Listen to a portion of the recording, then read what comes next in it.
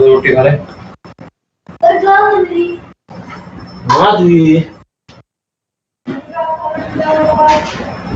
माधवी वो ले आओ ऑनियन नहीं ऑनियन नहीं वो क्या था टमाटो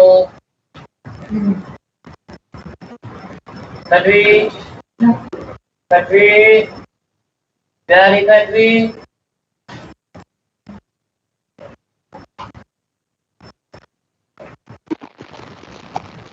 प्यारी कटवी मेरी प्यारी कटवी टेबल है ये ऐसे तो नहीं ये ऐसे खोल के खेलने के लिए बाल डाल के खेल सकते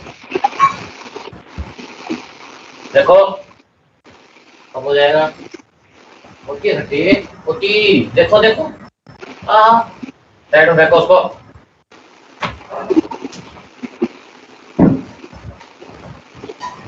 कौन है बच्चा दो ए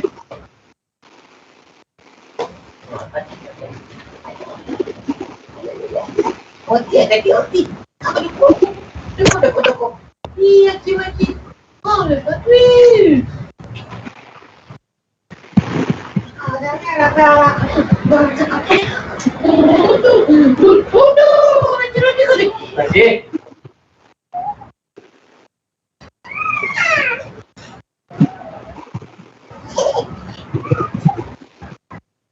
हेलो कुछ ऐसे को दिखा ले पकड़ के मुंडी को तो फिर घटा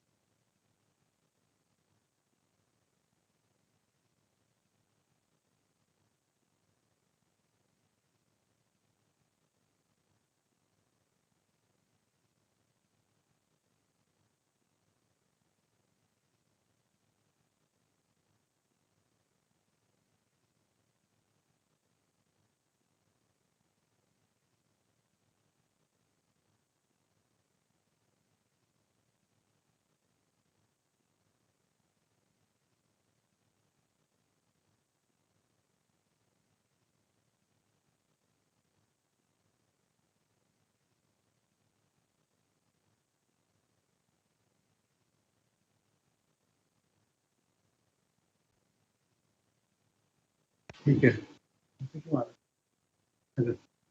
इधर से camera on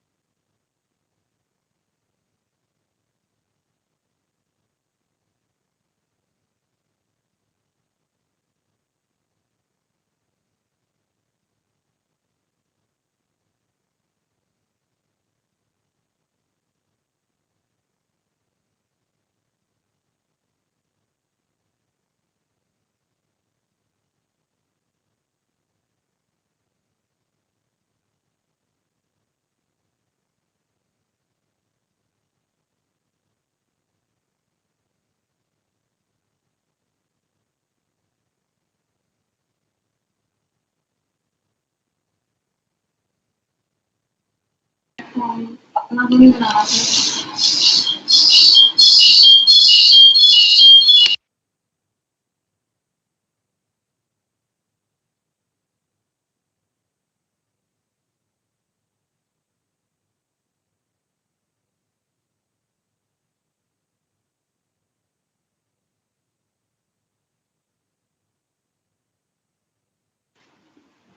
Hello.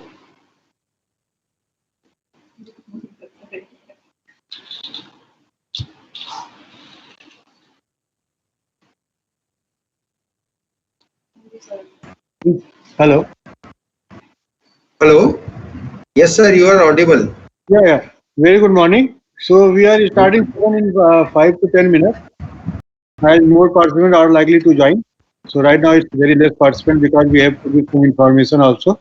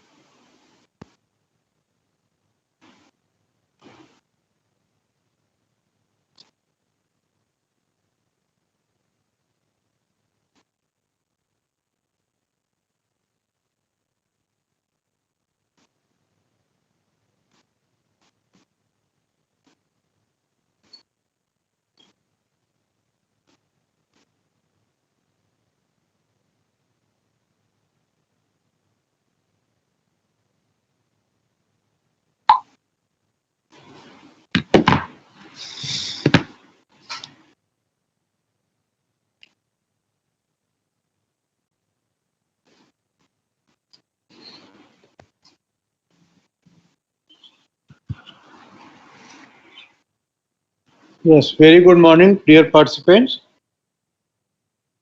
Am I audible? Someone can tell? Yes, sir. Good morning. Okay. You are Very audible. good morning to all. Very good morning. Good morning, sir. So today is the last day of the FDP. So I hope you have enjoyed last 4 days. And today we have the different three sessions. So one session is related to ICT in education, means new national education policy. You have heard the name of the national education policy that was launched in 2020 by the government of India. So within 5 to 10 minutes, Professor R.P. Tiwari is the Vice Chancellor of Central University Bhatinda is going to join us because of some other busy schedule. He is just late by 10-15 minutes more. So he is just going to join our session. So he will going to talk on this National Education Policy 2020 and how this ICT is going to be impacted national education policy on the online education and everything. So there is a different issues related to national education policy. So he is going to talk. And one more things I would like to inform you that last session is going to be held at 4 o'clock. So in that session, your feedback and also after that feedback and discussion, after you have to give test also, take test at for around 20 to 30 minutes. So test will be shared on this site only during our meet also. I am not going to send on email. So all the participants have to be on during this last session. You have to be present in this session, and you can get the link in the chat. आवाज नहीं आ रही है आपकी. So no, you will. It's not clear. Hello. Yes, sir. It is clear, sir. Clear. Okay. It's clear, sir. So in the last session, we'll give the link of the examination.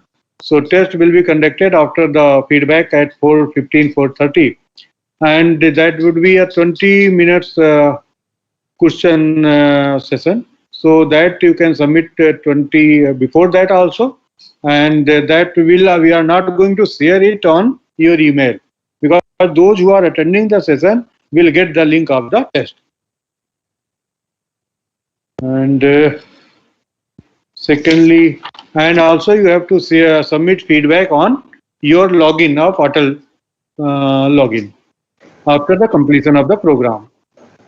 So you have to submit the feedback as well as other documents over there. So we'll share the result also, or those who are qualified will get automatically the certificate in their login.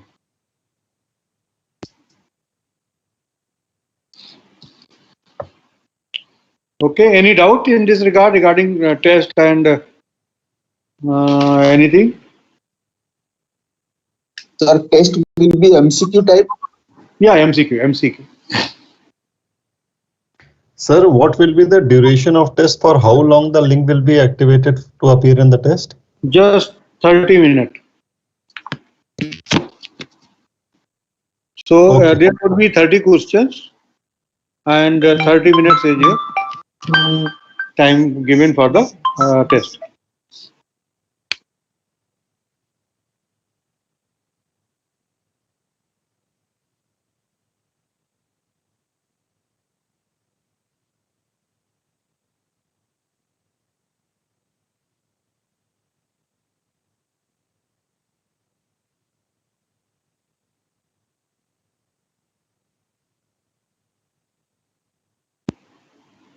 Any other question? Excuse me, sir. Yeah. Sir, what you were telling about that link, will you please repeat that? How to log in for that test and all? So test link will be shared on this your chat box during the last session, valedictory session, or that will be available for just 30 minutes. So before that, you have to submit your answers. Okay? Sir, at the 4 o'clock or that Yeah. 2:30 to 4:30 No, session? no, 4 o'clock. Okay, So sir. 2:30 to So 4 is the 100 last questions session. will be there? 30 questions will be there. Okay, sir. Thank you, sir.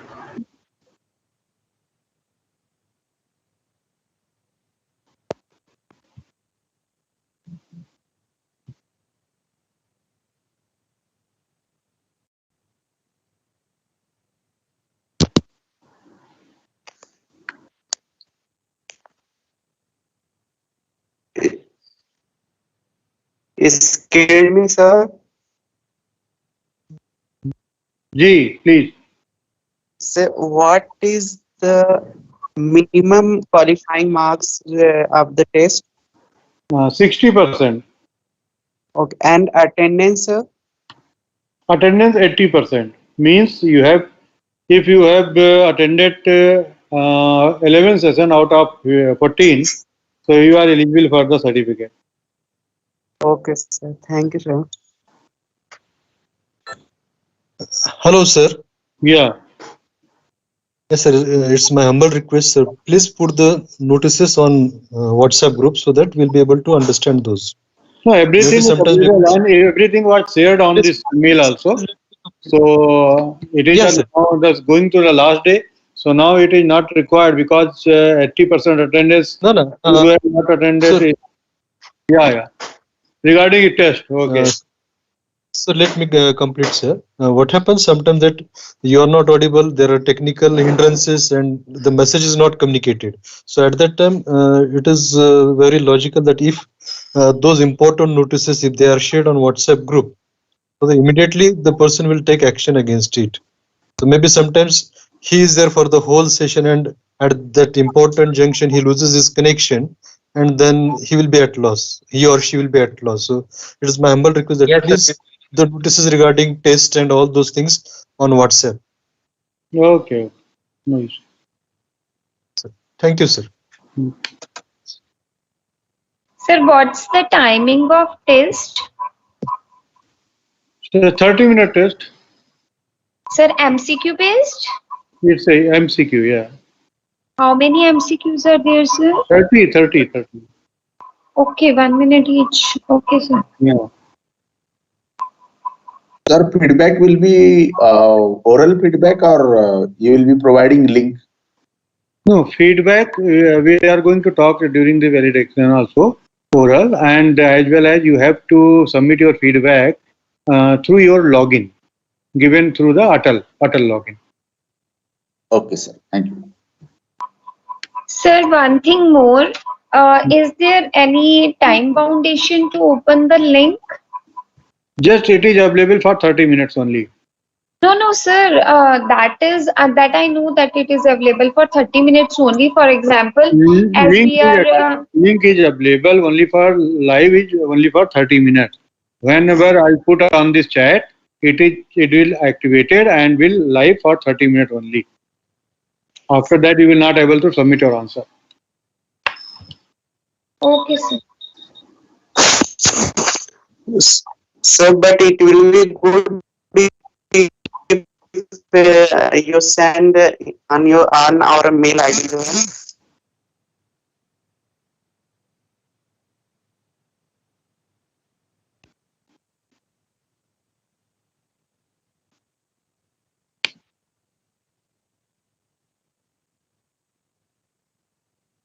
Excuse me, sir. Good morning. This test will be from 4 to 4:30, no, as it is mentioned in the timetable? Yes. Okay.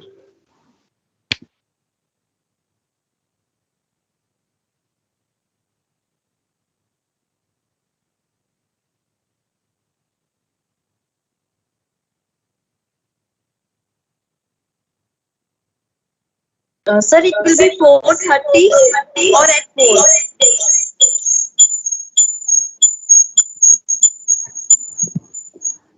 Sir, the test will be at 4:30 or 4. No, it's at the end of the last session, that is 4 o'clock.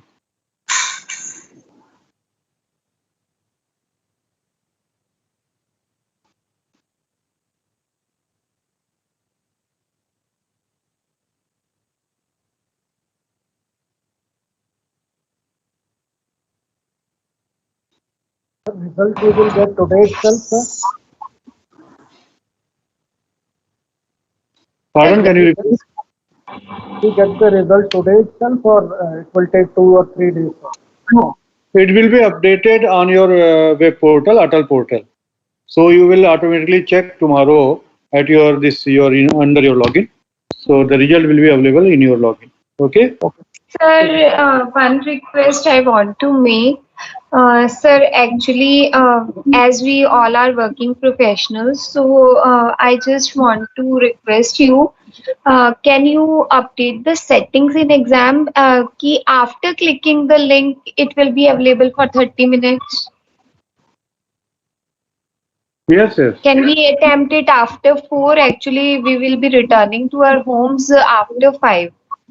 So is it possible, sir? Actually, in last FDP also, we are given the privilege of that we can attempt it before 10, but after clicking the link, it will be available for a particular time period. Okay, let me check with this our technical team. Okay. Okay, sir. Then please convey in WhatsApp group if it is possible, sir. Definitely. Okay, sir. Thank you.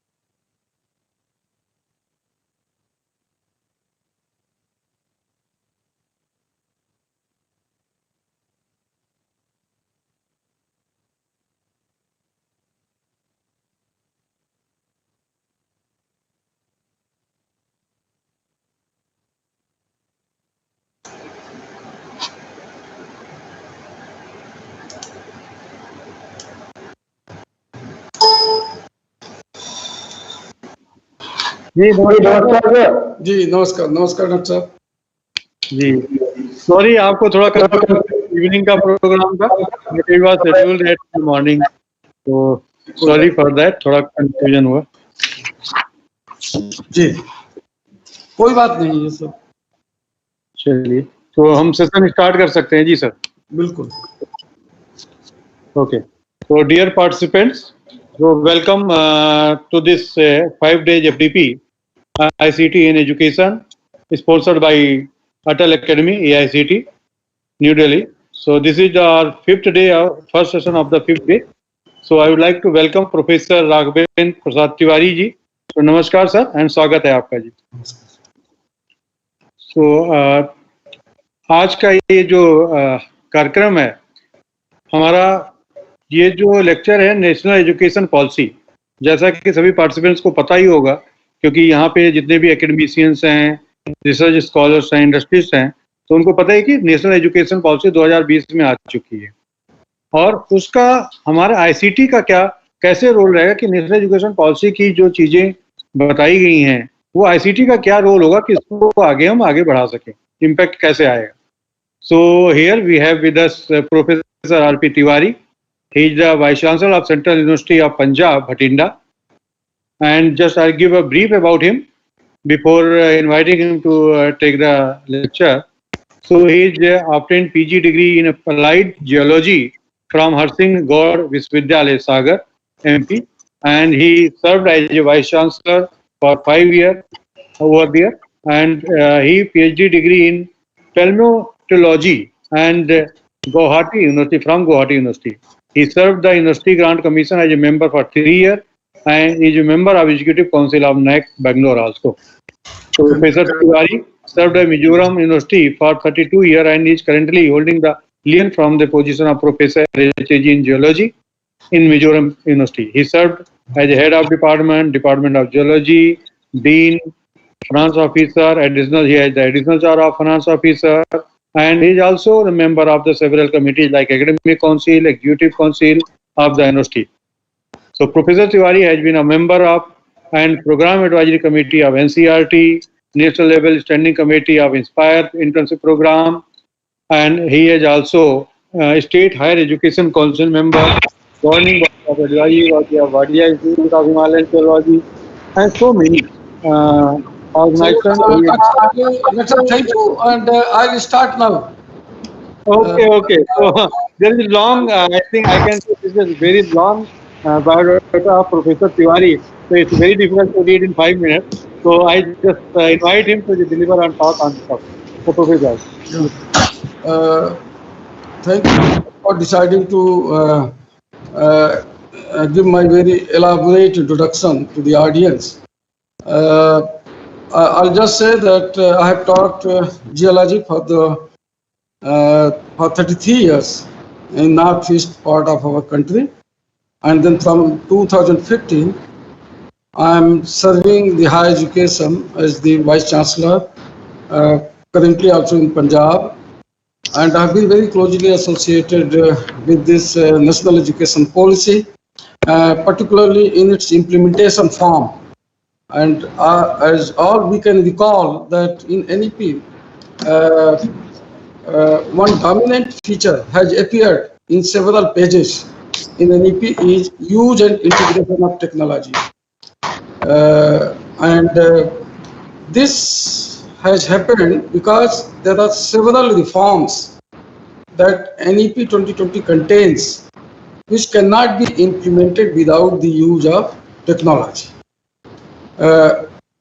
Number one, and number two, as we all know that technology has pervaded almost every aspect of human civilization, and now we are living in the era of we are living in technology driven era.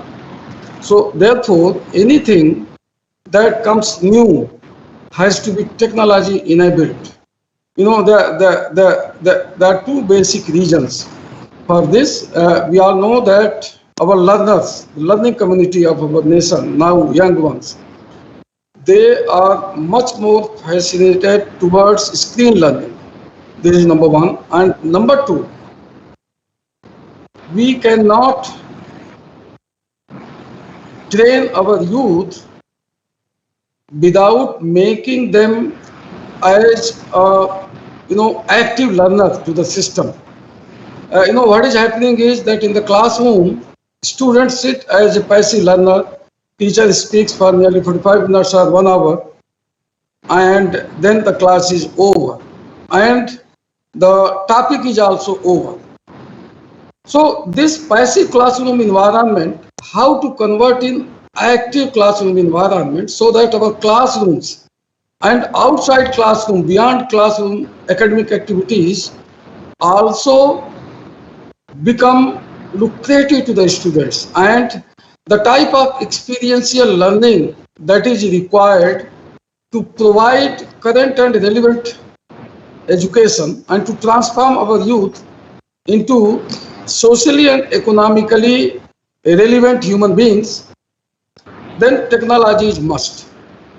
Now I'll correlate it. What are the essential features of NEP 2020 and how those features cannot be implemented without the help of ICT. The landmark reforms that NEP envisages is academic bank of credits.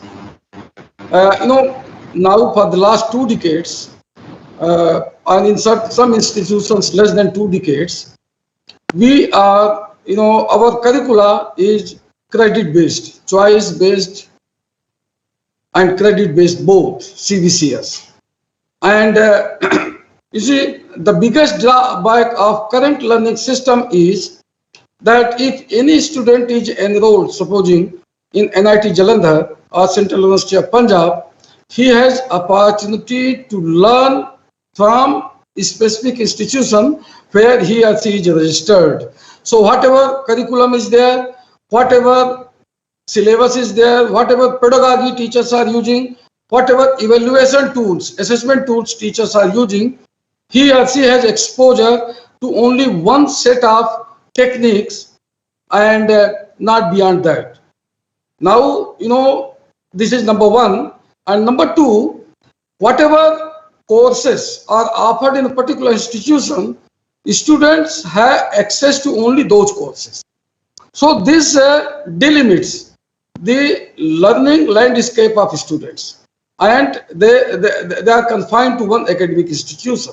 But if you want to liberalize education and if you want to democratize education, then we should provide chance to students to learn from anywhere, at any time, and at any pace of learning. As we all know that, our Swami Vivekananda said that every human being is endowed with some quality, some potential, some inherent potential.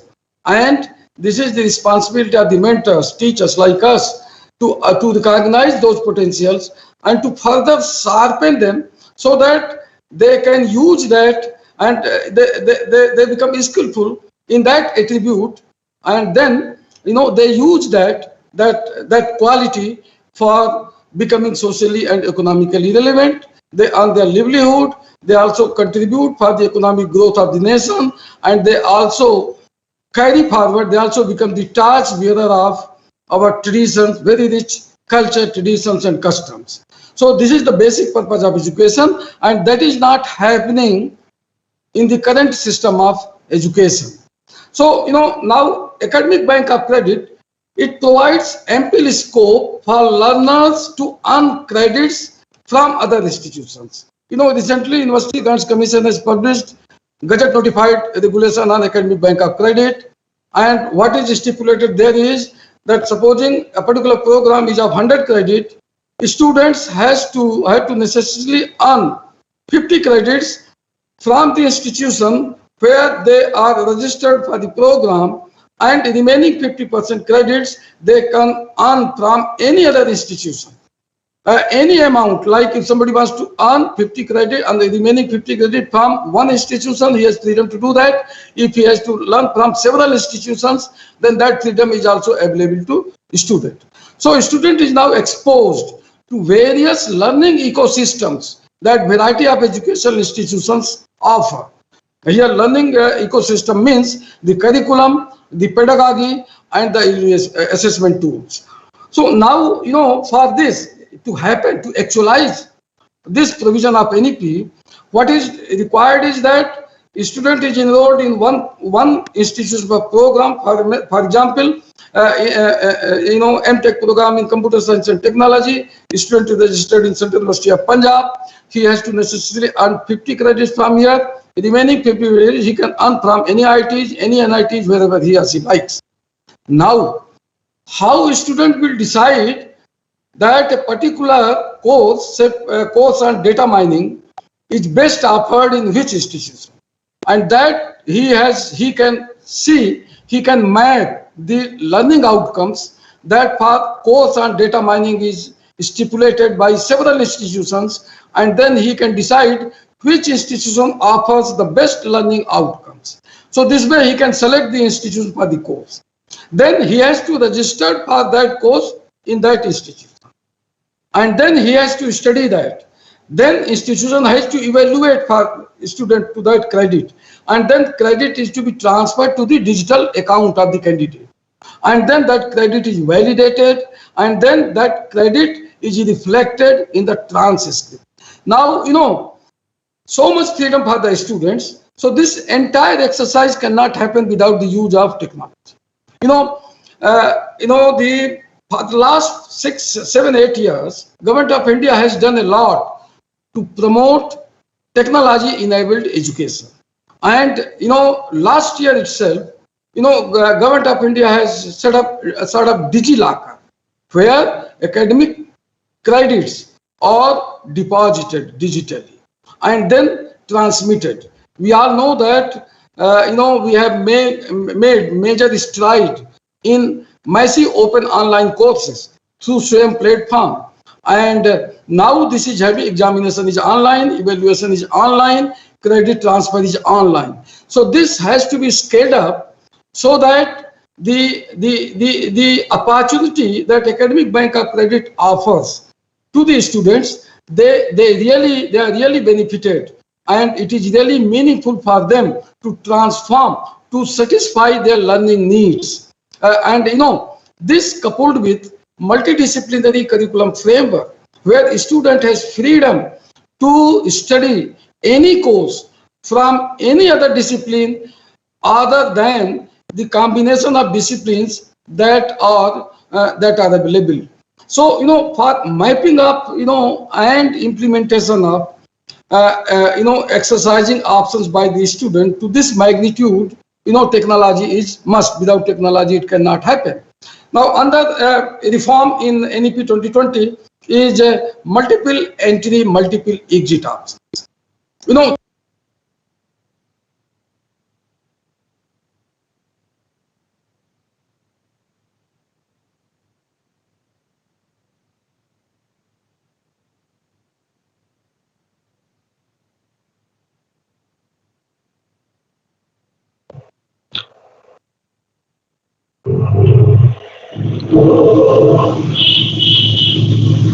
Sir, you are not audible, sir.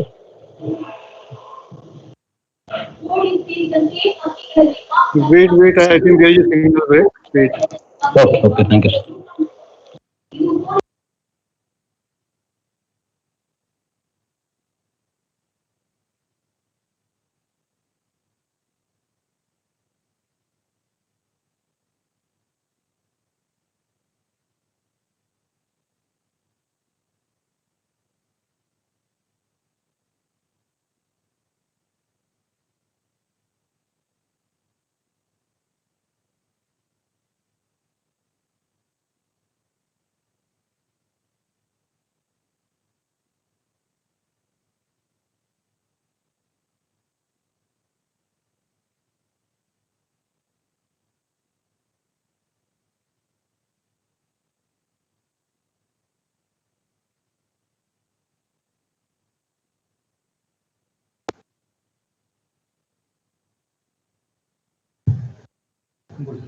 Hello,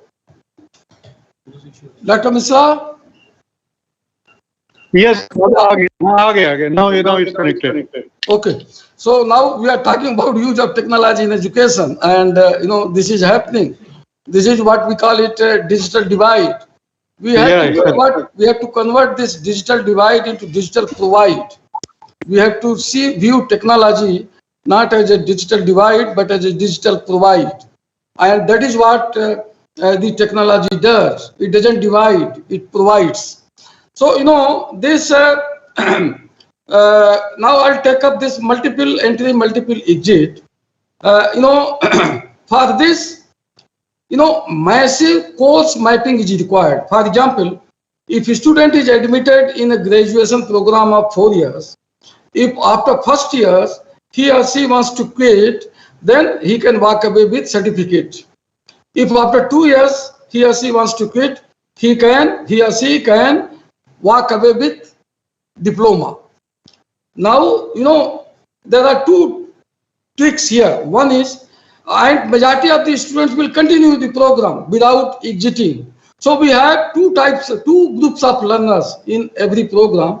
Those who wishes to quit for any reason, and those who will continue. So, you know, customization of our curriculum, including content, syllabus, has to be such that it meets the requirement of both type of learners. And that can happen only with the use of technology. So that those who want to continue, there is no break for them, and those who wish to exit, there is break for them. And when they enter the system, they again start from the point where they have left. So this multiple entry, multiple exit, the option can really be made fruitful only with the help of technology. Now coming to third reforms, which is experiential learning. And you know, now currently we have 3 types of models. One is that, you know, offline, or what we call it face-to-face learning environment available in the classrooms. This is one. Online teaching that we are doing for the last 1.5 years after Corona pandemic broke. And the third one is blended learning. This is also called hybrid learning. Now here I would like to say that blending is not only terms of medium of instruction, whether it is offline or online, but it is actually the blending of pedagogies. You know, some content is taught in offline mode, some content is taught in online mode, and the pedagogies followed in both the modes are also mixed in a proportion suitable to that course. So, you know, this blending of pedagogy and blending of medium is not possible without the use of technology. Now, you know, that, you see, now what is coming is the smart classroom is the best, where because it provides a lot of scope for interaction. And other than that, the flip learning, which cannot happen without the use of technology, that is the need of the hour.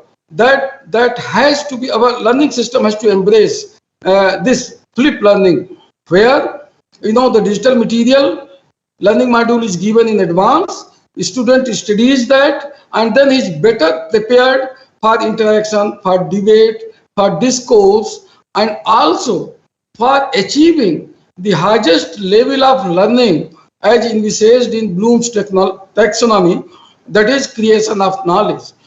And, you know, so all these 6 steps in Bloom's taxonomy, which was also prevalent in the Gurukul system of education, all these, for each level of learning, there used to be separate set of teachers to accomplish. And if somebody wants to have, you know, achieve higher level of learning, higher, you know, development of cognitive skills, and, you know, thinking capability, and the skills, not only the skills in the domain knowledge, but also life skills, then all these 6 levels of learning and 6 type of gurus that used to be there in the Gurukul system, there has to be blending of this, and this blending of, you know, pedagogy can best happen only with the help of technology.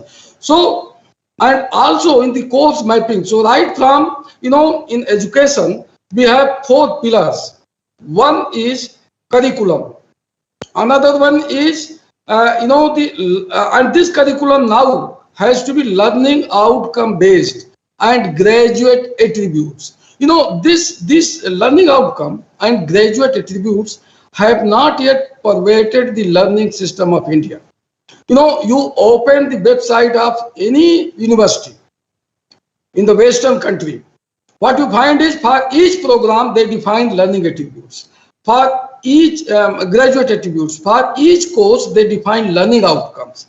That the objective of offering a particular course is this, that if some student pursue that course, he will develop such skills. So this is must, because when we do anything, we always set a target and then we try to achieve that target. So learning outcome basically is a target which is set by the educational institutions, and those are to be inculcated in the students. So this learning outcome and accordingly suitable course content, and then suitable. So second is this learning outcome, graduate attributes. Then third one is pedagogy, and fourth one is evaluation. So pedagogy we have already discussed. Now evaluation, on-demand examination cannot happen without the use of technology, number one. And number two, the open book examination also has to be technology enabled. So what is all that is required to implement NEP 2020, number one, and number two, what is in fact beyond NEP 2020 also, because now the government of India has set a target of 2025 for implementing NEP 2020, and you see 15 years down the line, and in 15 years the current learning landscape will change enormously. By the time learning system of India becomes at par with Western learning system, they will move ahead, and our learning system will always be left behind. And if we want to really catch up, then technology is must. And of course, as I said earlier, there is digital divide, number one, and number two, the availability of robust learning management system, which is again technology enabled. So which learning management system is good for us? Mapping of all learning system, platforms that are available. So this has to be done, and this mapping can be done only with the help of technology. Now another thing which is coming in on the way is that we treat all learners in the equal footing. When we teach in the classroom, we think that cognitive development of all learners is the same, pace of learning of all learners is same, learning needs of every student is same. We presume this and then we start teaching, which is not true. Every learner has its special need of learning. Every learner has its pace of learning, and of course these things have already come in our learning system, like we talk about fast learners and remedial classes for the slow learners. We have already identified two types of learners. So this is pace of learning, and alongside this need of learning and the mental abilities. What is the current mental ability? Because unless we know who are our receivers, who are the stakeholders, what is their mindset, what is the pedagogy, the set of pedagogies which can satisfy the learning needs, and also the pace of learning. So a sort of self-directed learning. Our learners, we had to make them self-directed learners, and this can happen only when we know everything about them. And mind mapping of such huge population of our country cannot happen manually. And so technology has to come, technology has to play an important role, and that is what now fortunately we have artificial intelligence which can map all these attributes of students. We know the level of understanding, the pace of learning, the needs of learning of every learner with the help of artificial intelligence, and then we treat them accordingly. As I said earlier, equal treatment will not give any tangible result to us, and we cannot satisfy the learning needs. So therefore, the level of every learner we need to understand, and this can happen only with the use of technology. So this is another important point. Now, there are several other things that the learning system that NEP envisages, and that can happen again with the help of technology. Now, what we say is that even the Honorable Prime Minister of India has said on a couple of occasions that learning has to become enjoyable enterprise, and this cannot happen through rote learning. Learning will always be difficult, it will always be burdensome unless we make it easy to understand, and we use the pedagogy through which students can really easily grasp and generate interest in them. This is another challenge.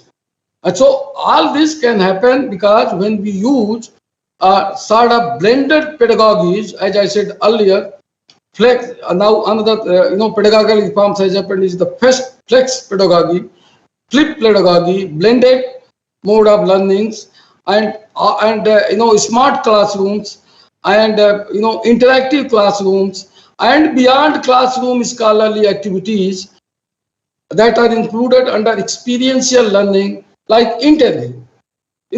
Interview is another, for certain subjects. This may not be applicable across the disciplines, but there are certain subjects like journalism and mass comm, where the dominant way of learning is the interviews. And like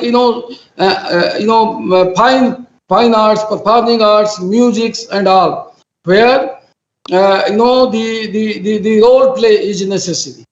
So all these the pedagogies which are discipline specific.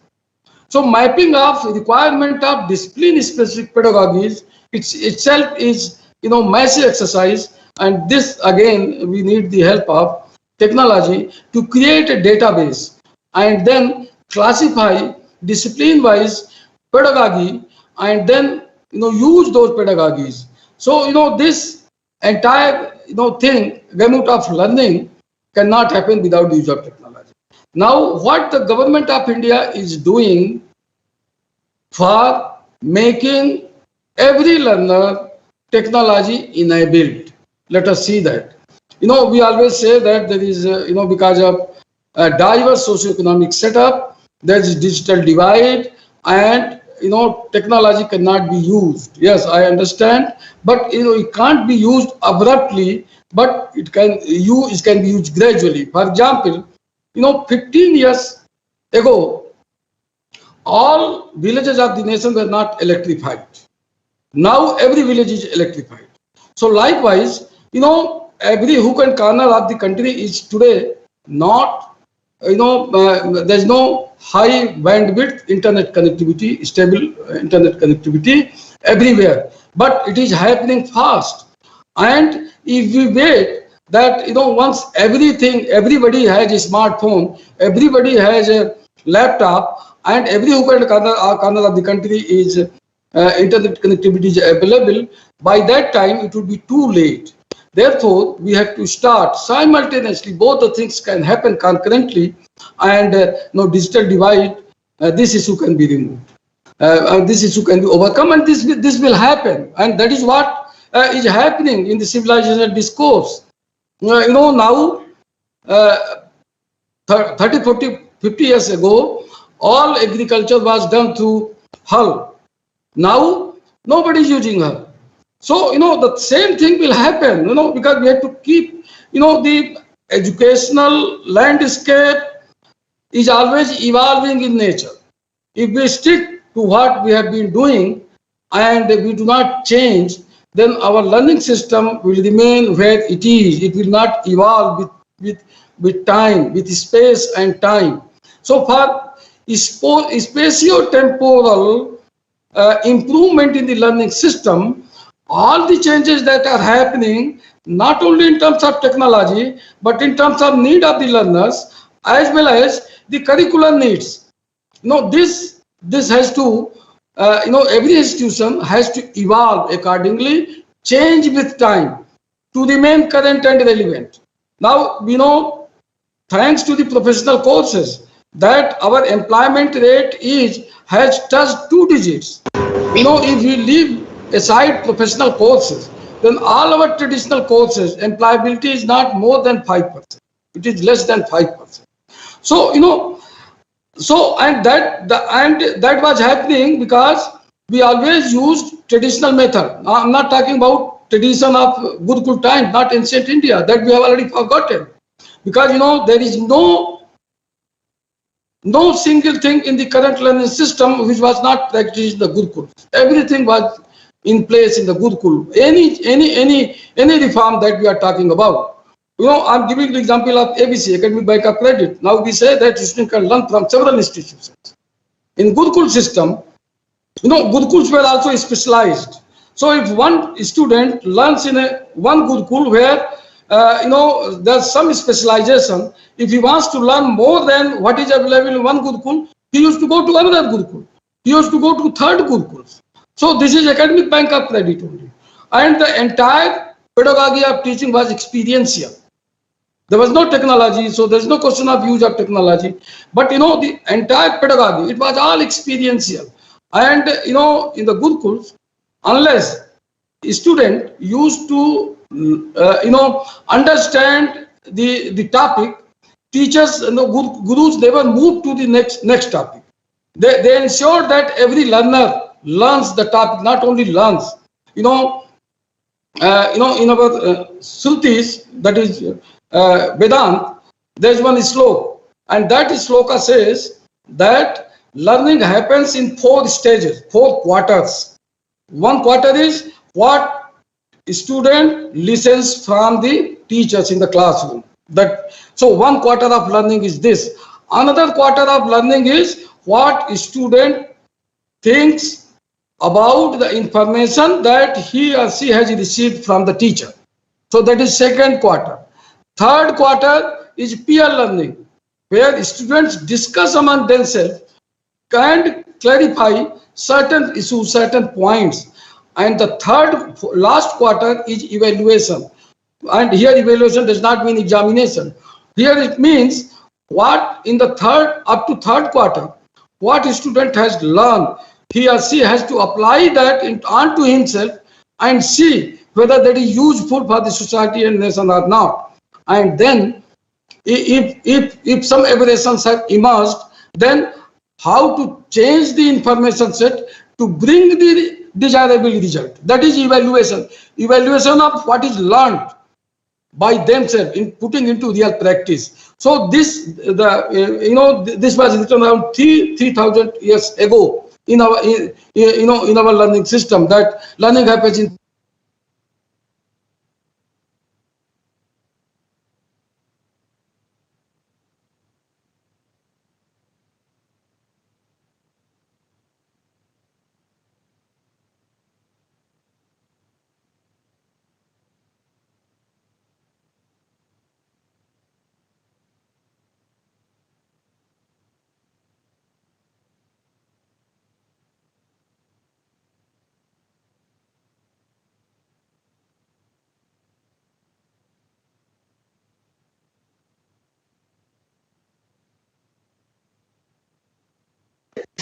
जैसे अवस्था पड़े वैसा कर लो।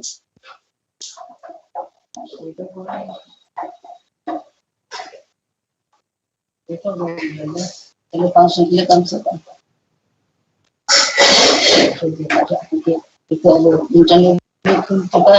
ना हमको कुछ आता है इसमें,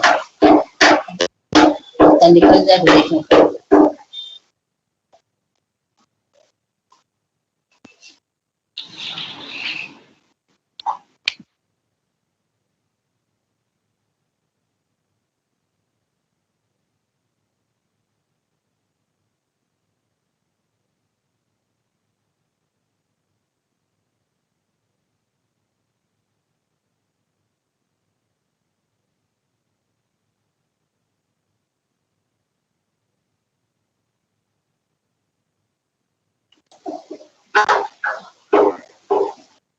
So he is disconnected due to network problem. So most probably he will join back very soon. Sir, PPTs are there, they are not visible. I think screen is not shared. If there is a PPT, they will share it.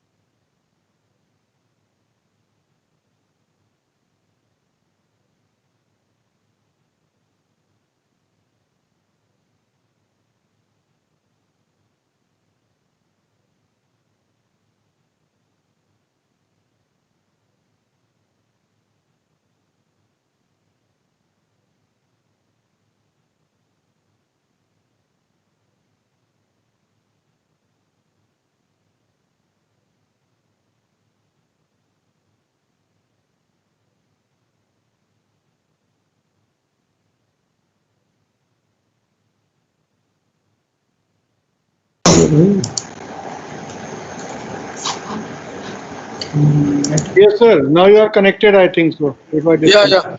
Now I'm connected. So this our virtual university. Now there are several other institutions which can really help us help in the technology-enabled learning. We all know that InfluxNet in Ahmedabad, that is providing large digital data set in terms of learning materials in digital form, and they also have LMS for many universities. They are providing LMS free of cost. So this is one, and the other one is that we have PG Pathshala, where course material, digital course material is available in around 750 courses. MOOCs are already offered.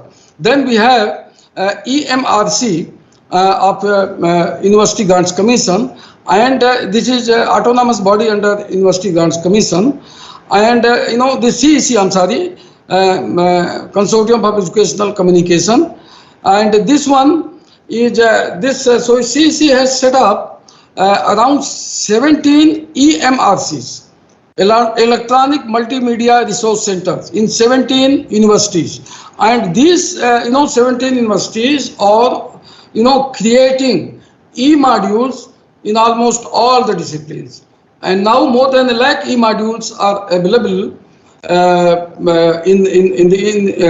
created by EMRCs, and all these are in fact video casted through 32 channels that we have, that we call it this door-to-door channels. So 32 channels, this round the clock, or telecasting learning modules in all the subjects 24/7. And and then there is NPTEL. So all these efforts that government of India has made during the last 7-8 years, that is the sort of foundation. Now we need to build on this foundation and further accelerate. Now another very important aspect of NEP that cannot be implemented without the use of technology is offering education in the regional languages. A lot of significance has been attached to learning in the mother tongue. We know large number of these mother tongues available in the country, and creating a digital database in each of these is really difficult. But now thanks to technology, that now technology can convert. Suppose I'm talking in English, so this can be, my speech can be converted into any language, and then that can be taught in the respective areas. So this is another very important aspect of use of technology in learning, because we all know, and this has been proved by several experiments, that the best learning happens in the mother tongue. And so to make use of this paradigm and to teach students in their mother tongue, use of technology. Otherwise, if you start manually translating the learning modules in variety of languages, then it will take more than a decade. But this, this process, if there's some class going on in any language, that can be converted into other languages. The entire lecture can be converted into other languages. So this is another this is a very important area where technology can play a potent role. So this, and now again, because if we really academic bank of credit to happen, then every teacher has to create its own learning modules. So for that, we need to set up studios in all the educational institutions where entire lecture, not only lecture, but the entire practical, demonstrations, discussions, debates, everything is converted into digital form and uploaded in the respective website of the departments or particular teacher, and then students can have access to this. See, another, the technology, this is very much required, because in the classroom, student has chance to listen on a particular topic. Student has chance to listen to teacher only once. If he wants to listen again, then there's no time. So if that is converted into lecture, entire lecture is converted to digital form, entire practical is conducted in digital form, demonstration, tutorials, discussions, everything is converted in digital form and it can be uploaded. Students can have the liberty of listening or revisiting those exercises n number of times they wish. So this technology has a lot of advantages, and we all must prepare ourselves. And of course, we say that special training is required, and there is education technology discipline now, full-fledged discipline, education technology, where how to use and integrate technology with education, that is the specialization in that, and that is what is taught there, and the teachers are expert in that area. So this, with the help of education technology, and of course massive training in terms of flipped learning and all is required, blended learning, flipped learning, and there are several institutions which are offering trainings. So all this, and this is much more important in engineering and technology courses, and in science also, where because of this corona pandemic, the students are students don't have luxury of living in the campus. They are subjected to remote learning, and somehow theory classes are happening, but practical, because we don't have virtual labs. Only few students have the liberty to have virtual labs. So this there also virtual labs is there now. This technology, with the help of technology, virtual labs can be created so that practicals can also happen. If this corona pandemic continues for longer time, so in order to avoid learning loss to the students, learning group of students during corona pandemic and beyond, and after corona pandemic also, because if this continued for several years, and if we start doing, I mean, now we are already doing online teaching, so students will be habituated to that. Teachers will also be habituated to that. So how to enrich online learning experiences? This is another challenge. How to, whatever we were giving in the offline classes, how to give all that, how to give online, how to make online sessions also as interactive as offline or blended learning. This is, another challenge. And here, technology can play important role through gamifications, creating activity-based videos, and for all the entire, course. So this also cannot happen without the use of technology. So now, any aspect of education cannot be visualized, and we cannot materialize it. We cannot really satisfy the learning needs, and we cannot develop global competencies and skills in our youth to become global citizen. And becoming global citizen, this is not our today's dream. This dream, is given to us 6,000-7,000 years ago when our rishis said Vasudhaiva Kutumbakam, and when they said Sarve Bhavantu Sukhina. So how to really, the foundation of civilization discourse lies in Sarve Bhavantu Sukhina. Every citizen is happy. He is without any ailment. So, all this can happen only when we develop global competencies in our youth, and the geographic dividend, what we call, say, by 2030, India will be the largest young working force. How to empower this working force so that we really develop global competencies in them, and we help them upskill and reskill by learning, unlearning and relearning. For all this is also, technology is required. So, any aspect, as I said earlier, any aspect of education we cannot visualize, and we cannot really empower the students with the type of learning they need, the type of skills they need, and the type of entrepreneurship they need. Incubation cannot happen without technology. So, the learning, research projects, then, skill development, entrepreneurship, incubations, all these which are now necessary to be embraced in full in our learning system, all this cannot happen really without the help of technology. So technology has become invincible part of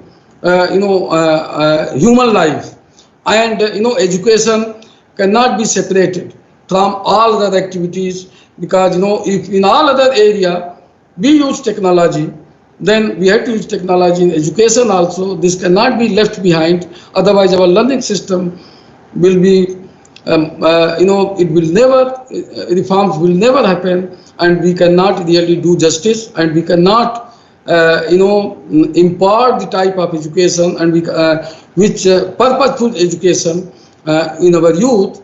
Therefore, the technology is really important, not only for implementing NEP 2020, but also beyond that, not only during corona pandemic, but also beyond that.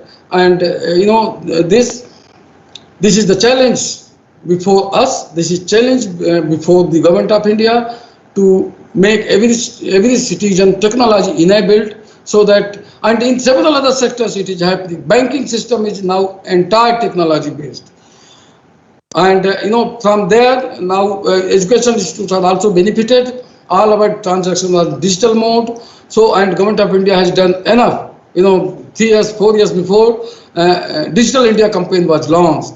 Even if you want to solve, if you want to do high-end research for solving the issues of environment, climate change, and the various types of diseases that the human civilization is inflicted with. So, to overcome all these human miseries, whether in terms of food, in terms of quality food, in terms of health, in terms of climate change, or every aspect of human civilization. Now it is technology that will make change, that will do blunders. So let us embrace technology for all aspects of education to make our education second to none in the world. So with these words, I would like to thank Mr. Mishra for giving me this opportunity to put forth some of my views on this very important topic. Thank you. Jai Hind, Jai Bharat.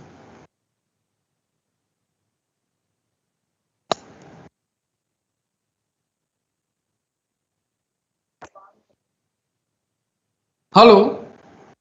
Ji sir. Ji Dr. Saab, this is what I wanted to say. Okay, great. So I think, dear participants, if you have any question or doubts, please put forward. कोई any doubt, any question you would like to ask regarding national education policy and ICT?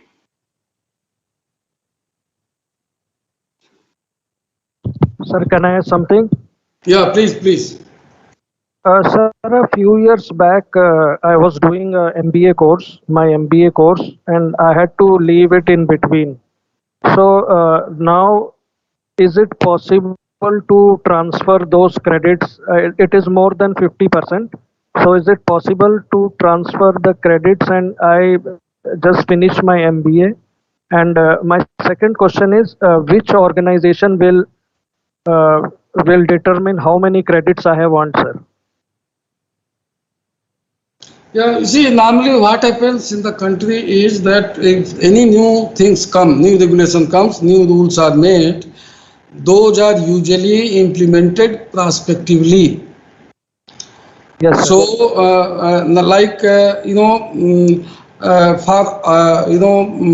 offering credits, the eligibility criteria for institutions is those institutions which have either A grade by NIT, and of course for technical institutions NBA, and then top 100 in NIRF.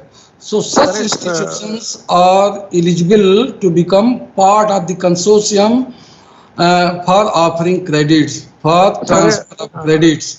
So naturally your second part is that which institution can offer credits. So those institutions, and Government of India has already made a portal where such institutions can register themselves. Like about 70 institutions have already registered for transfer of credit. So this institutional answer is there for your first part, whether the credit that you have already earned, whether those can be considered now, and the remaining credit you can earn to complete the program. This provision as on date is not there. Yes, but I agree with you, this should be there. But maybe I will try to have words in the University Grants Commission. If not only you, there may be many others like you who have already earned some credits. So that you could not continue to earn the credit required for completion of the program. So if those credits can be considered, there may be other cases like you. So I will have clarification. I will pass on whatever I get. I'll pass it on to Dr. S.K. Mishra, and later you can know from him. Yes. Actually, it's from a central university, sir. So it should be, I think, in top 100. But I got my answer, sir. Okay. Next question, please. Hello, sir. Sir, in continuation of previous question, first I would like to thank to you. In very brief, you have touched all aspects of national education policy. I would like to ask one question in continuation with the previous question. That is, I think there is some opportunity for multiple entry and multiple exist in new education policy. Yeah, it is. Can you highlight on that? Yeah, in fact, I've already spoken about it. Multiple entry, multiple exit. As I said earlier, that the learning pace of Every student is not same, number one. Learning opportunities are also not same because of diverse socio-economic setup. It may be for economic reason, it may be for any other familiar reasons that student cannot continue the study. For example, now what is happening now is, see, our undergraduate program is 3 years.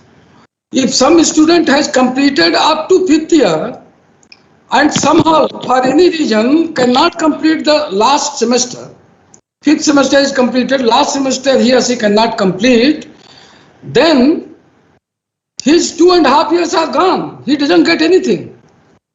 So, and he's at loss. His time, energy, money, efforts, everything is gone, wasted. And why should this happen? So, in order to remove this difficulty on the part of learners, ME is envisaged in NIT 2020. And as I said earlier, now, undergraduate honors program is 4 years. Somebody has entered into the program and after 1 year, he or she cannot continue. Then he will get certificate. After 2 years, if he or she cannot continue, he will get diploma.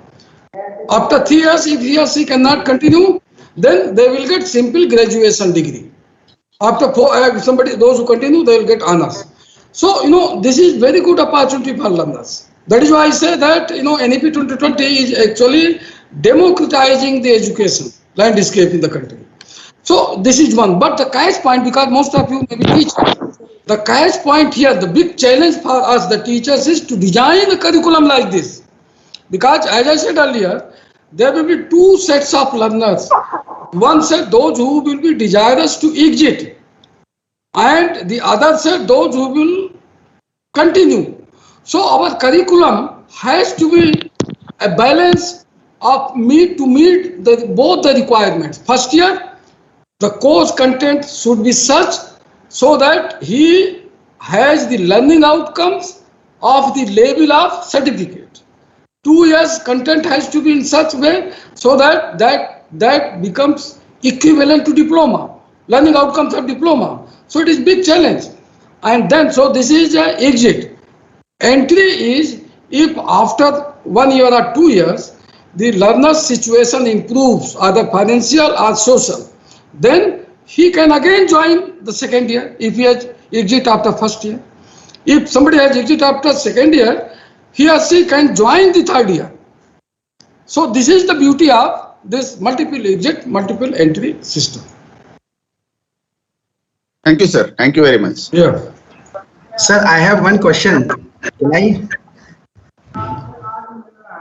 जी बताएं. Hello please बताएं. हाँ sir, अगर मैं इसको थोड़ा सा different तरीके से समझना चाहूँ, अगर फर्स्ट ईयर किसी ने कर लिया और अगर वो एग्जिट नहीं करता है तो उसको सर्टिफिकेट मिलेगा या नहीं मिलेगा, या सेकेंड ईयर के बाद अगर वो एग्जिट नहीं करता है तो डिप्लोमा मिलेगा कि नहीं मिलेगा.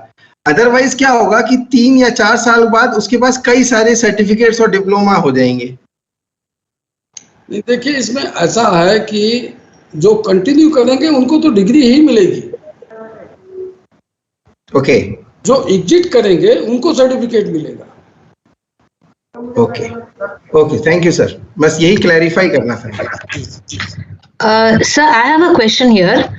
Now, what is the training that would be given to the faculty members? Because even when we look at the present FDP, we have seen various platforms on which the teachers will be trained or will have to opt for or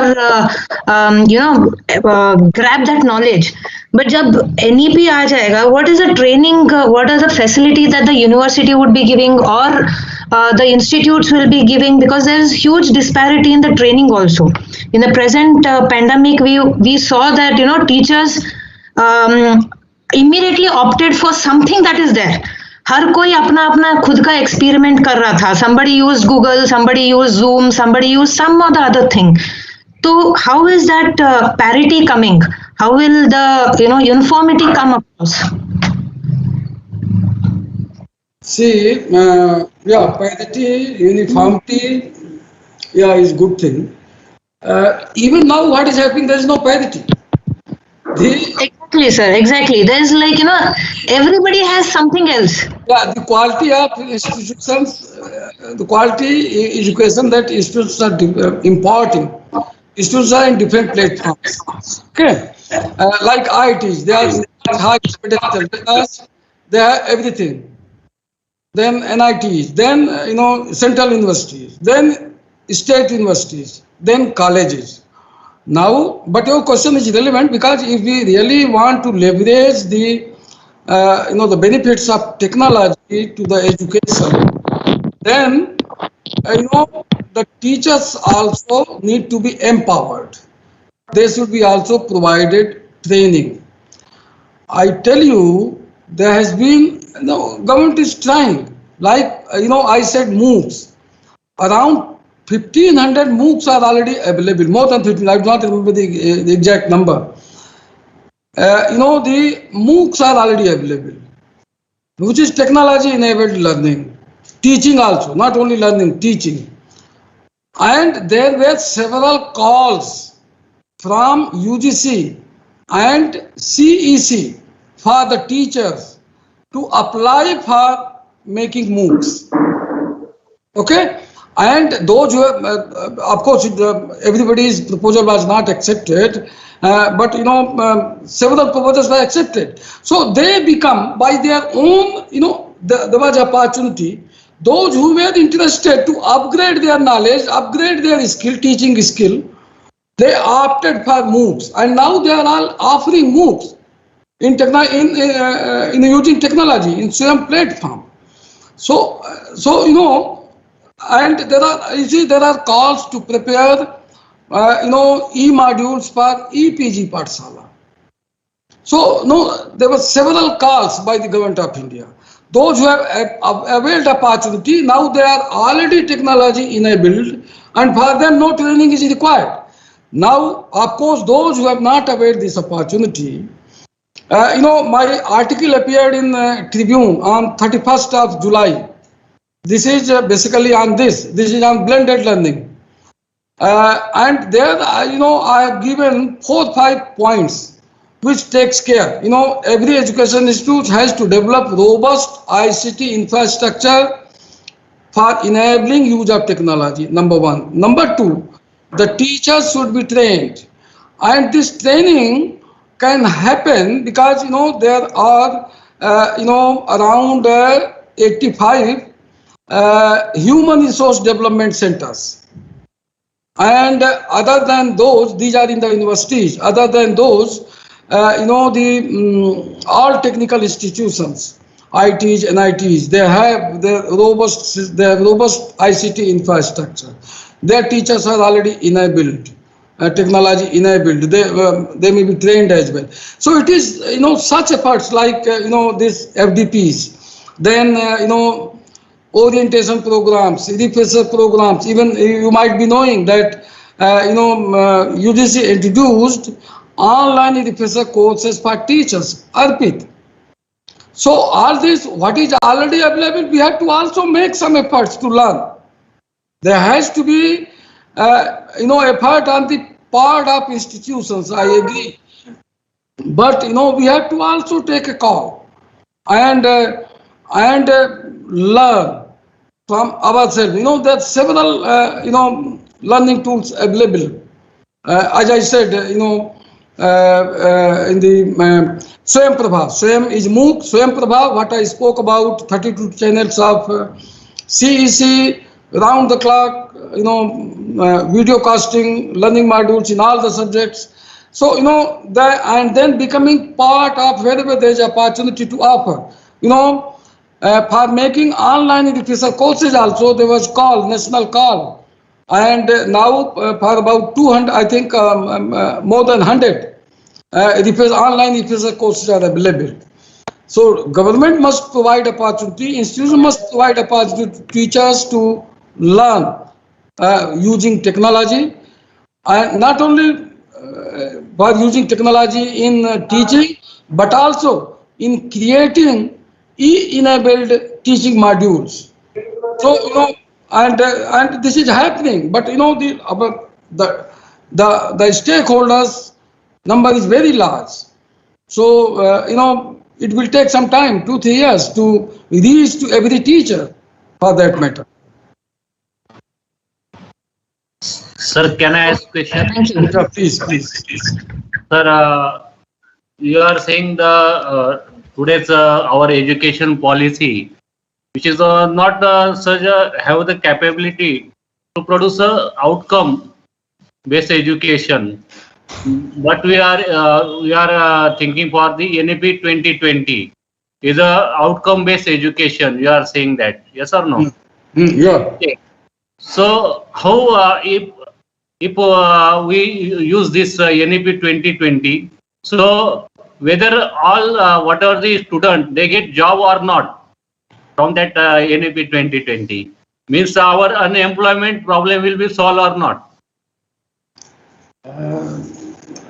Yeah, I think you are not asking me that 2 + 2 will be 4 exactly. Now the paradigm of employment has changed.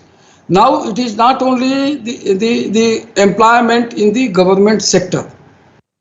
Okay, and no government is providing employment to all its citizens.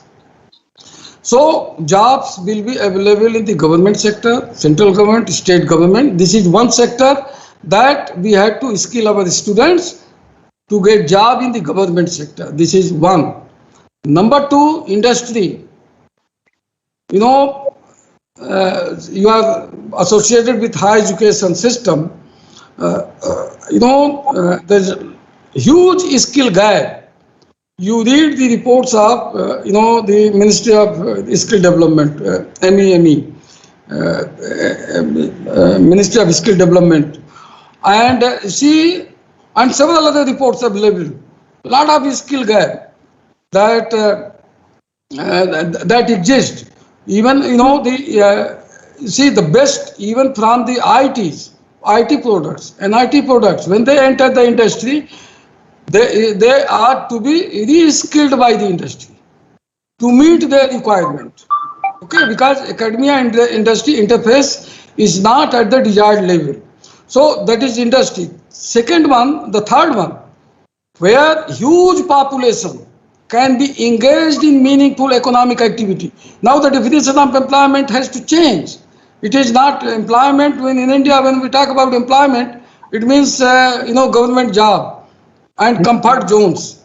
So this now the large population has to be engaged in self-employment, entrepreneurship, startups.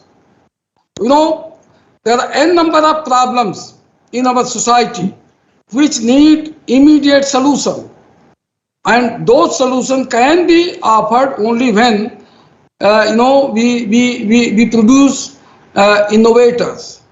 If our education is innovation driven, education is skill development driven, education is entrepreneurship driven.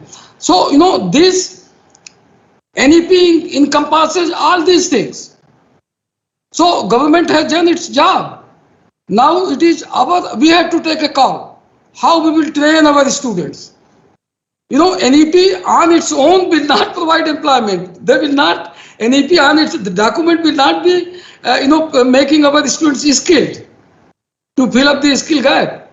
Now the onus is on us. Now the onus is on educational institutions and teachers and also the learners.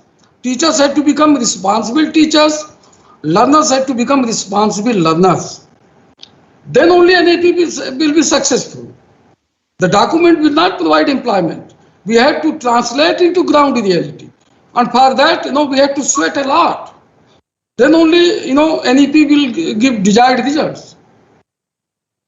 Thank you, sir. So I think you have covered a lot of things, and there is a lot of questions from the participant also. So thank you very much for sparing your valuable time, because you are too busy, and from this busy schedule you have spared for 1.5 hours for us, and I am happy that participants are also very keen to ask the questions and they are get the answer from your side. So thank you very much, sir, for sparing your valuable time, and definitely we'll invite sometime more. I'll disturb you again So whenever I need any kind of help from your side for the delivery and lecture on NEP. So thank you very much, sir. So, sir, thank you, sir. Namaskar. Jai Hind. Thank you. Jai Hind. Dear participant, we'll meet at 12 o'clock for the next session.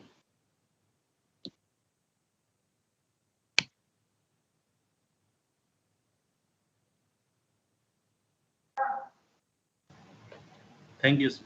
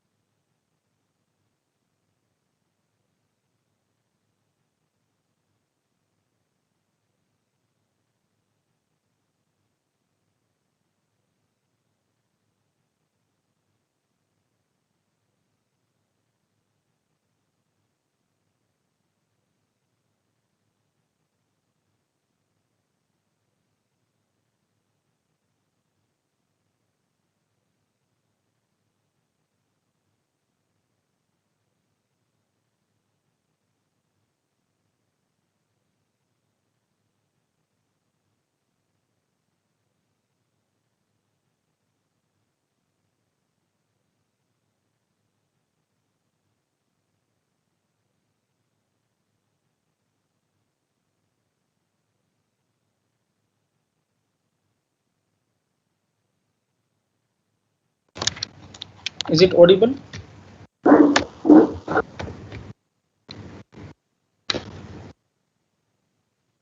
Yes, audible. Good morning, sir.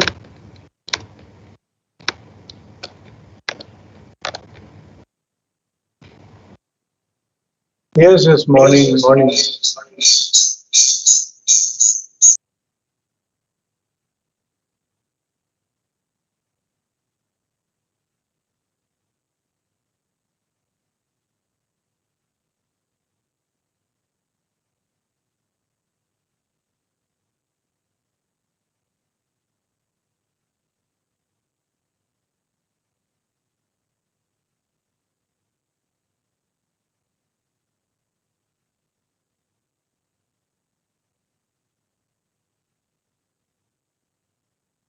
Yes, Gauraji, have you joined? Yes, sir. I have joined, sir. Yeah, okay. Sir, list of participants is not visible. Is it hidden, sir? Yeah, participants are there. So if you want, you can start, I think. Okay, sir. So what is it? It's not visible? Participants are not visible to you? No, sir. Actually, list of participants is not visible here.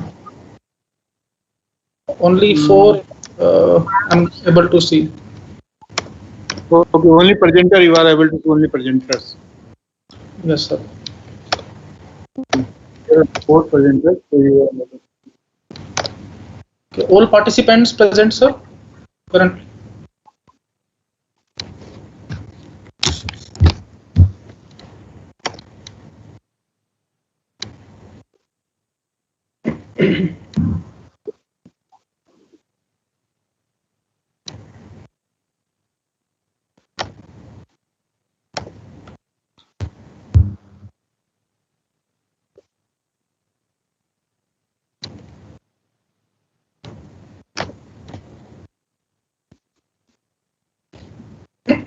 So, should we start the session, sir? I think yes, you can start. Dear participants, are you there? So I think Because I'm not able to see. I'm not able to see the participants. How many participants are? You are there.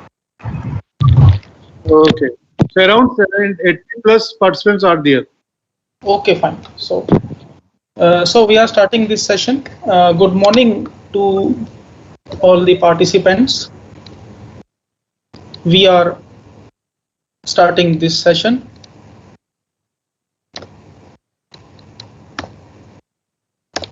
Kindly confirm, is it audible and visible to all of you?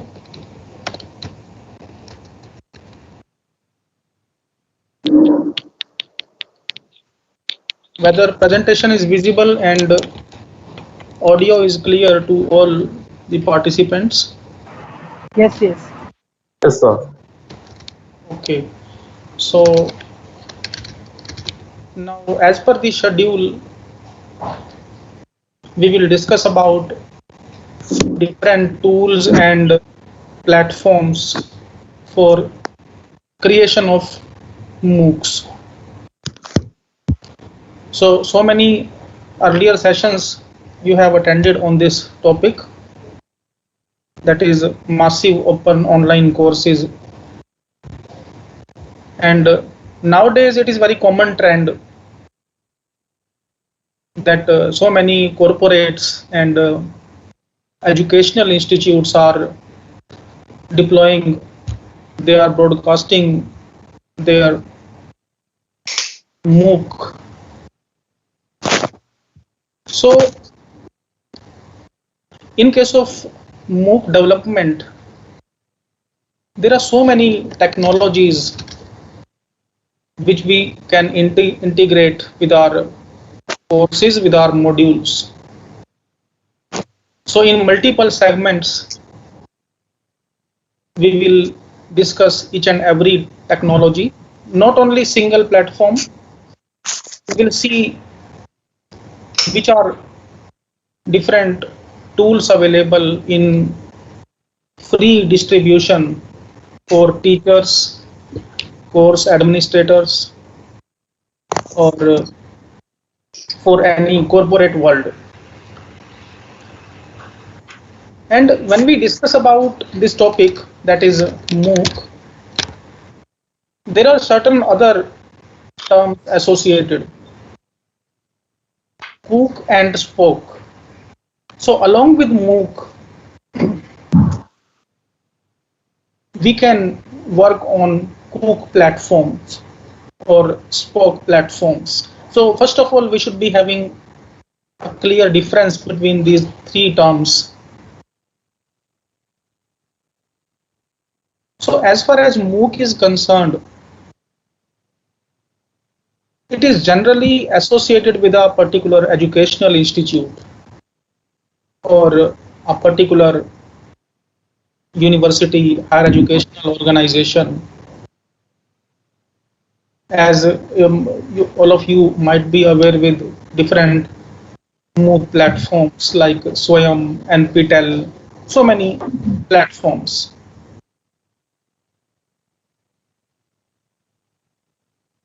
If we implement same technology, same set of tools for corporate world, for corporate segment, in which any developer, any programmer, any scientist can be part of that particular course, or for induction training in any corporate sector,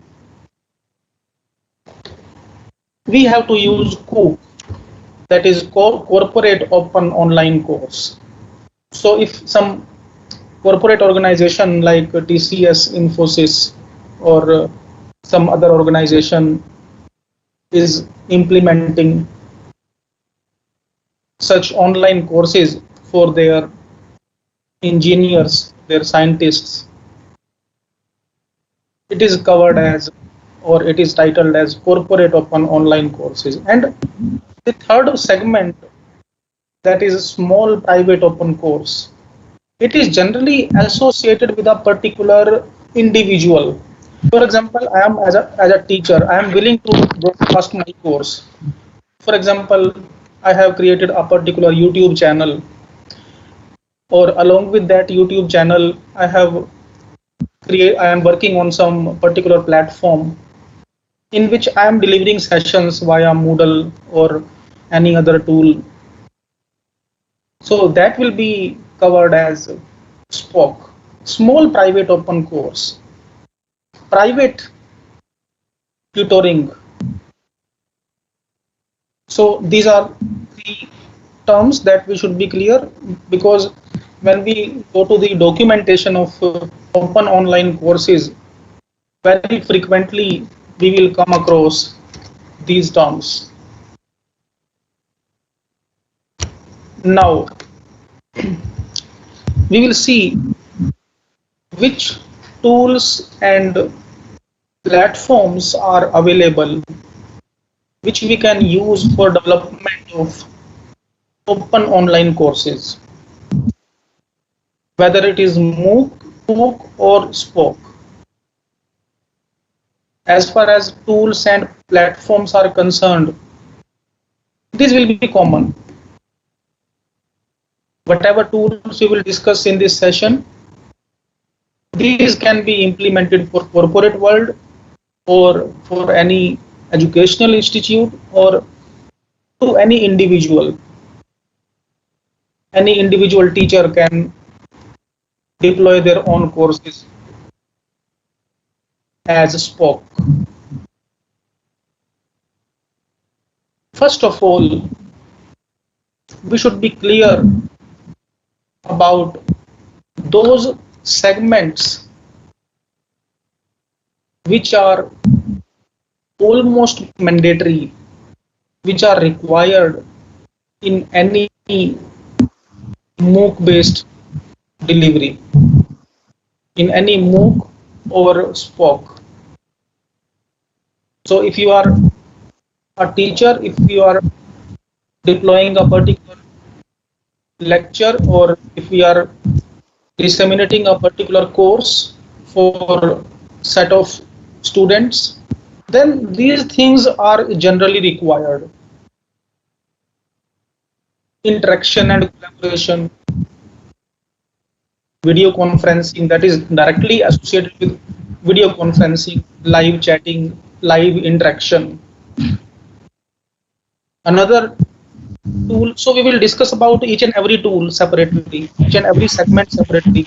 We will see which platforms are there for file repository. We will see for feedback analysis, non-verbal behavior analysis. So these things, these segments are required to be automated. Major part is automation. Automation of feedback analysis, automation of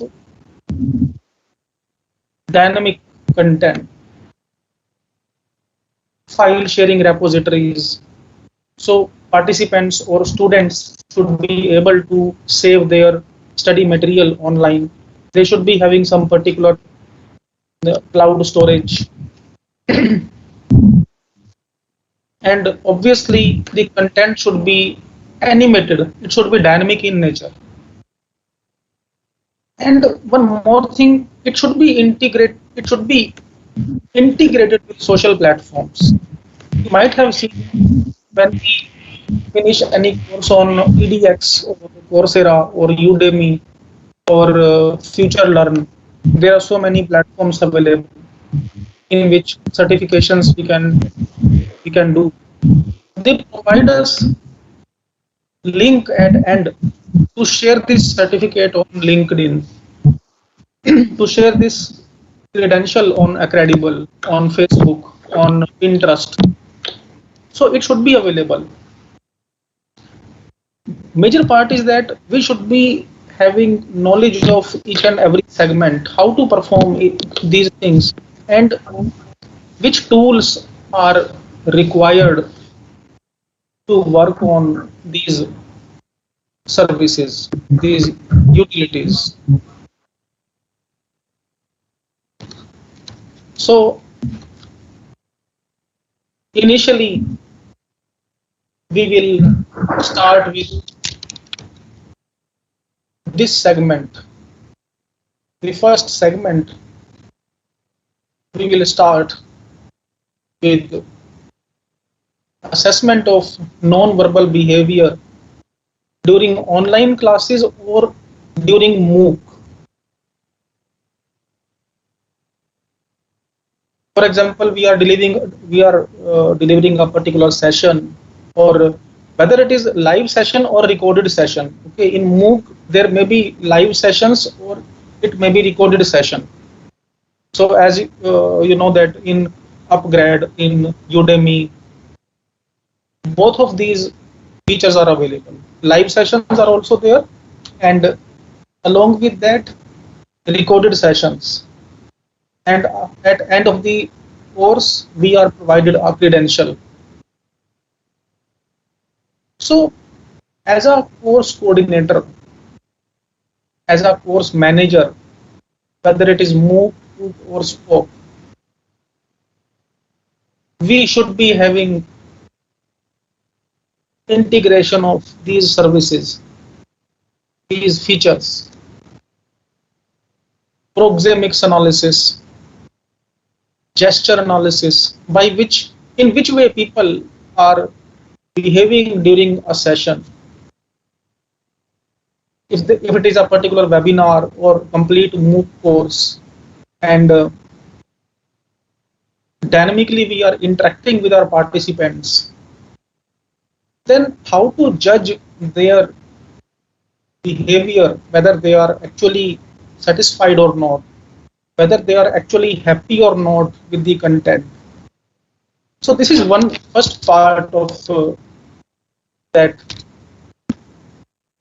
tools and services for MOOC. And in MOOC, you might have seen that one of the very major part is feedback analysis. In every FDP, in every STC, in every course, at end or during the session, we collect feedback from our participants, we collect feedback from our students, from our attendees, and generally a Google form is given. But you can imagine if there are 300 participants or 500 attendees in that course, in that MOOC, and everybody has uploaded their feedback, then is it possible to check their actual sentiment? Can anybody tell in chat or by unmuting? Is it possible if we are having an Excel sheet, in that Excel sheet we are having 500 comments. So from 500 comments in Excel sheet, I want to check, I want to conclude that whether all participants were happy or not, whether all participants were satisfied or not. Can you tell any process, any technique? Is it possible to identify from any Excel sheet or from any document in which there are 500 or 1000 comments? Then how to check whether participants were satisfied with content or not? Whether it is Udemy. On Udemy also you might have seen with every course there are so many comments. Along with comments, 4-star rating, 5-star rating, 3-star rating, it is also done. Okay, rating is fine, but what about the text? How to check the emotions of text? Can anybody tell? So probably if a Likert scale is used, that can be done, else it cannot be. Okay, yes, that's fine. And for example, I'm having this type of sheet. Just a minute.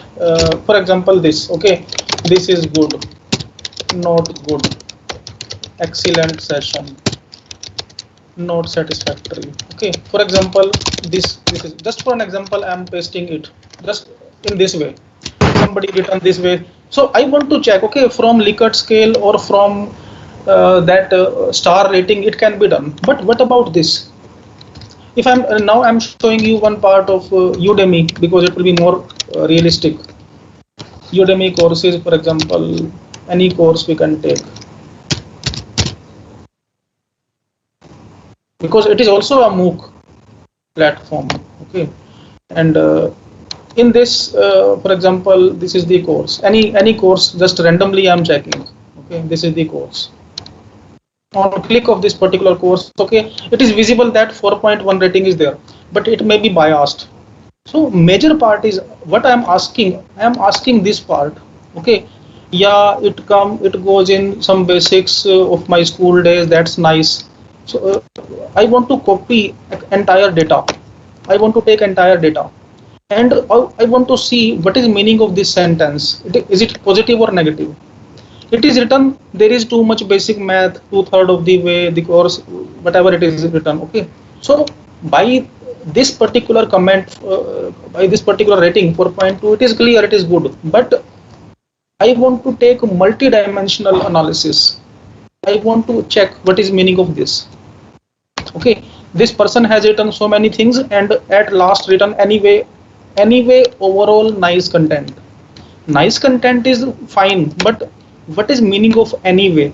Anyway means this person is saying nice content just forcibly, okay, or by few negative emotions, because anyway is not a good text that we should write with a positive comment. Okay, so this is positive. It was an amazing course. Okay, this is fine. But many times you might have seen people write in mixture. One sentence positive, second negative, then neutral. Is it possible? Can anybody tell? First of all, is it clear to all? What I am asking to all participants? What is our focus? Is this clear? What is the motive?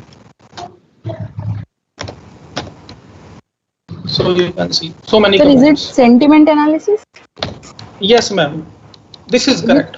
This is 100% correct. Okay. Sentiment analysis. I want to take entire data from this, and I will perform sentiment analysis on this. And sentiment analysis is part of text mining or text analysis. Now the question comes, okay, we come to know that this is sentiment mining, and in feedback forms also people do it. So you might have attended so many sessions, you might have delivered so many sessions, and we get so many feedbacks during this session also in chat window. In feedback form in Excel sheet also we are having so many messages which we generally do not read. Okay. Generally these are not read. These are gone through. These messages we just have a glance, but we do not take a deep analysis. So that is non-verbal behavior. People are not saying anything. Participants are not telling you anything by voice, but they are sending their emotions via chat messages. So we will see how to work on that. Is it visible? Yes, sir. You can see that there are so many cloud services available, so many cloud services, free services available for sentiment analysis. So you can see that free sentiment analyzer, its link I have shared. So there are multiple links, multiple cloud platforms, so you can also use it for your MOOC or for your teaching.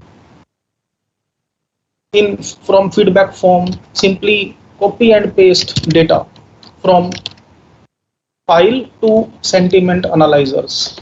Now you can see that, for example, I'm writing few messages. Okay, it is good. Only this part, analyze text. Now you can see 100% positive, green. If I'm writing it is not good, 100% negative. Now I'm trying it with some shuffling of words.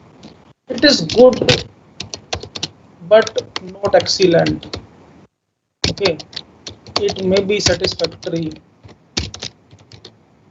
for beginners. For example, somebody written this thing. Okay, generally you might have seen when we want to listen our positive things, then we will focus only this part, but in depth this should also be analyzed.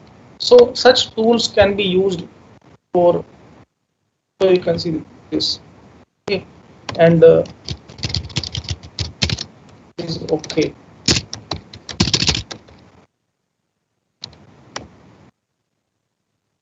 Now you can see that okay. Because why it is showing negative to okay? Because in actual practice, okay is not a positive word. Okay is not positive every time.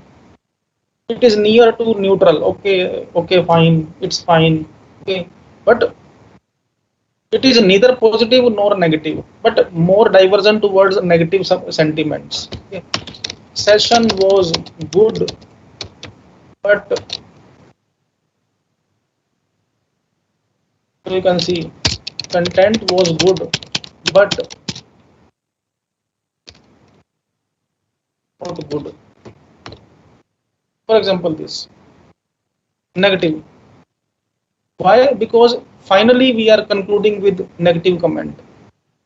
This is the final. Okay. So in this way we can use some or some other platforms also. So you can see that this monkeylearn.com sentiment analysis. So you can see this. For example, I want to see the, for example, this, I'm taking some comment from here. I want to check what is meaning of this sentence, what is actual emotion, what is the actual sentiment in this particular sentence. Classify text. So machine learning, deep learning based analysis, it is 92.7%. you can see it is negative, and how much confidence is there, this much is the confidence. If we take multiple feedbacks, for example,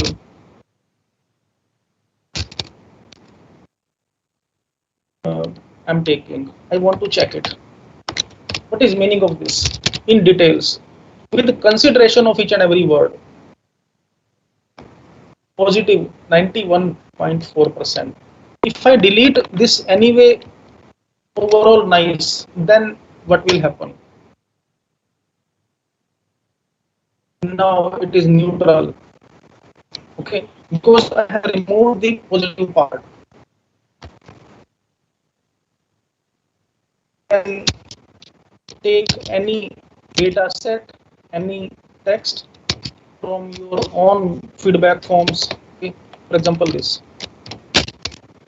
visible to all of you, visible to all participants. Yes, sir. Okay, so you can see it is positive because great explanations and very clear. So 90.9% confidence that it is positive. Okay, so sentiment analyzers we can use and we should use. Okay, however, these platforms, Udemy, Coursera, they also might be using sentiment analyzers, but they do not show those sentiment prediction in public. In public domain, they do not show it, but at backend, they use such platforms so that they can get actual emotions. Okay, and as course coordinator, as mentor, or as faculty member, we can use it. So you can see negative 100% confidence. So you can see that what is in that? There was no actual quantum computing. There was no machine learning. It means everything in negative mentioned in this particular text. So this is one part that we should use, and these are some other platforms. Text to data, danielsoper.com, parallel dots. So any of these you can use for, and these platforms are good for research also. For example, you are conducting some competition, so you can use such platforms to check in which way a particular person is writing. What is the writing behavior of any person? For example, you are asking your participants, okay, write in 100 words about this particular topic, about this particular theme. So by sentiment analysis, you can imagine what is the state of mind of this person. Is this clear to all participants? Kindly confirm. Is this tool clear to all? What is sentiment analysis? In chat, from chat message also we can use. From chat window, we can take messages, we can copy and paste in our analyzer, and then we can check what was the actual emotion of participants, what people were actually feeling during this session. So in these, the individual texts are to be filled up, or can we take up the entire set? No, entire set you can put. Okay. There is no limit. So for example, you are having 5 pages. So from Excel sheet, if we are taking 500 comments, so 500 comments means 2 pages of MS Word. So those 2 pages you can directly put in sentiment analyzers. Okay, sir. And how much it is looking beneficial or effective? Is it really effective or not? What do you think about it? For live feedbacks or analysis of emotions of participants. Now we will see another part, another set of tools that is related to facial expression analysis. So you might have seen, so in MOOC, as we are discussing that it is not mandatory that it will be pre-recorded session. It may be a live session also, because in every online course, in every MOOC, whether it is on Udemy, Upgrad, or whatever it is, many times participants or attendees interact with their teacher. And during that particular face-to-face communication on camera, okay, in real time face-to-face communication in a closed room, it is okay. In a classroom it's fine, because all of you are very senior professors, and by face reading we can check whether this person or whether our audience is understanding or not. But during online session, during MOOC session, it becomes very difficult for teacher to understand whether the participants are happy or not, whether they are actually feeling satisfied or not with our content. For such scenarios, we can use facial expression analysis, live facial expression analysis. You might have seen that in many online sessions, we ask our participants to activate your webcam. We want to take screenshot. And with that screenshot of participants, we can work on multiple dimensions. We can check whether they were happy or not, whether they were actually satisfied or not with the content, with the delivery. And in addition to that, you can check their integrity also. What is meaning of integrity? For example, somebody registered. For example, some participant is registered and registered age is 40 years. Just for an example, at the time of registration in that course, the registered age is 40 years. By screenshot, by face only, we can verify it. Is it possible? Can anybody tell? Is it possible with your face? We can identify your age group, whether you are Indian or whether you are or belonging to any other country. What about your race, racial attribute, like white, black, Asian? Okay, and what is your feeling? What is your facial expression? So that can be checked. So can you tell, is it possible or not? Have you ever tested this on live session by face to check anybody's age, to verify anybody's age by face only, that it is this person who is attending this course, that is 28 years old, but in actual registration it is 42 years. In this session, whosoever is replying or giving this examination, that person is 22 years old, but expected was 40 years. Have you ever done this thing? Is it possible to check anybody's age from face? Kindly confirm in chat. Facial expression analysis, age analysis. Even images can also be matched. For example, we have taken images of our participants, snaps. We can verify whether that snap is matching with this live session or not. Is it possible or not? Kindly confirm so that we can work on some other demos.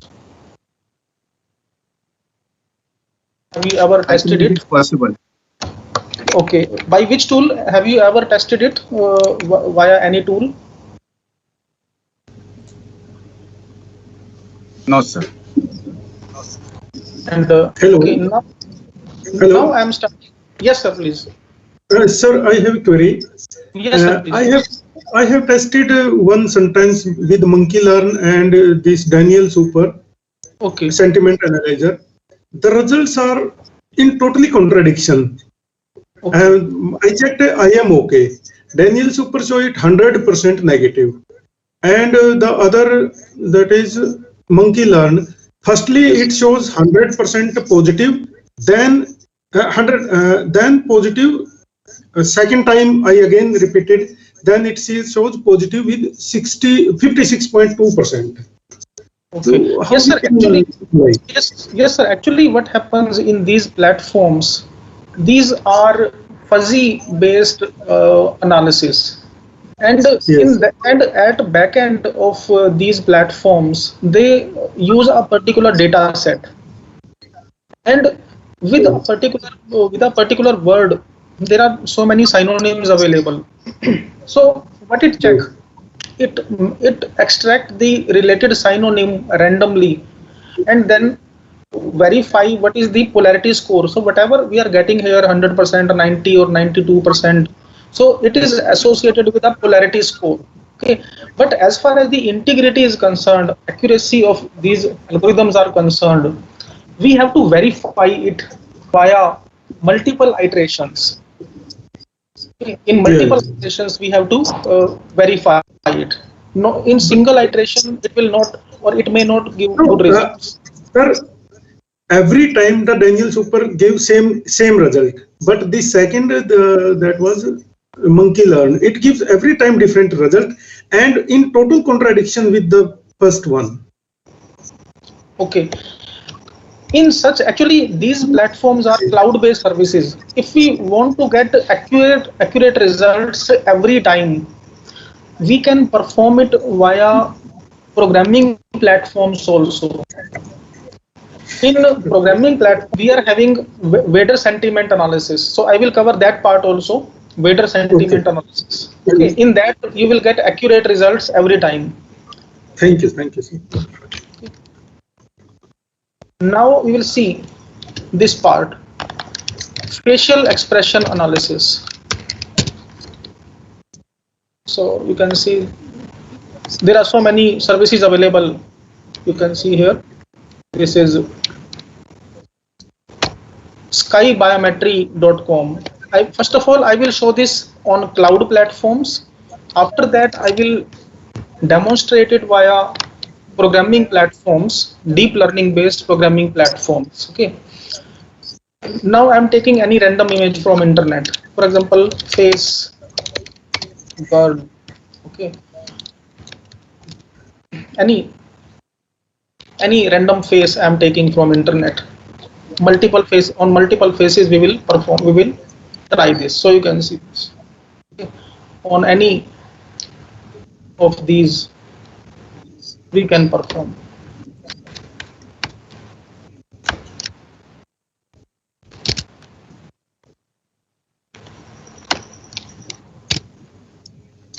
So I'm uploading it, custom upload, and show all features, JSON results. So you can see here on mouse over of this, it is showing that female, gender is female, and age is 16 years. Is it visible? Age is written here 16 years. Eye open, lips status, glasses or not, and mood is sad. You can see at bottom, mood sad 95%. Ethnicity is white. Are these results visible to all? Yes, sir. Yes, sir. Okay. Now we take any other. For example,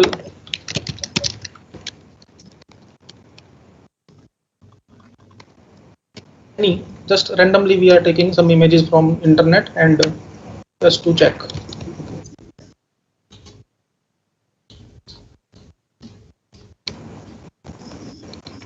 Or student.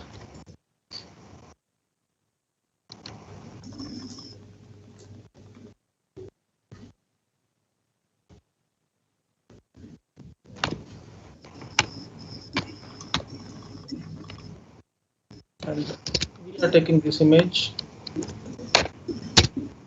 I will upload it in custom upload. Screenshot 2 and show all features. Show all features and JSON results.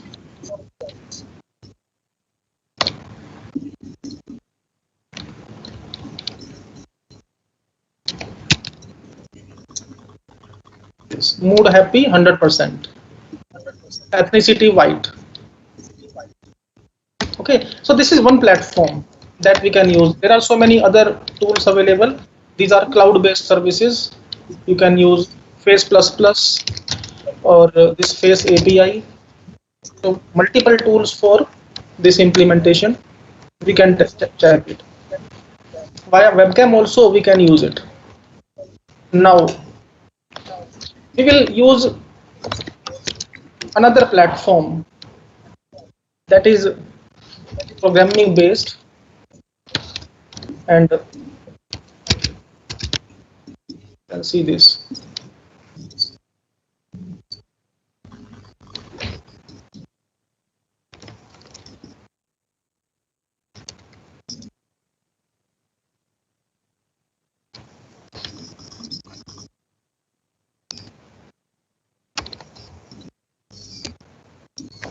Via coding also, if we want to customize a platform, if we want to customize a particular framework like Moodle or any other, then we can do that. So we are using it. So it is a programming based implementation if we want to integrate it.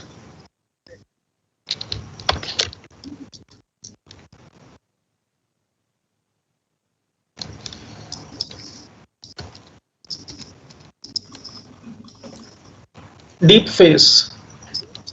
This is product of Facebook, and nowadays it is available in free distribution. This is Deep Face platform for face recognition, and it can be integrated with any LMS tool. If you want to integrate it with Moodle, or if you want to integrate it with any other platform, it is a deep learning based library of Facebook, and they are also using it for their for research and development, for analysis of selfies, for analysis of their images. Okay, so you can see this. First of all, on Google Colab, for this implementation I am using Google Colab platform. So you can see here colab.research.google.com. It is cloud-based service for deep learning or machine learning or different types of analysis we can do. I will share this source code also, so you can actually integrate it. So pip install deep face, and after installation of this, you can see this. Is it visible to all of you? This code is also available. Yes, sir. Okay, sir. Now I will test I will test same image. For example, b.jpg.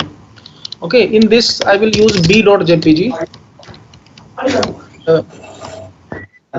Sir, I'm very sorry that in between I'm right. Sir, actually, Deepak ne kaat dijiyega. Sir, we are from SchoolNet India Limited, one of the education company, oldest education company of India. So we are audible. Dear participants, kindly mute your mic. We are having discussion on what initiative we can take with ITI. Participants, kindly mute your mic. Initiative is set to talk to you. Sir हमारे कुछ solution है, जैसे एक हमारे sir हमने IIT Bombay के साथ मिलकर is it visible to all, kindly confirm solution बनाया. Yes sir. Okay, now it is running and we will see it's out. What is the prediction part of. तो सर किसी दिन कंफर्टेबल टाइम होगा तो हम आपको so you can based on certificate on so it is via programming. Some will come and showcase it to you. Fear happy 99.92. Sad right sir, that's what sir. So recommendation आपका ही होगा sir. Dominant emotion happy. Dear participants, kindly mute your mic. Some background voice is also coming. So you can see that we perform same on image. For example, on any other image, want to perform it, you do. So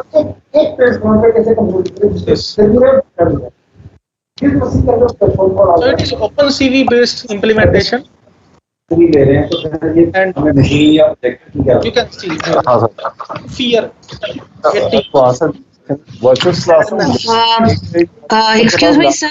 Sir, can you please tell the organizers to mute everybody? We are not able to understand what you're saying. Is it audible to all of you? No, sir. There's a lot of disturbance. Can you please tell the organizers to mute everybody? Yes, sir. Disturbance, sir. Someone disturbing. Online system is virtual. This is offline. Sir, kindly mute. Exactly. Participants. Okay. So you can see that whatever image we have uploaded here, its emotions can be extracted. Angry. So highest level of emotions is neutral. Okay, in this, as far as the Facebook based analysis is concerned. Okay, so this is the URL.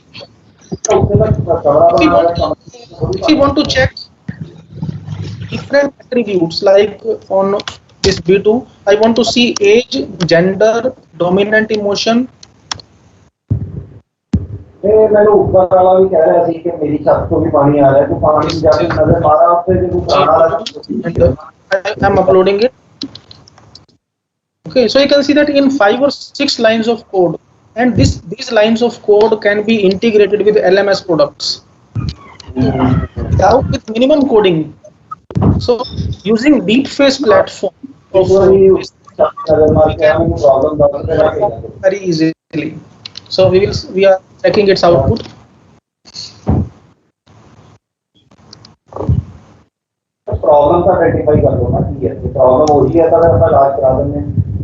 So it is running at backend of this TensorFlow and Keras, Python based platforms for deep learning. These are getting implemented, and anybody's details can be extracted from image only. From image we can extract age, gender, emotion, race. Race also we can extract. So you will see its output very soon. Dear all, kindly mute your mic. I request all of the participants to kindly mute your mic. Okay. So you can see that age is, what is the age group? 27. So this, on this particular image we have tested it, and you can verify whether it may be correct or not. Yes, sir. We can check. Platform. Now, point is whether my teacher are able to use this platform to conduct. This is not only CAN, could be any platform to conduct online classes. Okay. Neutral and race. Is it visible? MTech or well qualified. Right. All have taken IT training. And on this image, p.jpg. That should not be a problem with the technical education. On ITI भी हो सकती है because इनके teacher वो showing वाले very low level. Same thing. So this is the image, and very soon we will get its prediction. 25 man happy white. Is it visible to all? How much it is accurate? Yes, this algorithm of Facebook, DeepFace. Okay, it is freely available. In 5 to 6 lines of code, if you are in deep learning, if you are working in machine learning, artificial intelligence, you might be aware with pre-trained models. So this platform makes use of pre-trained models. So even image matching can also be done. For example, this, I want to see whether this image, this face is matching with this face or not. It will check, it will verify that this image is same. For example, we are taking camera image, webcam screenshot, and that screenshot we want to match with the actual participant, with the actual attendee. So it will give the prediction, okay, it is matching or not, and how much it is matching. 90% matching. Face recognition. So these are deep learning based platforms based on Python. In 5 to 6 lines of code we can perform it. So you can see multiple emotions we can extract. And these source codes are available on this portal on GitHub. You can see deep face. So multiple emotions. So it's up to you whether to use such platforms for research or we have to use it for our teaching and learning. So in teaching learning, where we can use it for facial expression analysis. So multiple screenshots we can take and then we can check whether the participants or whether students are actually happy with that content or not. What is their age group? For example, we are having 500 participants. Out of those 500 participants or students, we want to check the age group. Okay, that complete data set can be uploaded on such platforms. Okay, and then we can see, okay, that 40% participants are from other countries. 30% participants are in this particular age group. So as a research scenario also we can work. Is it clear to all of you how to work on this platform? So face analysis using deep face.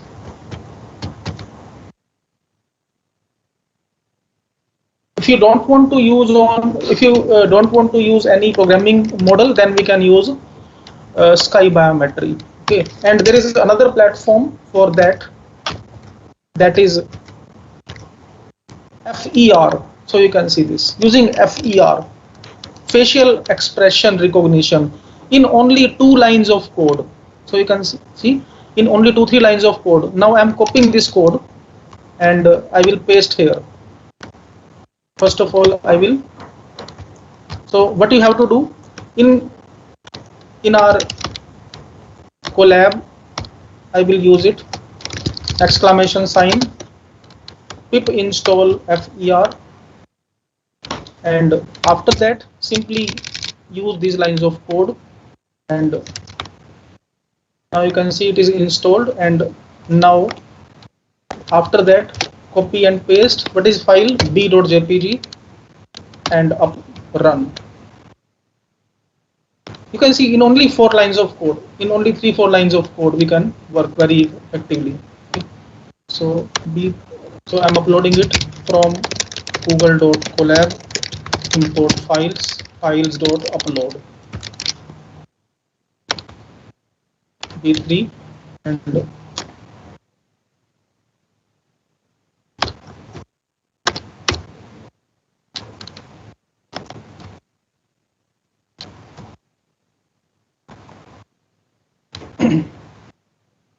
so you can see happy 0.99, 99%. So it is out of 1. So there is no flavor of anger, 99% happy, 0.1% angerness. If you want to see for any other, like B2, that girl image. So these are cloud-based services which we can integrate. This is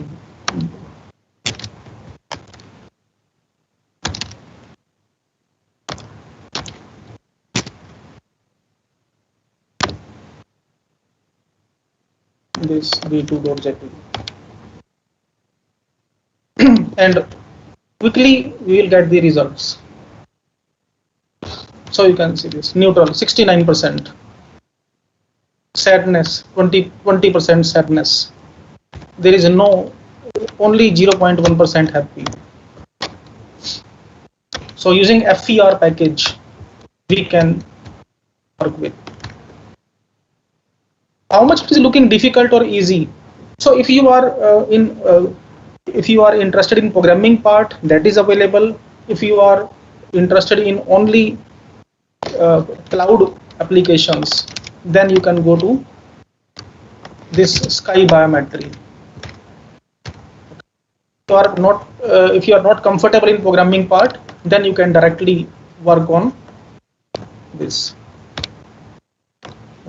So using cloud-based services, there is no need to upload any code. There is no need to write any script. Each and everything is pre-built on cloud. And if you are a programmer, if you are in programming domain, then you can use DeepFace or FER package.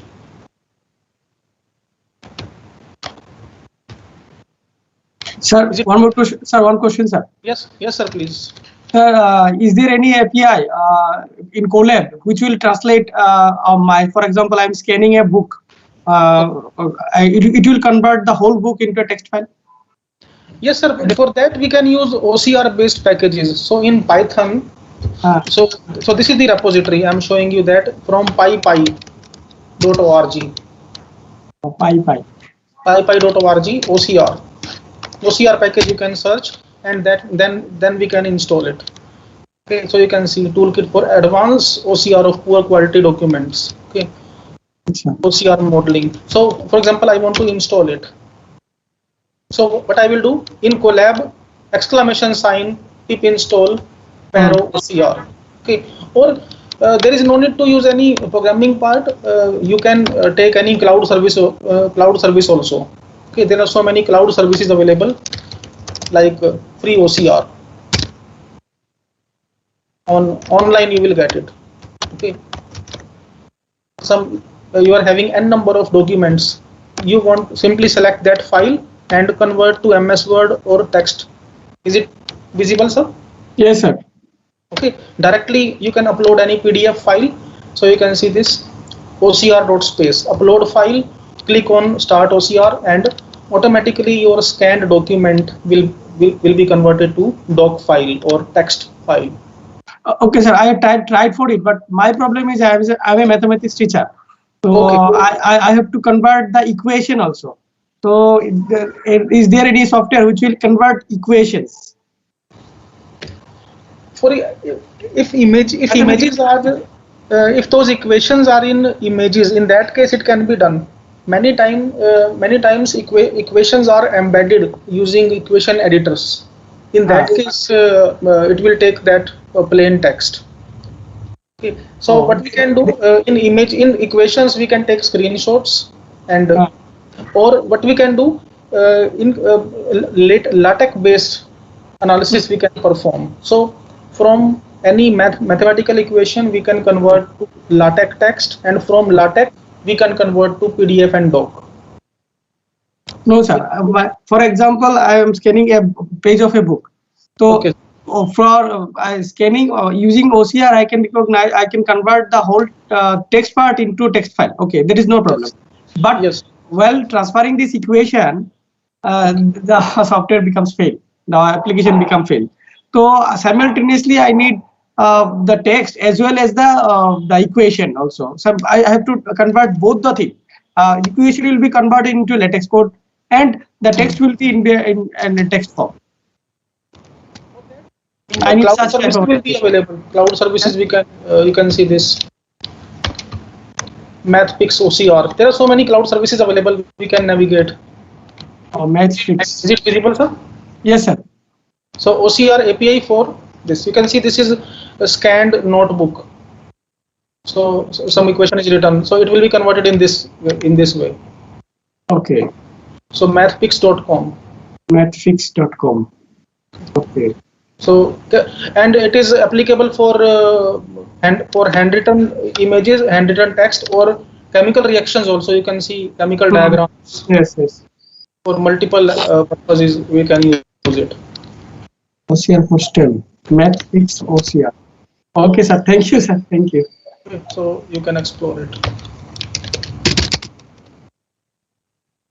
Is it possible to analyze as a whole group of faces, as I have shown, individual?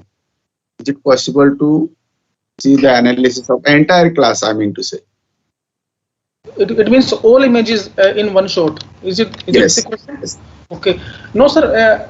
Actually, these platforms use the images one by one. So what we can do, we can create a data set of images. So from one master image, we can create n number of different images, and then in sequence we can upload it, or in zip file it can be uploaded. So what we do in that particular case, if we are using this programming part, then in a loop we will upload all the images, and one by one we will get the prediction. So simply a for loop or while loop we can create, and in that one by one it will take the image, and its data set will be created. And in same way we can write the output in separate Excel sheet. For example, I want to save this output in a Excel sheet. So what I will do, I will write here detector.to_CSV. So using coding part, so automatically this output will move. If we are working in programming part, then in this way, if we are in loop, okay, for I is equal to 1 to 100, how many any number of images. For 100 images, for I is equal to 1 to 100, or 500 images, 1 to 500, that loop can be generated. Is it possible to get analysis whether group of people, 100 people are there, whether they are happy or not? Yes, sir. Actually, in that, what we can do, so one by one we are getting the extraction, we are getting the output. So, for example, this particular output, okay, in Excel sheet, we are storing this output. Okay, so we like angry, happy,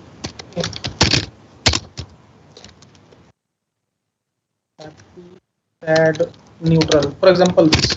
So from scripting, what we can do? For example, this is the data we are getting.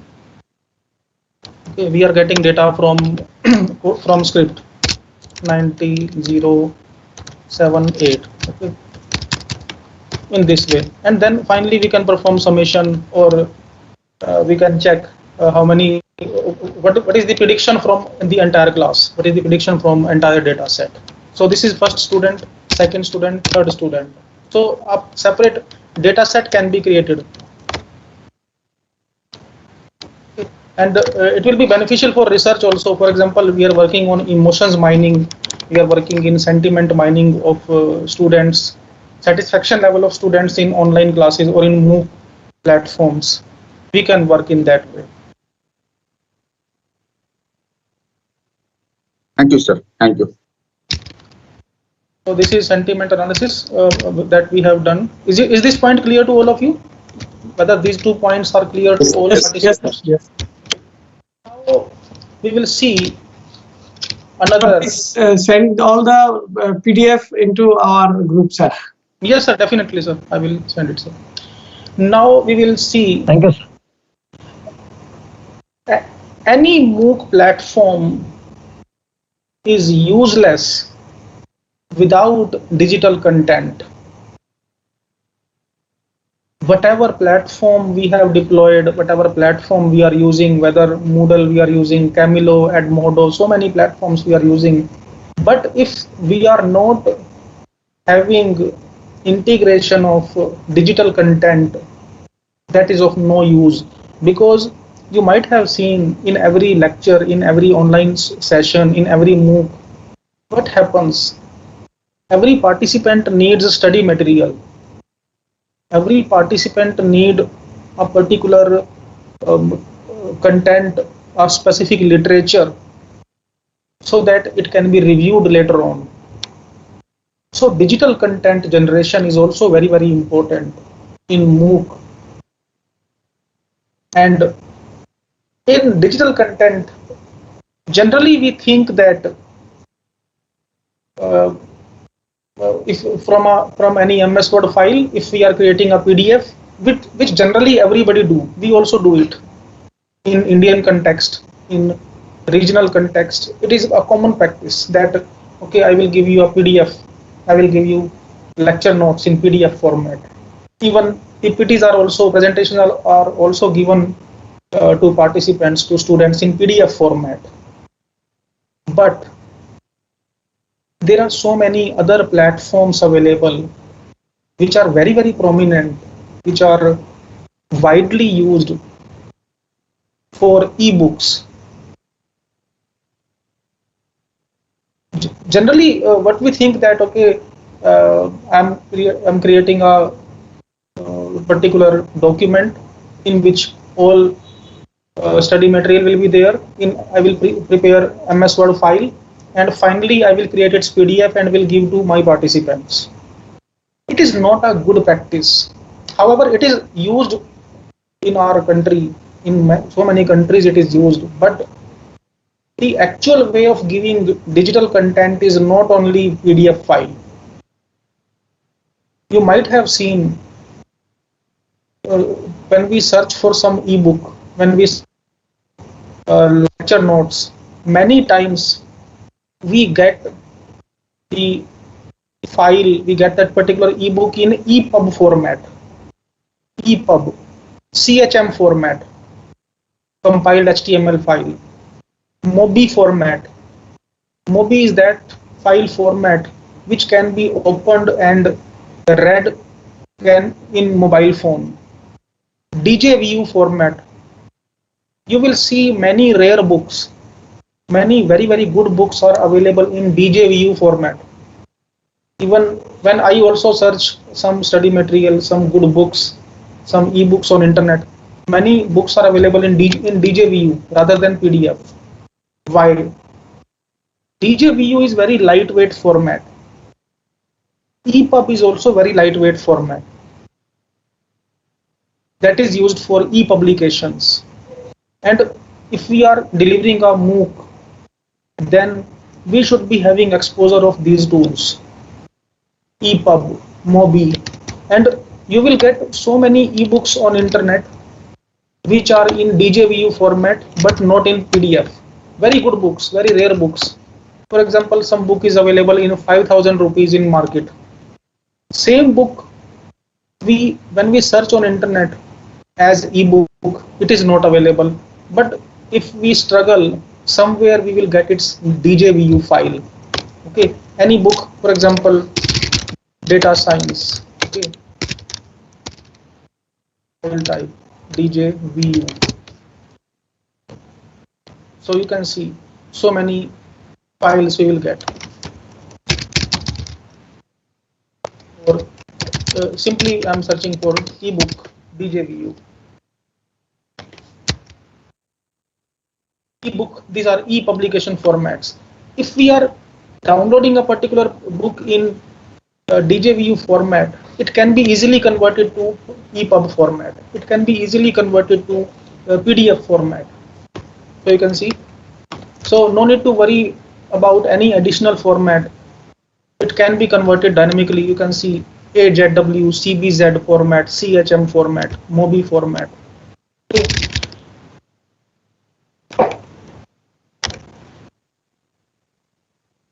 Format that is your EPUB. So as just now we are discussing that generally we think that after creating PDF of any file, it becomes ebook, but it is not true. To work on ebooks for our participants, for our MOOC participants or MOOC students, we can generate the content in EPUB format. What are different advantages of using PDF, of using EPUB, MOBI or DJVU rather than PDF format? First of all, EPUB, MOBI, DJVU, CHM, the inner content is not indexed on internet. Interior content is not indexed on Google. As far as PDF is concerned, its inner content is indexed in Google. What will be the benefit of not indexing? If we want to reuse that content, it can be reused without any issue of plagiarism. If some book is delivered, for example, your new content is there, you have uploaded it in PDF format, within 2 days it will come on Google. Your entire content will become 100% plagiarized. You can't use that again because it will show self-plagiarism. But if you are uploading that study material on your MOOC in EPUB, then Google will not move into the content and you can reuse it without any plagiarism issue. But everybody knows that if you are uploading a PDF file, Google spiders, Google crawlers will index that interior content, and so many people from different locations, they will use your content. And when we need that content, it will show that it is already copied. Okay, so one of the very easiest way to work on DJ on EPUB format is to create any EPUB file is this. Okay, for example, I'm taking some MS Word file.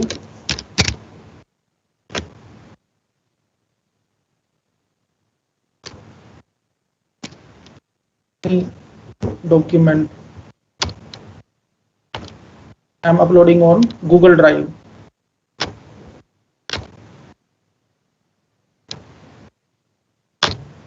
In Google Drive, I'm uploading it.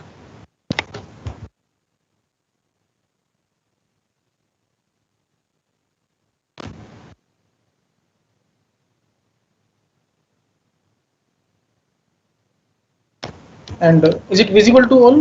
I'm opening a document in Google Docs. Yes, sir. Yes, sir. Yes, sir. In file. So any document, any file, for example, these are my lecture notes, these are my study material, something. So download.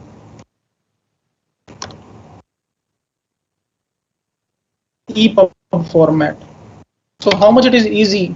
For example, this is my research paper. I can upload it. I can download this file in EPUB format. It is my ebook. If I want to give this particular ebook only to my participants, I will download this EPUB file.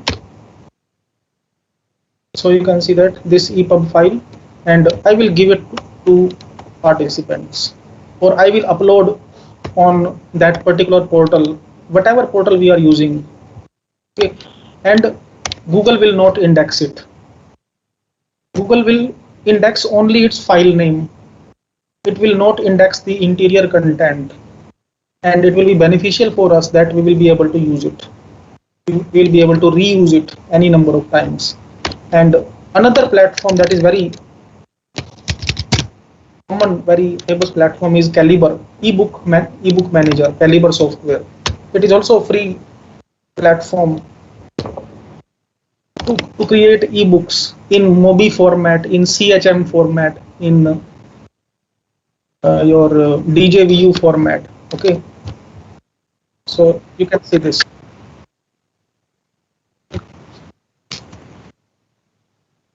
So you can, it is freely available.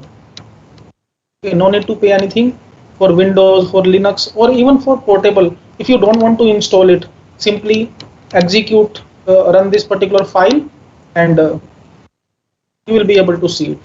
You will be able to work on ebooks. You can create your own ebooks. So in this way, conversion of ebooks.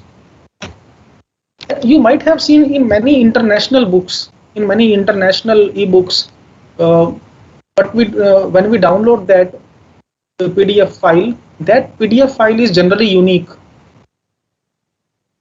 The PDF file which we create, that is only a PDF file. But when we download some book, some ebook, in actual that is created in such software, you might have seen its table of content is hyperlinked. I am clicking on chapter 1. Yes.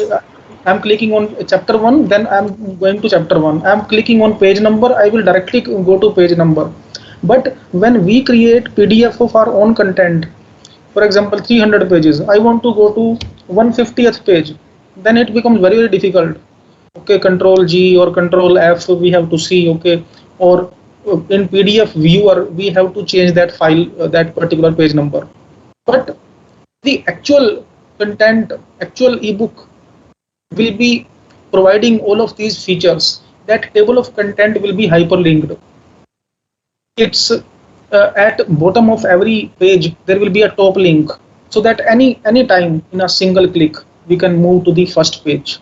Any time on a single click we can move to the last page. on any page number.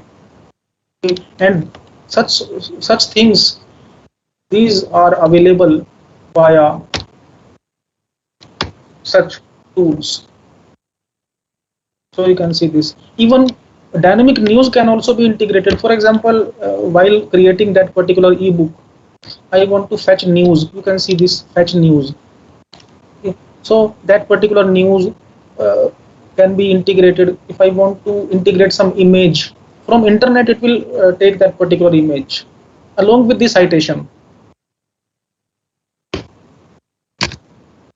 So you can see in this way, indexing of page numbers. On click of this chapter 3, I will come to directly on page number 3. I think many of the participants might be aware with Amazon Kindle device. That is also in ebook format. Anytime we can move to anywhere. You can see search table of content. These features are available in that PDF which we are creating. Even we can script it. Coding can also be done. Is this clear to all? Which platforms we can use for EPUB? So in simplified way, we can use Google Drive. Upload your document in Google Drive and download it in EPUB format. Very simple. Otherwise, we can use dedicated software like Calibre, and beyond Calibre also there are so many tools available. Is this point clear to all of you? Sir. Yes, sir. Yes, sir. How many of you are aware with the CHM format? CHM format. What is CHM? Yes, sir. Actually, you might have seen when we click on, when we move to the help of some software. So I'm pressing F1 from my system. Okay. So F1. So now you can see, is it visible? PowerPoint help. Yes. Yes, sir. So this is CHM. This is CHM file. Okay. For example, slides. So if we want to create the documentations in this way, search for. Okay. Search all PowerPoint. If I am clicking on function key here, so this is CHM. So in this way you can create your content so that anybody can search. Okay, how to get started with your computer. This is CHM file. So this is CHM. Okay, and Google also will not index it. Okay, in this way we can create our study material in hyperlinked way. Okay, so this is CHM file in which you will get hyperlinked content. These buttons are inbuilt, forward, previous. This home is also there. Okay, print is also there. Browse help. So this is CHM. So any document can be converted to CHM using Calibre, using online tools. There are online services also. Okay, doc to CHM converter, or PDF to CHM converter. Okay, or CHM maker. So we should be aware about it. So Win CHM, free CHM creators. Okay. Now very quickly I will cover some more tools because very less time is left. I'm trying to cover many tools as possible. Have you done this? Have you ever used this tool? This platform, Canva? Anybody? Please confirm, is this tool covered or not? Canvas is there. Canvas has been discussed, but Canvas, not Canva. No, sir. No, sir. Canva has not discussed. No, sir. Canvas is a separate platform for teaching and learning, but Canva is the tool for very dynamic and attractive presentations. Very attractive presentations. Canva. I'm showing you its demo very quickly. So I'm opening this canva.com, not canvas, canva.com, for very animated, for very effective presentations. So you can simply log in with your Google account. Okay, simply log in with your Google account or Facebook account. Okay, and now you can see what we can create. We can create a presentation. We can create Instagram post also, poster, logo, flyer, so infographic. If we are creating an ebook, or if we want to give some study material to our participants, so many things available. Okay, so I'm showing you the demonstration of a presentation. So I'm clicking on this presentation. I want to create a presentation rather than using PowerPoint. Rather than using PowerPoint slides, we can use this platform, and very good effects we can put here in Canva. So you can see this, so many available. For example, this so this is educational. Okay, and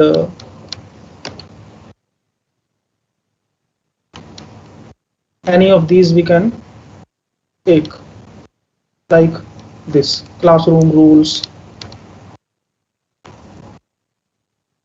or syllabus. I'm clicking on this. In this, I'm just taking this course overview. Okay, and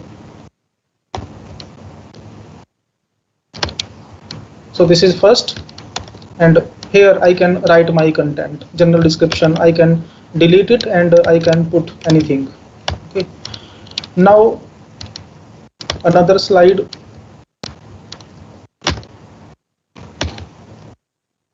For example, this animate, so many animations, so many effects which are not available in PowerPoint, which are traditionally not available in PowerPoint, like this. Okay, and in this I'm taking some, so it can be customized, so many things available.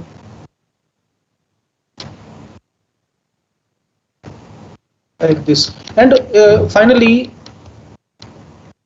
what we can do, we can present it like this, present. Okay, present, where I want to present, in which, or autoplay way, or presenter view, so just standard way. So you can see that this marker is also there, this blue dot. Okay, there is no need of any highlighter.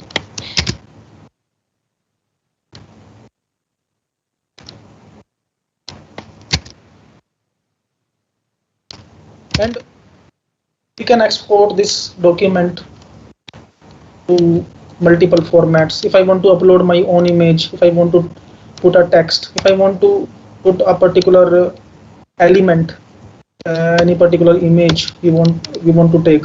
Generally, we go for Google Images. We search these images in Google.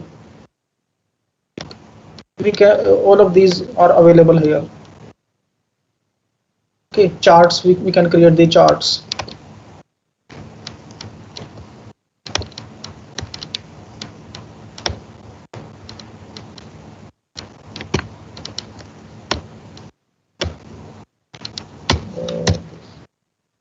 So you can explore this platform for presentation making and different type. So if you want to work on logo, flyer, or social media posts, you can use it. So can we import our already prepared PPTs and modify them over here? Yes, yes, we can import it. We can import it. And one more thing, for file sharing. For file sharing, there are so many cloud services available. You might have seen, I am also using cloud service of FileBin to transfer the files to participants. So I upload it, and it will give me a dynamic link. Okay, so to share some files. Generally, what happens in traditional way, we send a mail to our participants, and we fill our own web space. We fill our own memory. So rather than using our own memory, we can use it. Okay.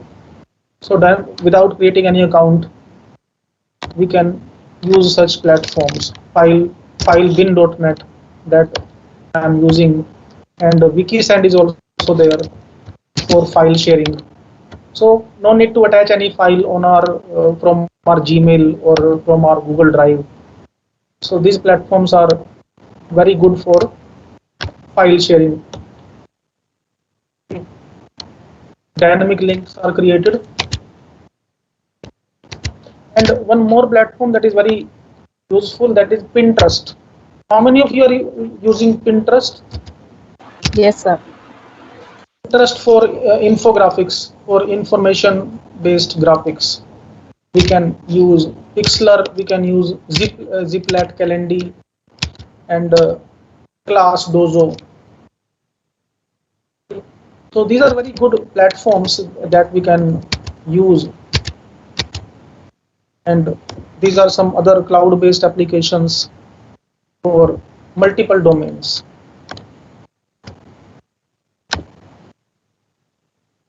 I'm sharing all of these presentations to all of you. This particular study material I'm sharing to all participants. In this, you will get all links and related resources. Okay, Kahoot is also there. There are so many cloud applications.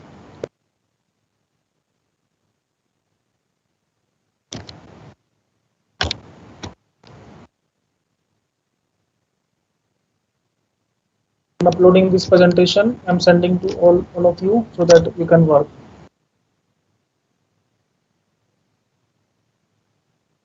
If you have any query, any point of discussion, if you want to ask anything, you can unmute. Any query,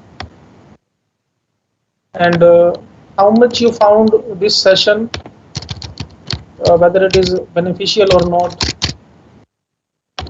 Excellent, sir. Excellent. Sir, we need such type of presentations more and more, sir. We need Yes, this, sir. I agree, Near sir. future. Near future, we need such type of presentation. So, if you have any, Basically, it's totally practical based presentation, sir. Very much useful, sir. Very much useful. And as one query is there for image editing. For image editing, you can use a GIMP software. GIMP tool is there for image editing.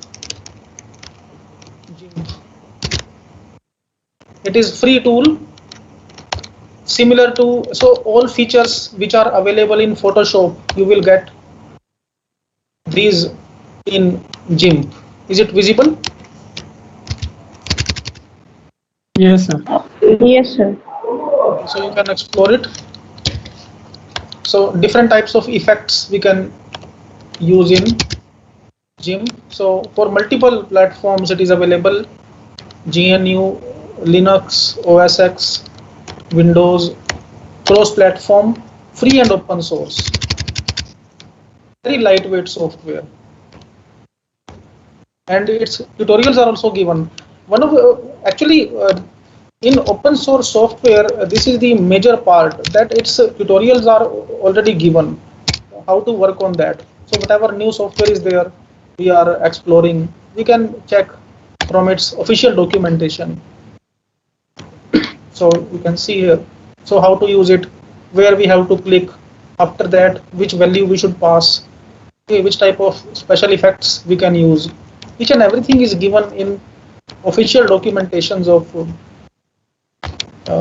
open source tools, whether it is for deep learning or machine learning. Now you can see that every step is given. Click here, after that do this, and finally we will be able to create very good textures, very good images. And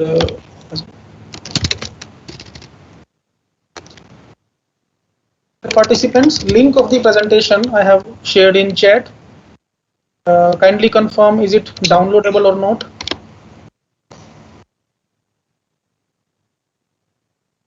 link of the presentation I have shared in chat.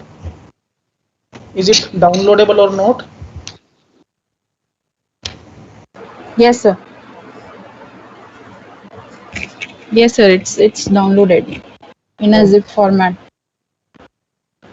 Okay, Gaurav sir, It is format.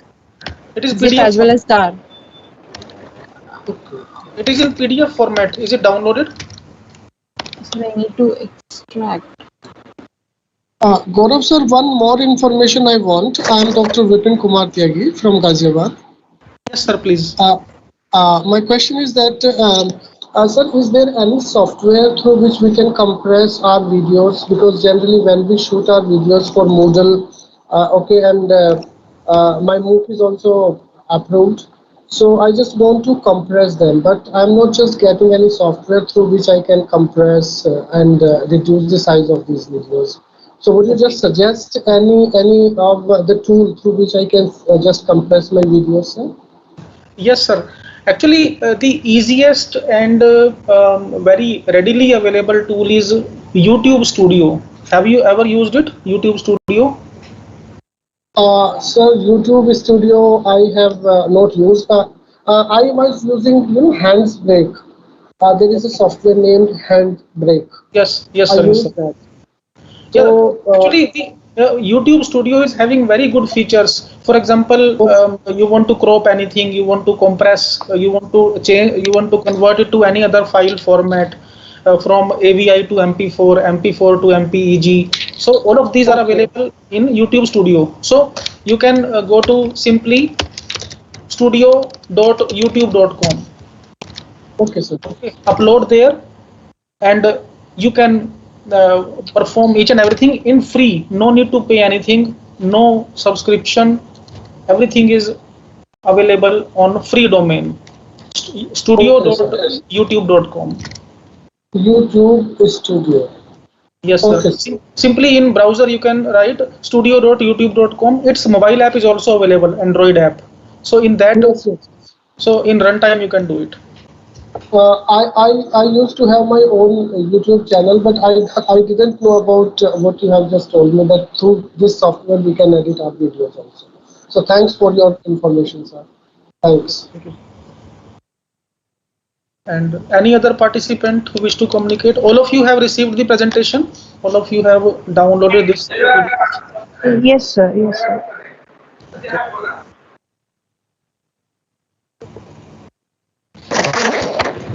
No, sir. I'm unable to see the presentation link. Sir, downloaded. In chat, I have shared. Please sir, no, I'm not able to see any chat. I'm just I have opened the chat in chat. Okay, just a minute. I'm giving this link again. Please wait. I'm telling you the way. Okay, simply. Is it visible? Yes, the screen is visible. Simply open wikisend.com. Open this website, wikisend.com. Click on download. It will ask you the file name. Just a minute.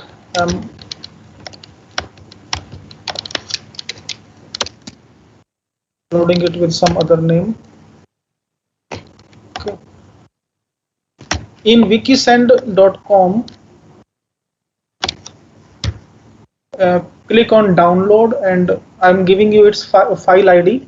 It will this platform will ask you file ID, and it will be generated very soon. So this is the alternate link of that presentation I have done. I have covered today. And is it visible, ma'am? Click on download and mention this file ID in text box 365948 and download. Wikisend.com, download. This is the file ID, and now tell, is it downloadable or not?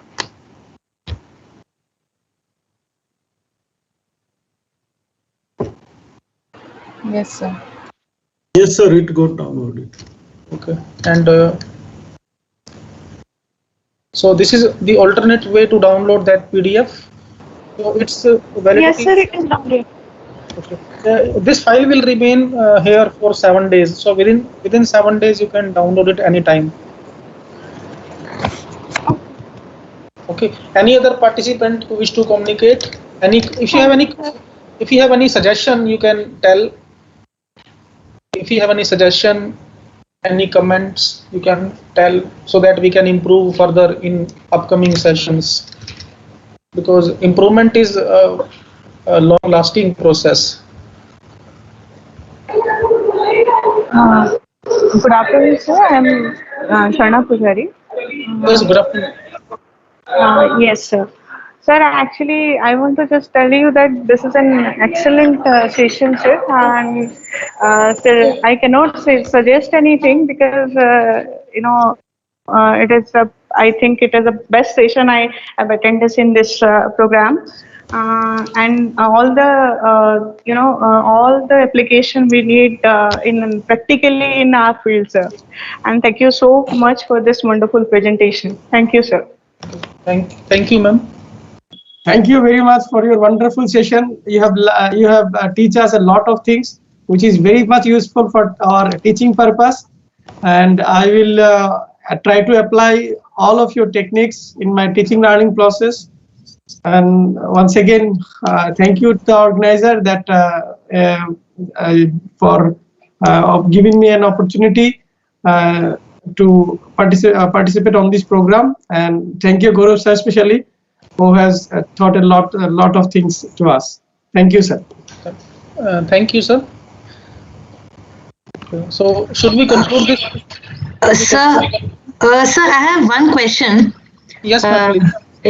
When you spoke about the face expression analysis and all those things, now is it legal to be using it, or should we be telling the participants that we'll be using it? No, I'm asking this question because I am into research and I do research related to organization behavior. So I just wanted to know about this.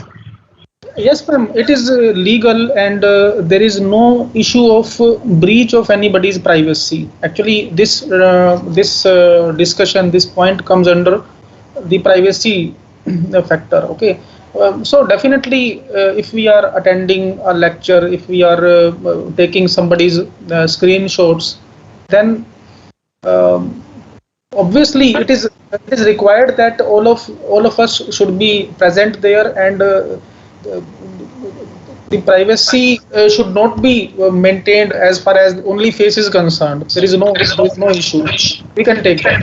So okay, so you can work on that particular domain. Yes. Actually, what happens if beyond that session we are taking somebody's face, somebody's snaps or recording? In that case, it will be breach of privacy. For example, outside the session, it will be taking somebody's screenshots or somebody's audio is recorded. Then it may be problematic.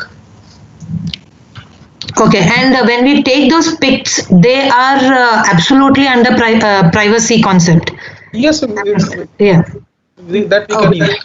Okay, thank you, sir. Because it is for teaching and learning, it is for research. Done. Yes, sir. There is no breach of privacy. Breach of privacy, where now the question comes: what is breach of privacy? For example, some members, some family members, some students are sitting in a lawn, in canteen, or in some particular classroom. When class is not going on, then there are some students sitting in class, and we are going there without their permission. We are taking their snap. It is breach of privacy. Okay. Yes, sir. Yeah. Thank you, sir. Okay. Any other participant? And after that, we will conclude this session.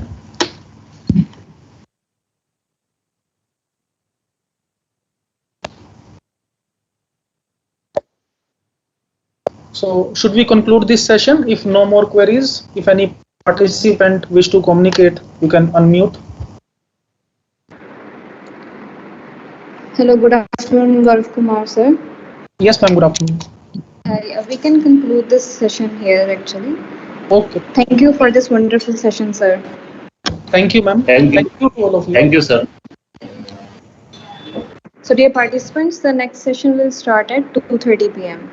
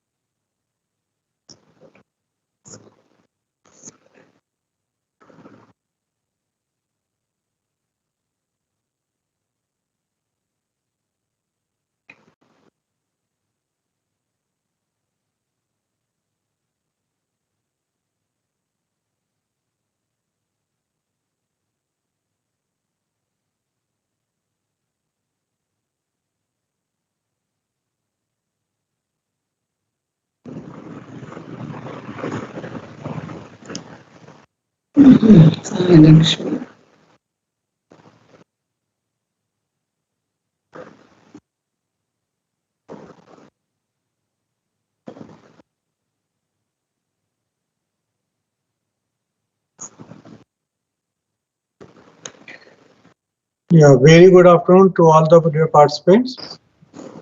So, welcome you all to this last session of this 5-day FDP on ICT in education. So, I think today's expert, as Ms. Palmi, has already joined the session. Welcome, ma'am.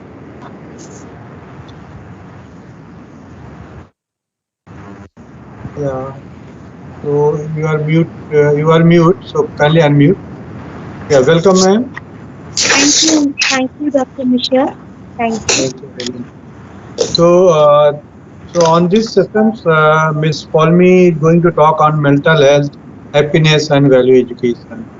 As we are dealing with the technology, and every time nowadays being due to pandemic, all we are on the mobile, online, using the software, different kind of software to deliver lecture, and the faculty as well as students, everyone is using this IT software, and on the screen everyone using more than 5 to 6 hours a day. So there is a lot of stress. Mind is occupied in different kind of activity. How to that stress? So this session is related to that, because you have already attended 13 sessions on different topics. So there is a lot of question regarding stress, how to tackle this stress. So now we have with us Ms. Paulmi Mukherjee, who is going to talk on that issue. And definitely you can ask your question and she is going to answer you. So welcome ma'am. Welcome ma'am Mukherjee. So now I just introduce before handing over to mic to Ms. Paulmi. She is a management graduate and ex-banker.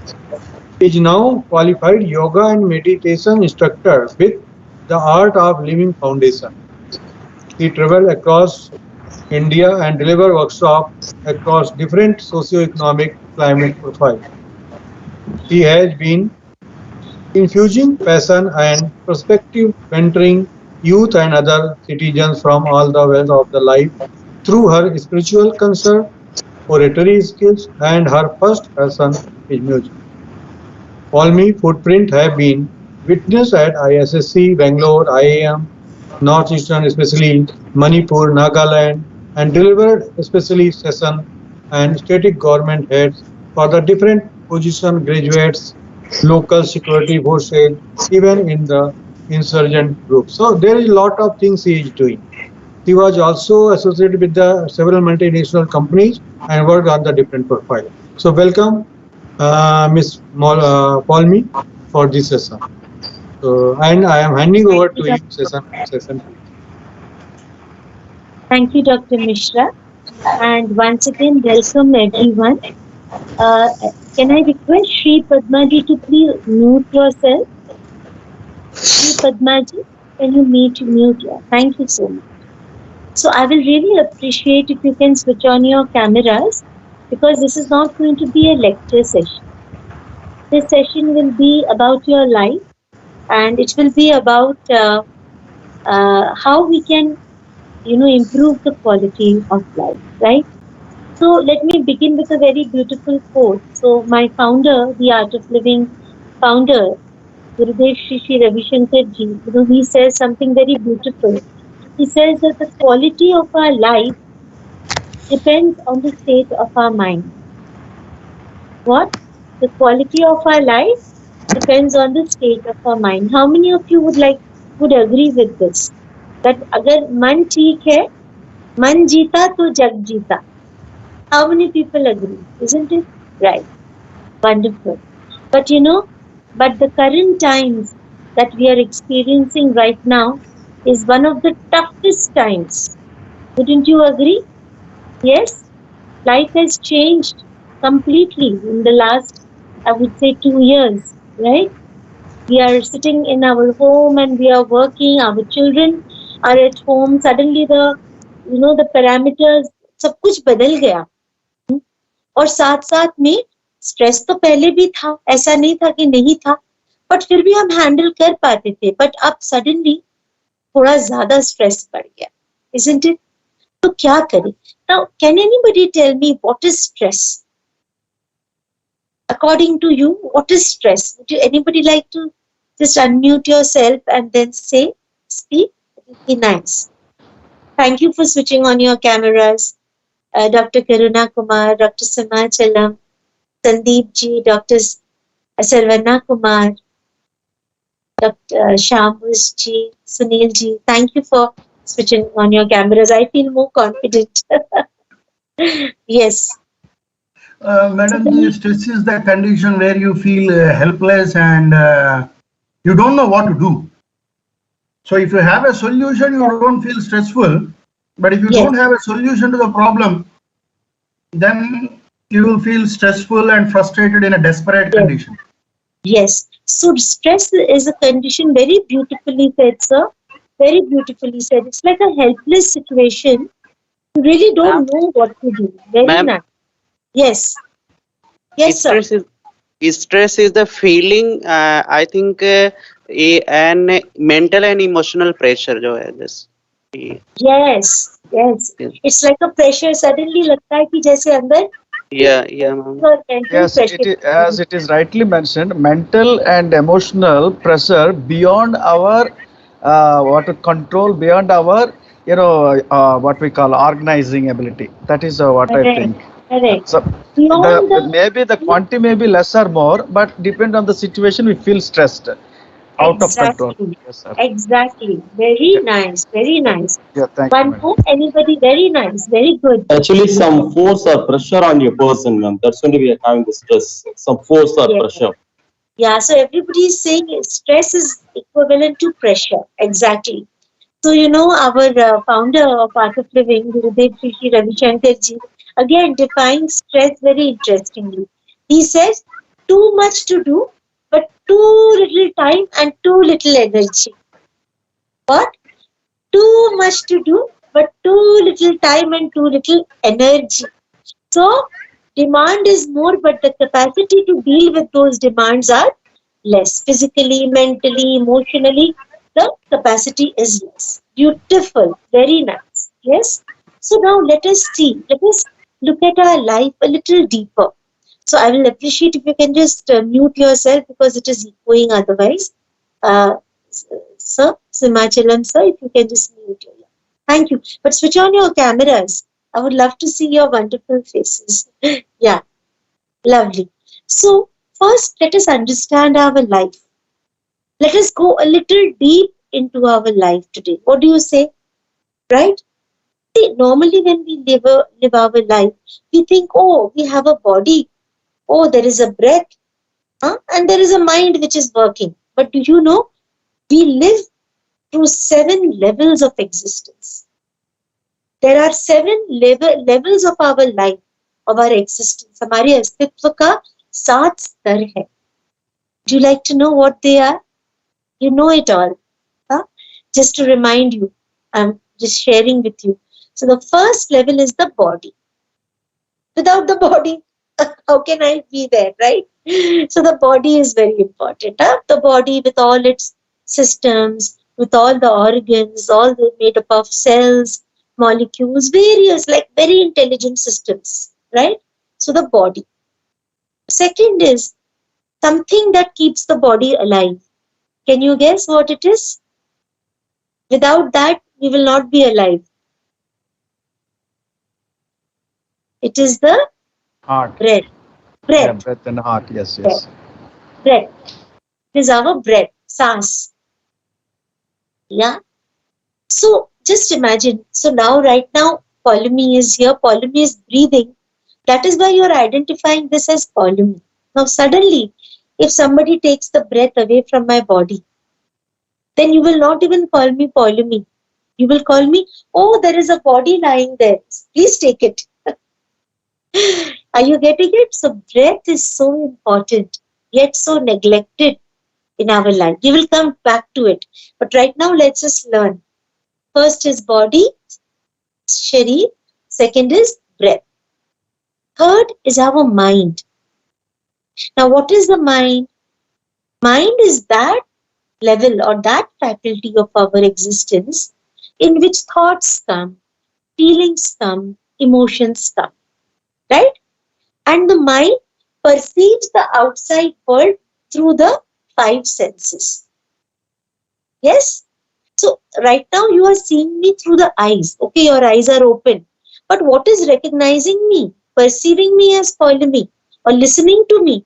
Behind the 5 senses there is a mind. Isn't it?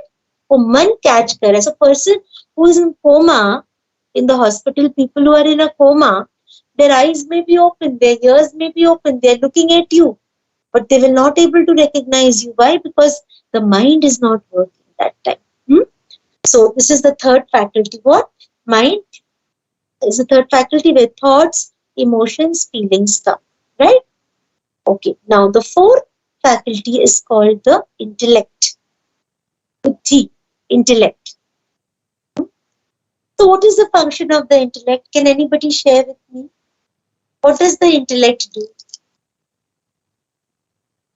To discriminate the things from good from bad. Perfect. Wow. This indeed is a Very, very. Of course, we're all great people, professors, teachers, wonderful. Yes, it is the discriminatory faculty. And discrimination of what? Between what is right and wrong, what I should choose, what I should reject, right? What is harmful for me, what is beneficial for me. So can I say this is also the decision-making faculty? Yes? Yes? Don't you agree that when we take the right decision at the right time in our life, then our life goes in the right direction? Yes or no? Right? So the intellect is very important. See, why people make mistakes or why people commit crimes. Have you ever thought about it? Because their intellect is not working. कहते ना बुद्धि भ्रष्ट हो गई. Madam, हाँ. if intellect is working, I make others commit crime. If intellect is not working, I make crime. So which is better? No, that is on a very outer level. But the intellect of our that is, can you just mute yourself? Yeah. So this intellect is a very different, this is something that you will need every moment of your life. Starting from the time that the alarm goes, shall I get up? Shall I not get up? Okay. So we are right now just seeing what are the 7 levels, then we will go deeper into the 7 levels. Okay. So let's go back. What are the 5 levels that we just discussed? 4 levels. Body. You can even write in the chat. Body, breath, mind, intellect. Right? Now the 5th is called the memory. Or the chitta. Thank you. Yes, intellect. The 5th is called the chitta. Chitta is the memory. Now, what is the function of the memory? Simply to remember. Yes? So, there are 2 types of memory. One is factual memory. Like we remember our work, we remember our address, we remember names, we remember phone numbers, we remember our maths equation, our chemistry equation, our physics, whatever we have, the knowledge that we retain is the factual memory. There is the second type of memory, which is basically the memory of the past. It can be traumatic or it could even be happy memories. It doesn't matter. But a lot of memory of the past. So the memory, then there's the memory, right? So let's go back. So it is body, breath, mind, intellect, memory. 5 levels. The 6th level is called the ego. Aham, ahankar. And there is nothing wrong with the ego. It is a part of our existence. Isn't it? What is ego? Ego is our own identification with ourselves. If you see, 24/7, whatever you are doing, hearing, listening, whatever you are doing, your ego is identifying with yourself. Isn't it? Isn't it? Yes. So right now, while I'm speaking, I know who is speaking. Oh, me. I'm speaking. The I in me is called the ego. There is nothing wrong with the ego. Okay? So it is important to have an ego. It is a part. There's nothing wrong. Now we will come why it gets wrong. Okay? Now, and then let's just quickly recap. So it is the body, breath, mind, intellect, memory, ego, and last but not the least is the self or the soul. Atma, whatever you can call it, which is very subtle. You can't see it. Sometimes we can feel it when we are very happy without any unconditional happiness and joy and love. When we experience that, that is when we are in the self. Otherwise, normally we are in the body, we are breathing, we are using our mind, memory, our emotions are coming, thoughts are coming, feelings are coming. We are perceiving the outside world continuous. The memory is working, the intellect is working, everything, even the ego is working. But very rarely, we can touch the self, which is basically unconditional. Now let's come. Now let us see what is the effect of stress on all these 7 levels. What happens when a person is experiencing stress? So basically, who is experiencing stress is the mind. Yeah. But while the mind is experiencing the stress, the effect of it is going to all the 6 levels, all the 7 levels, I will say. So what is happening to the body? The body takes a big beating. What happens? The first sign of stress is you will not be able to digest your food properly. Number 1, your digestive system will become weak. Number 2, you will not be able to sleep at night. You will not be able to rest. The mind will overwork.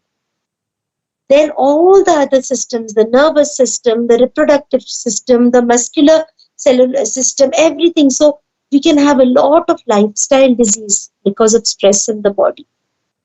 Today we are seeing that in every home, people are having, hypertension, blood pressure, and diabetes, and heart problem, and cholesterol. Why? Not because you had too much of sugar, you've got blood sugar. It is the stress that caused the systems to, not work to its optimum. So finally we know what happens. And these diseases become even worse. And then it becomes irreversible. No doctor can help.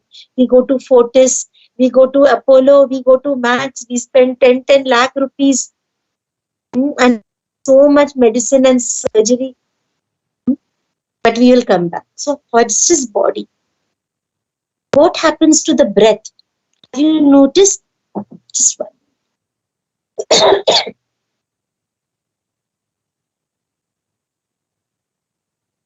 We speak the whole day now. So the voice gets a little dry. 1 minute.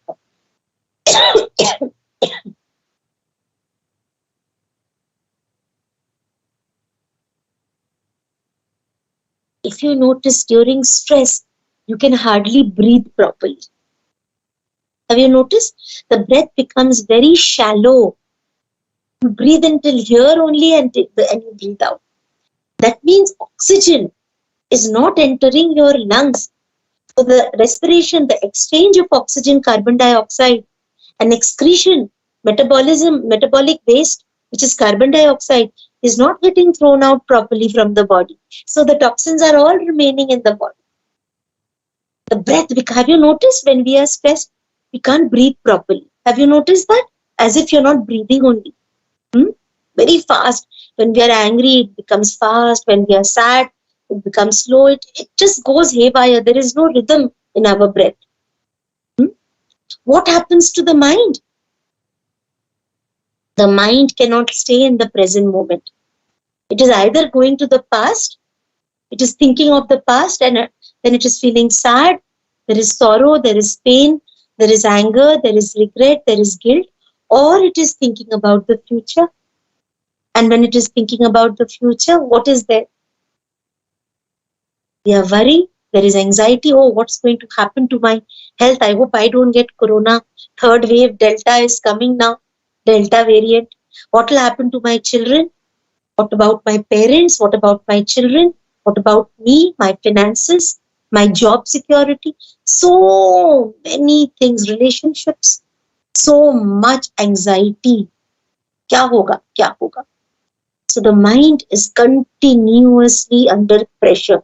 Like you all said initially, it becomes a pressure cooker. Why? Because it is either in the past or it is in the future. It is not able to work and be in the present moment. See, life is happening in the present moment. Yes or no? Can you live in the past or future? No. We are living in the present. That's why it's called a present. It's a gift, but we can't live there because the mind is running like mad. So this is what happens to the mind. Now, fourth, what happens to the intellect? Because there is so much confusion, the intellect is unable to take right decision. There is no clarity. And when we take wrong decisions, then wrong thing happens in our life. Kindly switch on your videos, everyone. Yeah. What happens to the memory? The memory will go back and cling to all the negative things of the past. It will not see the positive. It will continuously cling to the negative, right? What will happen to the ego? The ego will either inflate and become superiority complex. So there will be anger, there will be arrogance. People will start saying, Arey, I am the best. I am here. Everybody is here. I am here. You will see there are some people in our lives. They are very arrogant, very rude. They think that they know everything. They are like MBAs. मुझे बहुत आता है. मुझे ही सब आता है. I am only right. You are always wrong. That is superiority complex. Why?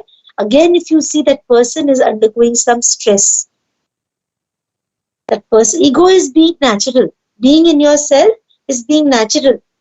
But when there is stress, there can be either superiority complex or inferiority complex. What is inferiority complex? Oh, I am not good enough. अरे मेरे से तो ये काम नहीं होगा. That person is better. Comparison. अपने आप को छोटा मान लेना.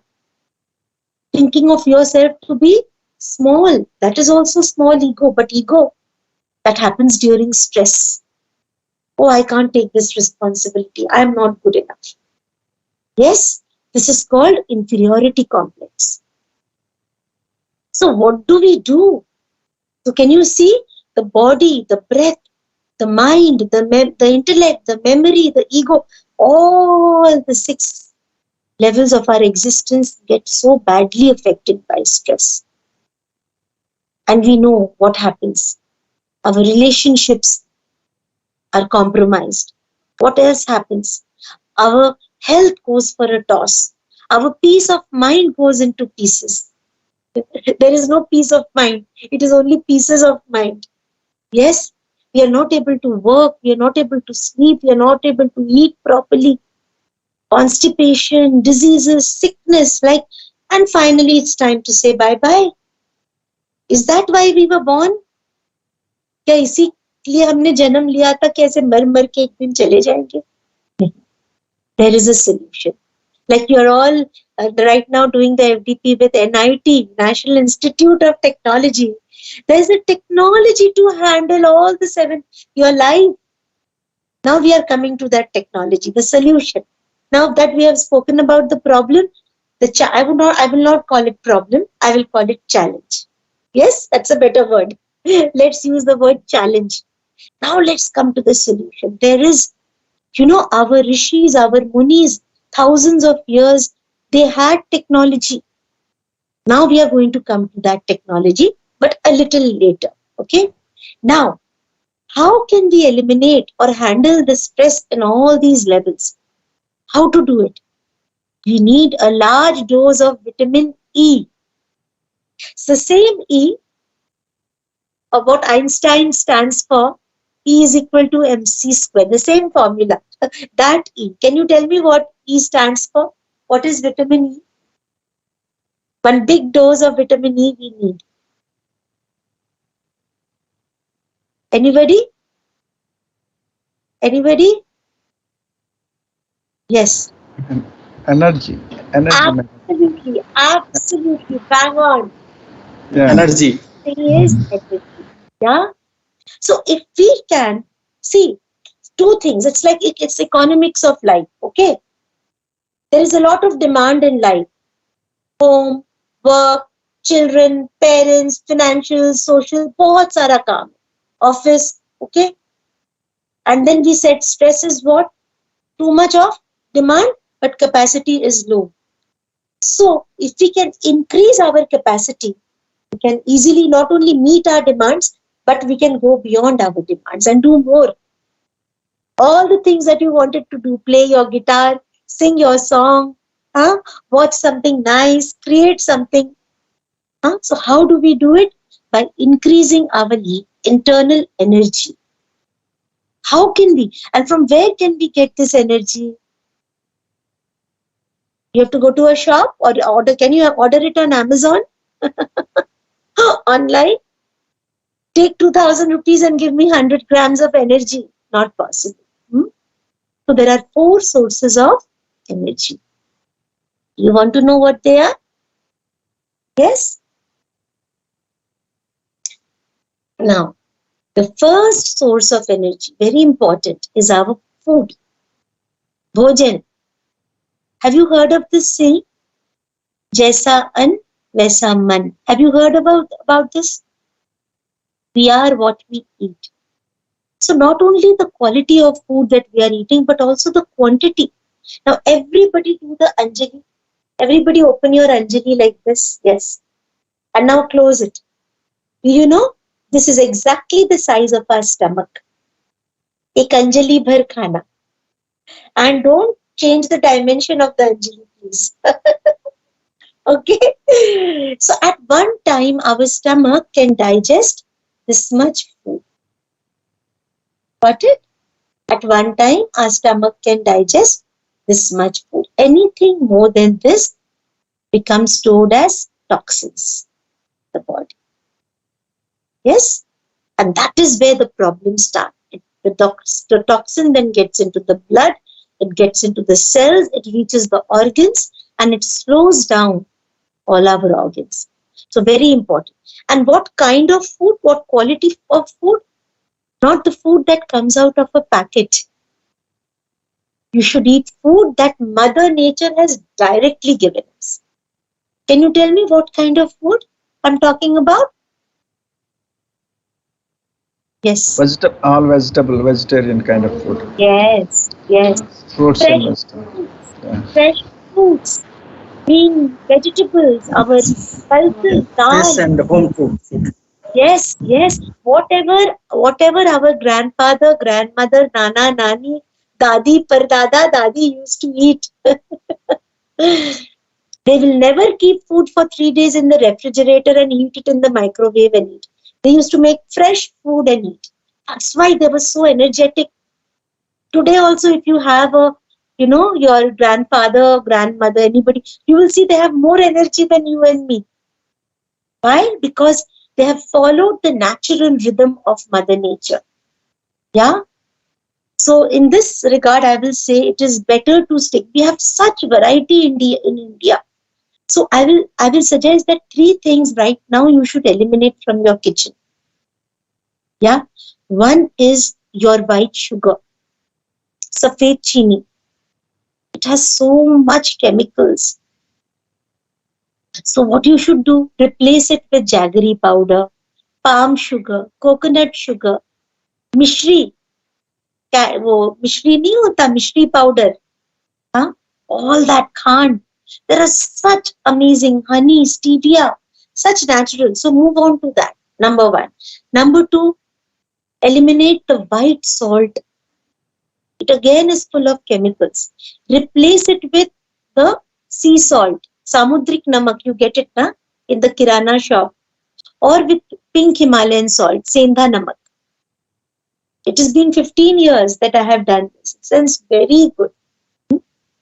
So number 2, so sugar, salt. And third, please do not cook in refined oil.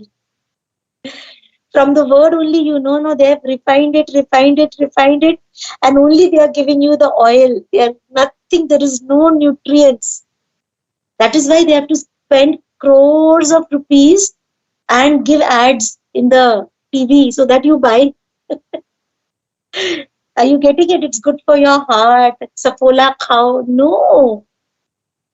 Have cold pressed oil. Have your mustard oil, your coconut oil, your peanut, वो sunflower का जो कच्ची घानी का तेल बोलते हैं, वो खाओ. Natural जो पहले.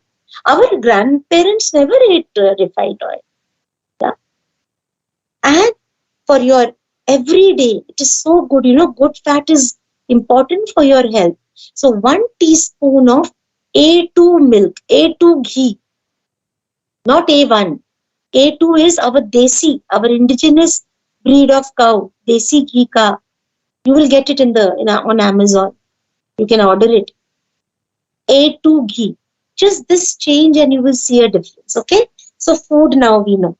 Now the first source of energy, food, right? Second source of energy is our sleep. Imagine, think of a day when you have not slept at night. How do you feel whole day? How do you feel? Tell me. Do you feel energetic? Do you feel, okay, come on, let's do something? No, na? You just want a pillow and you want to sleep. That you cannot concentrate, there is no focus. And there is a reason why God has made day and night. Night, if you see the birds and the whole nature is going to rest. Only we human beings, we are waking at night. जैसे जैसे रात आता है हम और जागते रहते हैं. TV, Netflix, Amazon Prime, matches, parties, late night. So when we are not sleeping, we are exposing our health to tremendous risk, not only physical health, even mental. Parkinson's and all these schizophrenia, mental diseases can come from lack of sleep. At night, when we sleep, the body does three main functions. Number one, it does detoxification. So it detoxifies all the toxins. Liver and lungs are the two most important detoxifying organs. So if you're not sleeping at night, the detoxification will not happen for that night. And the toxins will remain in the body. Number two, what it does, it does repair and maintenance, just like a mother. So when you sleep, whatever cells are damaged in the brain, in the, body, the body goes and repairs. So beautiful, so intelligent. But we are not sleeping on time. And when I'm saying sleep, I don't mean, you should sleep at 3 o'clock and wake up at 9 o'clock. I slept 6 hours, so what? No. There is a time. Latest from 10 to 11, you should sleep and wake up with the sun. Follow the rhythm of the sun. It's called the circadian rhythm. Today, all the scientists are doing research. And all this research 10,000 years ago, our Rishi Munis had done. And now we have forgotten it. Yeah? So very important to sleep. And third, it balances all our hormones. Today, if you see, small girls are getting thyroid, PCOD. Why? Boys are not able to, why the hormones are not? Because of people are not sleeping at night.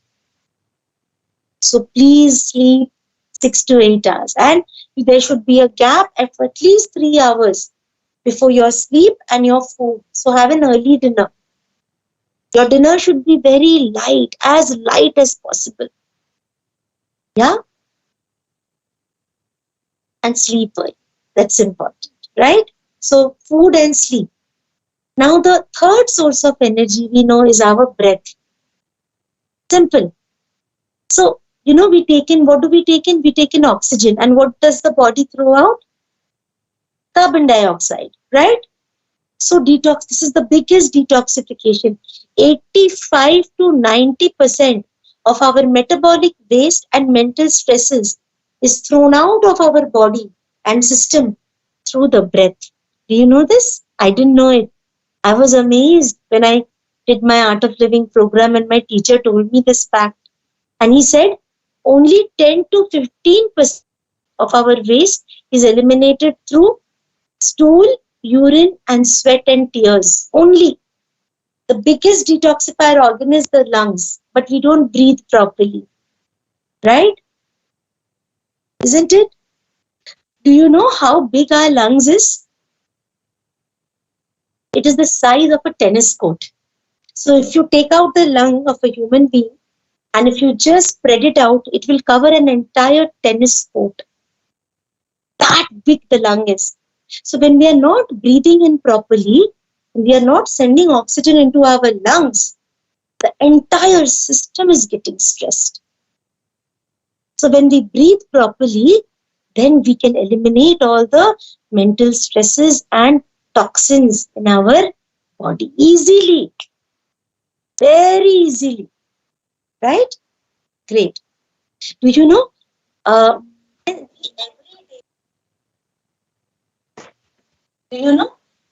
day we breathe in 10,000 liters of air. Do you know this?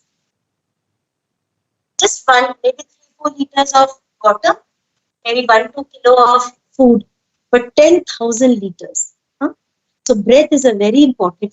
If we learn how to breathe properly, if we can do some deep breathing and take in more oxygen into our system, even mentally we will be fine. It's beautiful, this technology. And then last but not the least, a very important source of energy is then we have a calm, relaxed state of happy state of mind. Have you noticed when we are happy, when we are relaxed, we are very energetic? Yes? Yes? And when we are stressed, we are sad, we are angry, then our energy is low. Isn't it? Isn't it? So how do you achieve a happy state of mind, relaxed and calm state of mind? Through a very beautiful process called meditation. Again, a technology that has been given to us thousands of years ago by our rishis and munis and gurus. They were scientists. They had solutions to every problem of the mind. They knew the human mind so well. So in today's session, I cannot give you food, I cannot give you sleep. But yes, you will definitely take away 3 things today. You will take away a very beautiful breathing technique, a deep breathing technique that will help you at will whenever you're feeling low in energy, sitting on your chair, on your desk. Just by doing this breathing technique, you can energize yourself instantly. Just like instant noodles. See, normally when we feel tired, what we do? Oh, please give me tea. Please give me coffee. Whole day we are drinking tea, coffee, and along with it the sugar, the milk. Huh? But this technique that I'm going to be sharing with you today, we don't want you to go from this session without taking something with yourself for your life, for your health and mind. So we will learn a very beautiful deep breathing technique, and we will also do a short meditation. Yeah? Let's see what happens. Are you all ready?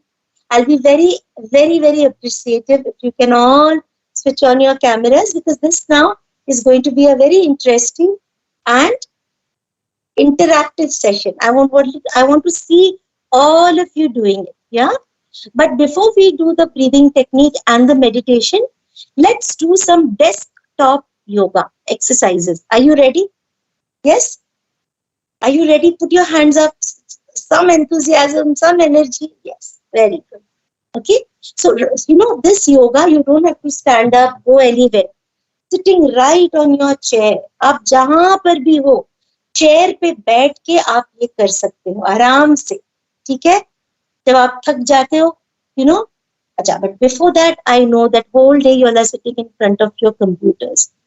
So your eyes must be very tired. Yes? So today we are going to do some eye exercises. We will learn, and we will also do these eye exercises will help you a lot.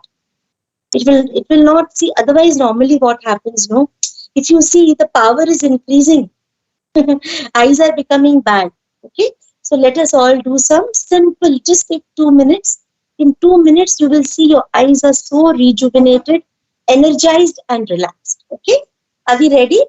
Okay, so in this what we will do is, just give me a minute.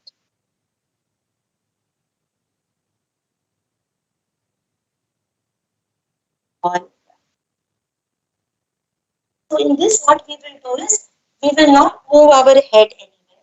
Okay? Your head has to be straight, looking. If you have a wall, better not to look at the screen. First you look at me, just to know. And then we will look at the wall or whatever you have in front of you, or maybe through the window. And what we will do is, we will do a eye exercise. So what we will do is, we will move the eyeballs. सिर्फ आंखों की पुतलियों को घुमाएंगे, sir को नहीं घुमाएंगे. So when I say up, you have to look right up. Stretch your muscles of the eyes and look right up to the ceiling. When I say down, look down to the floor. Okay, let's start. With the breath we will do it. Breathe in, look up, breathe out, down. Up, down. Up, down. Up, down. Up, down, up, down, up, down. Last time, up, down. We will all do this together. Let's see what happens. Now we will do right, left. Okay, let's start. Your head will be straight, just move your eyeballs. Let's start. With the breath, breathe in, look to your extreme right, breathe out, extreme left, right, left. Everyone with a smile. Right, left, right, left, right, left, right, left, right, and relax. And now we will rotate the eyeballs 360 degrees. Okay. Now let's start. Let's start from up top. Up, right, down, left. And just rotate it clockwise. Nicely. आराम आराम से पूरे आंखों की पुतलियों को गोल गोल घुमाएं. Make circles. Very nice. And keep breathing. Observe your breath. Very nice. And now we will do it opposite side. From the left side, anti-clockwise. Up, left, down, right. Up, left, down, right. And 360 degrees. Continue with the breath. Round and round. Round and round. Round and round. Round and round. And come to the center. Relax. Now what we will do is 5 times we will squeeze our eyes hard and then we will open our eyes wide. Okay? Are you getting it? So what the muscles are getting exercised? Eye muscles. Okay. Squeeze, squeeze. And with a smile, look. Squeeze, close your eyes. Open your eyes wide. Squeeze. Open. Squeeze. Open. Everyone. Squeeze. Open with a smile. Under. Squeeze. Open. Squeeze. Open. And relax. And now we will blink our eyes 20 times but fast. So it will be like this, like this, like this. Okay, start. 1, 2, 3, 4, 5, 6, 7, 8, 9, 10, 11, 12, 13, 14, 17, 18, 19, 20. And relax. One more time. 1, 2, 3, 4, 5, 6, 7, 8, 9, 10, 11, 12, 13, 14, 17, 18, 19, 20. And relax. Keep your eyes closed. And just see the difference that has happened in your eyes. And now we will move on to the second step of relaxation. Rub both your hands, palms. दोनों हथेलियों को अच्छे से should become warm. थोड़ा सा इससे गर्माहट आना चाहिए. And then cup your hands, close your eyes, and gently put the warm hands on your eyes. And just feel your eyes relaxing. The warmth of your own hands is healing your eyes. Just hold it for some time. Don't be very fast. Wait. Just follow the instructions. Keep breathing long and deep. और आंखों को कितना आराम मिल रहा है इससे महसूस. And now, one more time. One more time. Come on, come on, come on. This is called calming. It's a very, very important eye exercise. Everyone, come on. Very good. Warm. And now slowly cup your hands. Place it on your eyes. See, only if you do it, you will get the benefit. If you will look at me, you will not get any benefit. Take long and deep breaths and feel the warmth of your own hands, healing your tired eyes. थके हुए आंखों को अपने हाथों की गर्माहट से और energize कर रहे हैं. And relax. Keep your eyes closed. Bring your hands down. And now slowly open your eyes. Good? Isn't it relaxing? In 2 minutes, you can relax your eyes. So for every 40 minutes of screen time, just 2 minutes of these eye exercises will help you a lot. Right? You will remember? So up, down, Thank you. right, left, and then all 5 times you do. And then anti-clockwise 5 times, clockwise 5 times, and then squeeze about 5 times or 10 times, squeeze and open, and then blink 20 times, like 20, gap, 40, and then palm. If you're just doing this much, your eyes will never deteriorate. You will be able to maintain your vision better. Now let's do something for the body. आंखों के लिए तो कर लिया. अभी क्या होता है ना, when we sit long hours on the chair, the body and all the organs get contract. Does it, like, have you noticed when you're sitting for long, you don't feel very energetic? You know, there is a saying these days. It is said, sitting is the new smoking. What? Sitting? Can you repeat after me? Sitting is the new smoking. So for every half an hour of sitting, if you do this 2 minutes of the stretch, it will be very nice. Okay. Now, just interlock your fingers, take it up, and stretch your body nicely. Chair में बैठे बैठे अपने शरीर को ऊपर ऐसे stretch करो. Very nice.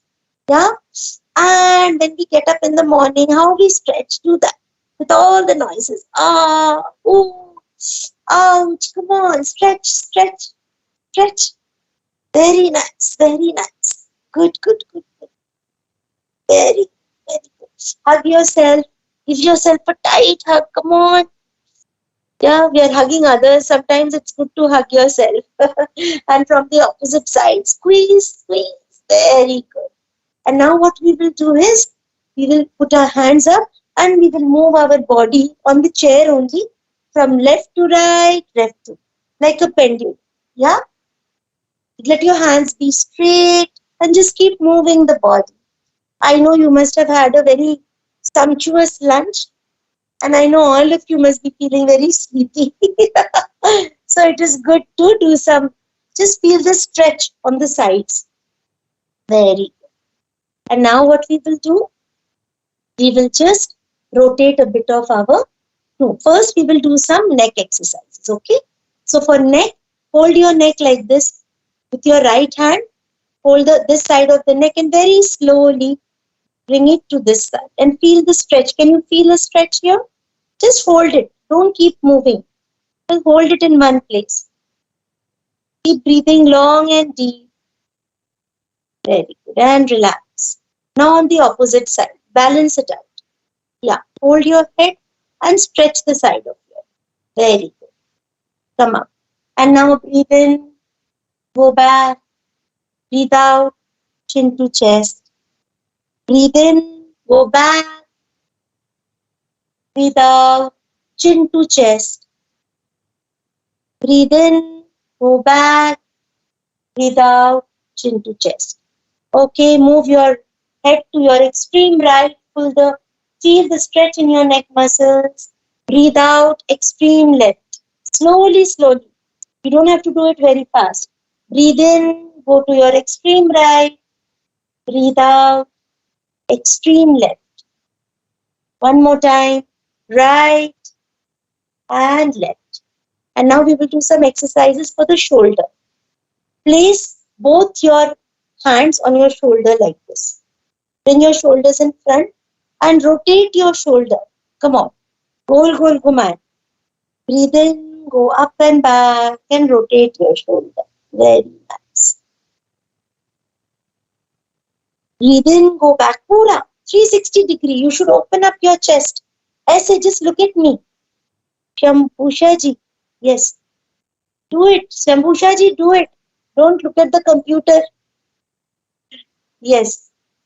Very good. And the opposite side. From the opposite side, rotate your pura chest ko khol de. Open your chest, take it back and move. 360 degrees. Totally. Move your elbows. Very good. And relax. Now some for your hands, okay? So just extend your hand like this and just keep rotating your only wrist. Wrist rotation. 1, 2, 3, 4, 5. Opposite. 1, 2, 3, 4, 5. And now stretch all your fingers as if someone is pulling all your fingers. Okay? Breathe in and squeeze your fingers. Your whole day typing on the mobile, on the laptop. Use this breath. Very relaxing. And release your hands. And just move your hands. Move your hands like this. Just keep moving. Come on. Move, move, move, move. come on, come on, come on. ऐसे move your hands, just हाथ को झटके like this, like this, like this, like this, like. Yeah, you're feeling fresh, no? Relaxing, but there's more now. Okay, and relax. Can you feel something on your palms? Can you feel? What is this? This is your own energy.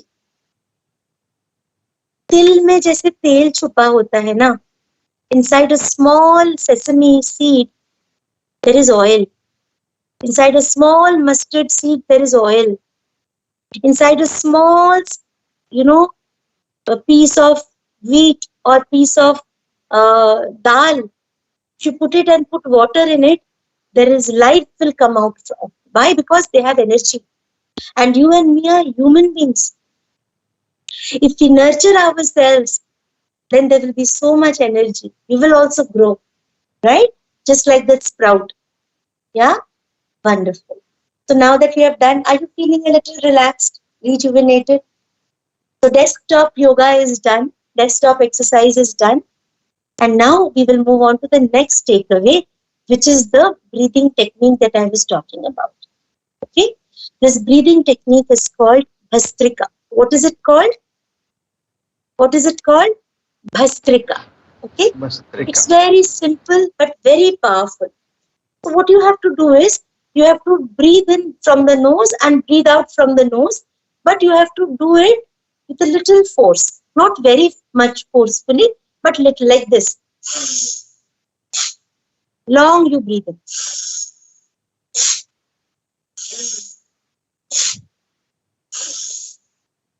So fill your lungs and then breathe out. So you're taking in oxygen and you're forcefully throwing out the carbon dioxide. Yeah?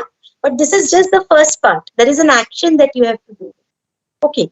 Now those who have any blood pressure or heart problem, or you have gone through some operation, hernia, just do slowly. You don't have to do you can do it like. Rest of us who have no problems, you can do. Okay? Others can do a little slowly. How to do? Okay, yeah, Bhastrika, exactly. What's your name? Wahan pe aa raha hai unknown. So what the position is like this. Everybody copy me. Just put your hands in front of your shoulder. Jili mukhi banaye, loose fist in front of your shoulder. The hands will be closer. Okay? Okay? When I say breathe in, you will breathe in and your hands will go up. I will just adjust the thing. Your hands will go up and your hands will go straight up and your hands will open. When I say breathe out, you will breathe out and again come to the position. So just see me once. Breathe in, breathe out.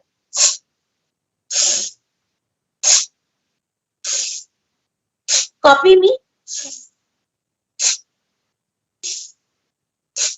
Did you get it? Did you everybody got it? Can I see your thing? Okay. Let's do it together. Come on. Now first round we will do with our eyes open. Second and third round we will do with our eyes closed. I will do this 15 times. So 15, 15, 15. After 15, I will tell you to relax. When I tell you to relax, bring both your hands on your palms. Okay? Let's start. Breathe in. Breathe out. In, out. Everyone. In, out.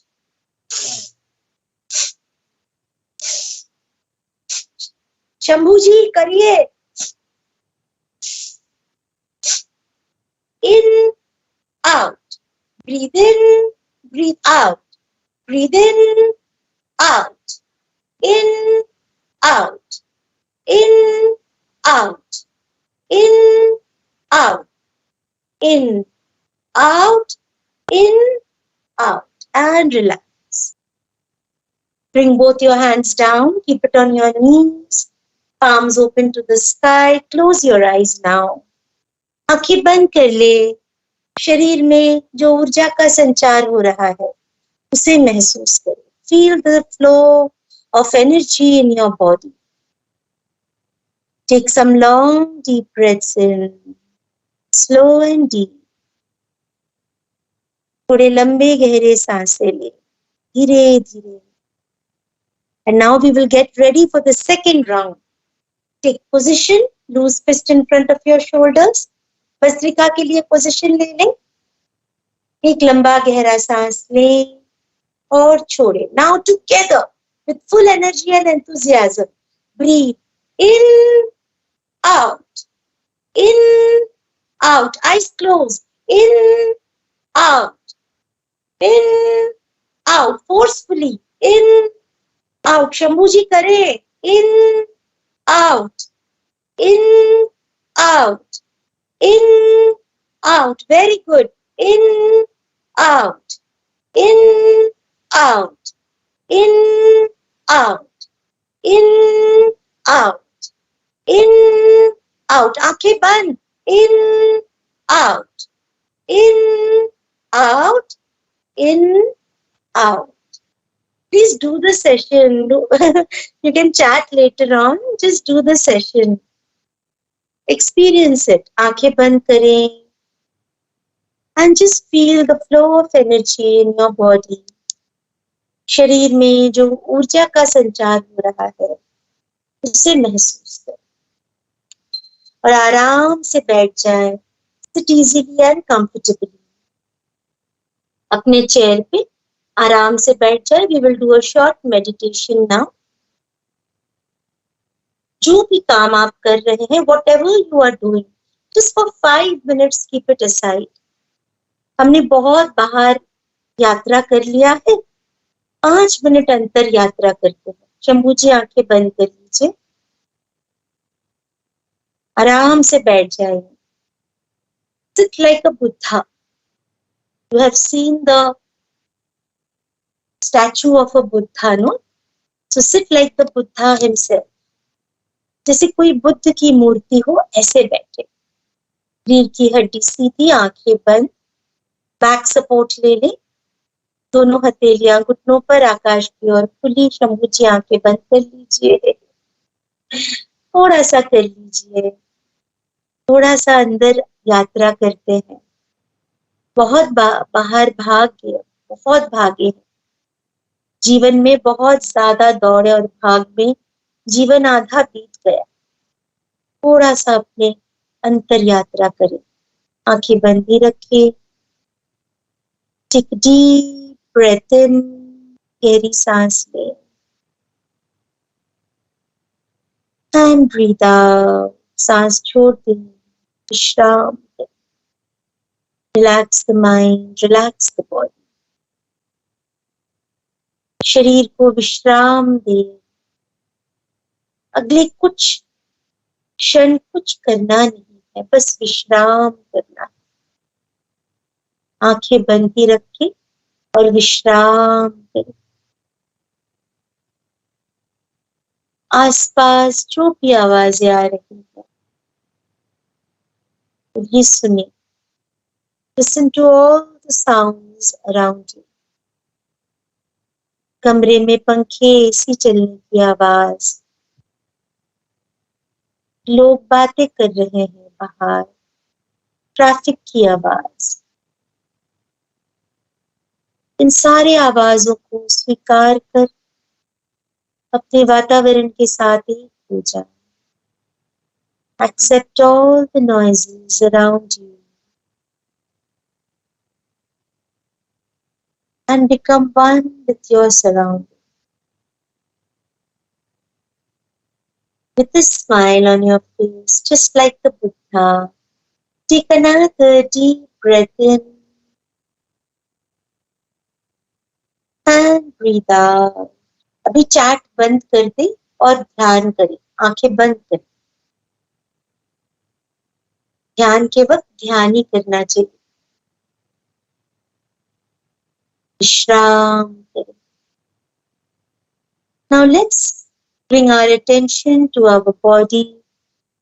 शरीर की ओर अपना ध्यान ले आए.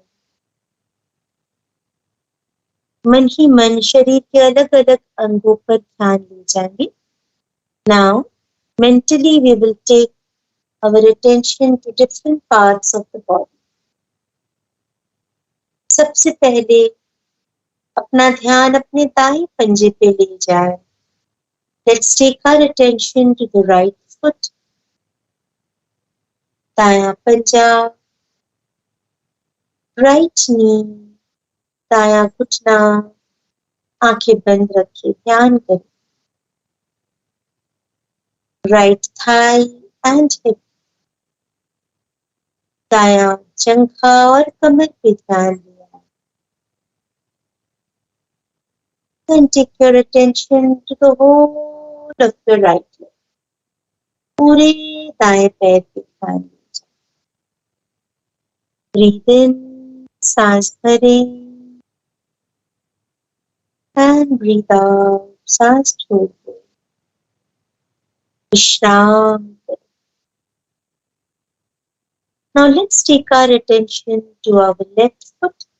बाएं पंजे पे ध्यान ले चले. Left knee, बायां घुटना,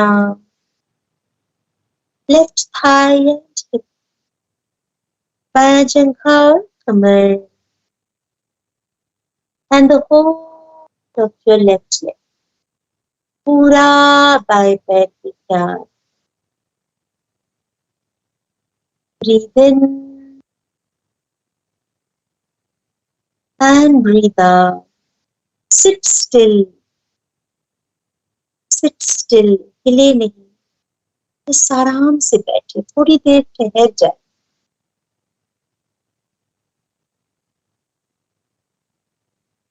Leave all efforts and relax. Let's bring our attention to our stomach. मन ही मन अपना ध्यान पेट की ओर ले चले. नाभि, नेवल, छाती पे ध्यान ले चले. Chest.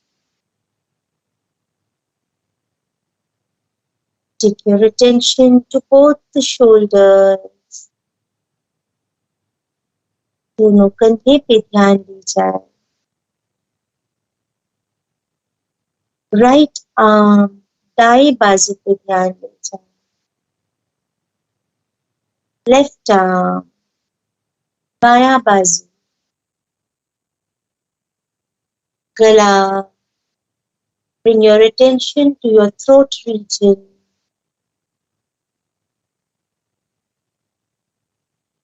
चेहरा, आंखें बंद ही रखिए. Your face.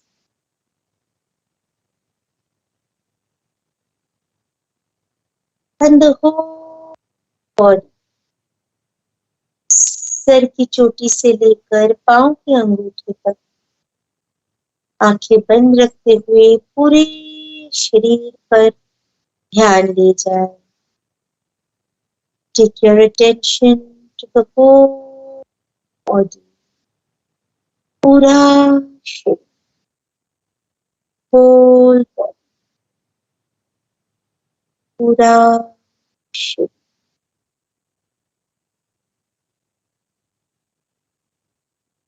Breathe in, सांस लें. And slowly as you breathe out, relax more and more. मन को, शरीर को ढीला छोड़ दो. विश्राम.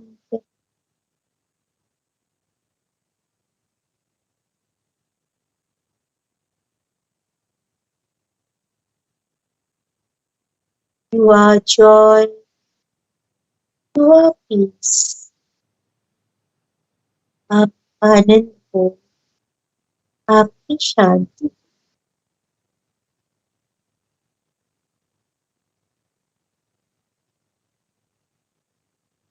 ओम असतो मा सत्तमः तमसो मा ज्योतिर्गमः मृत्योर्मा अमृतं तमः. Om Shanti Shanti. Shanti.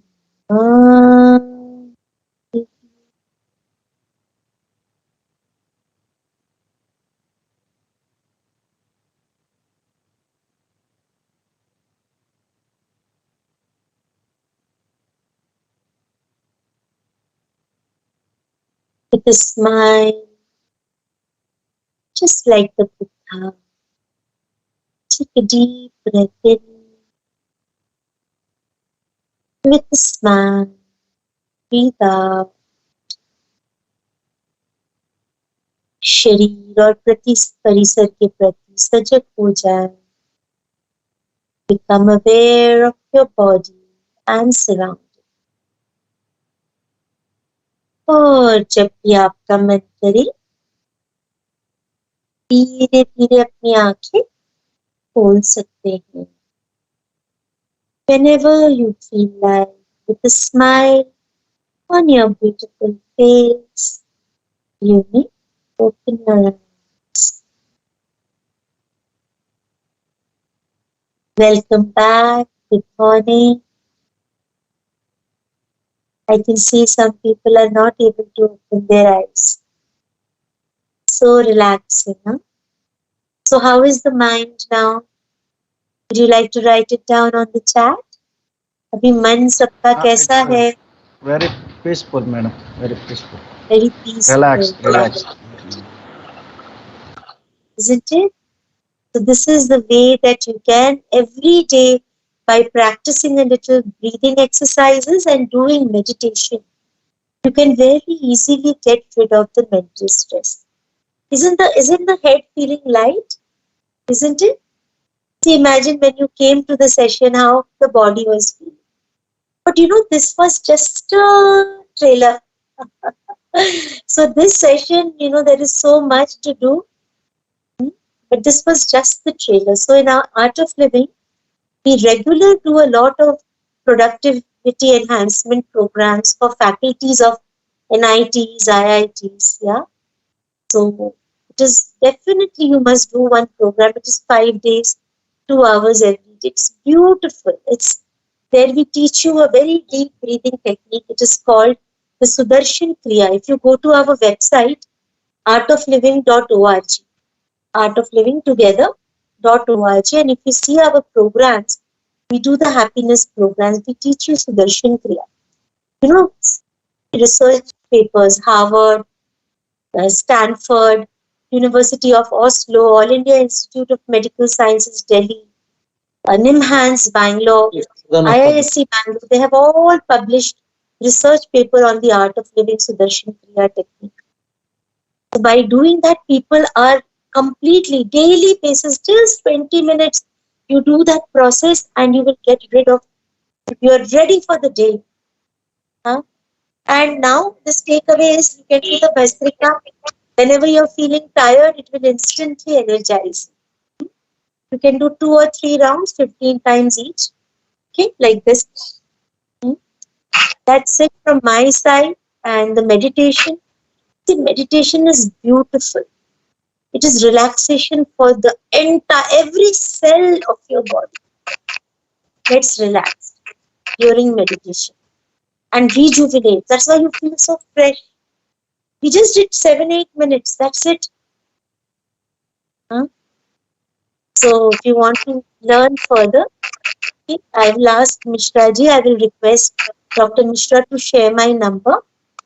It is 9888439044. In case you have any query, or if you want to ask any question, yeah, or you feel you want some further information or knowledge on breathing and meditation, we regularly take programs. Ma'am, once more your number, please, ma'am. Yeah, it is 9888439044. 9888439044. I'm Paulini Mukherjee. And that's it from my side. If you have any questions, please feel free to ask.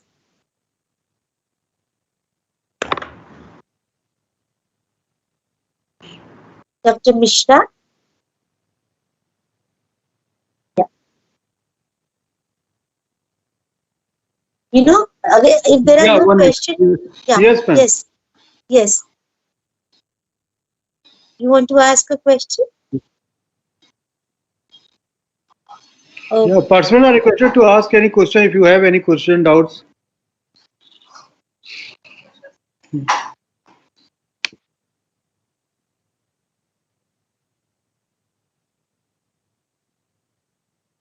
Ma'am, one question is there.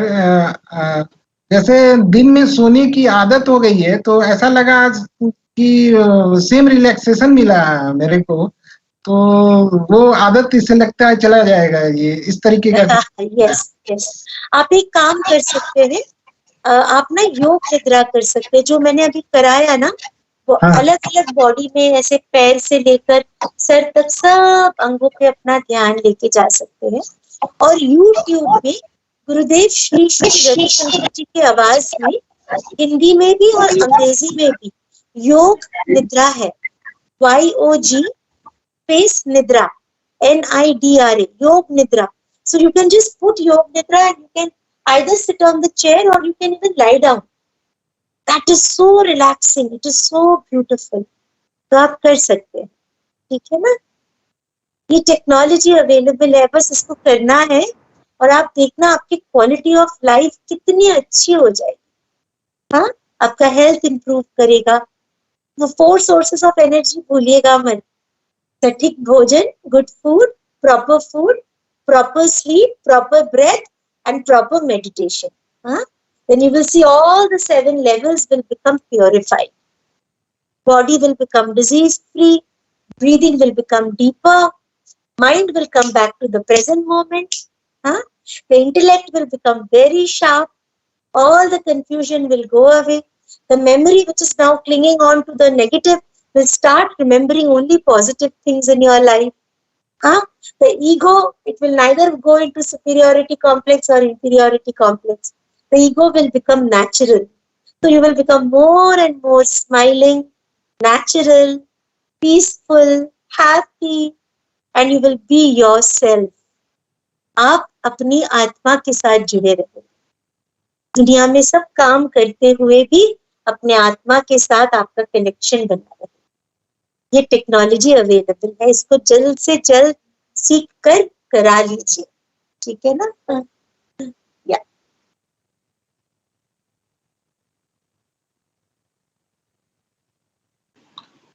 Any other questions?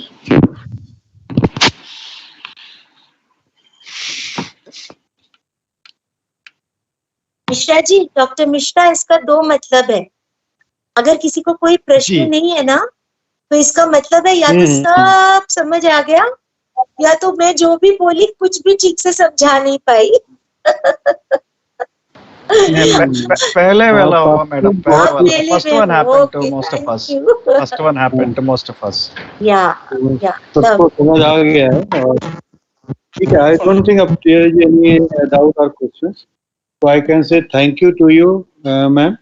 So thanks for sparing your valuable time, and you have given us something like that who has come out from the stress, whatever they have there in mind, so they will practice at home, and definitely this is going to be benefit to the all of the participants. Thank you very much.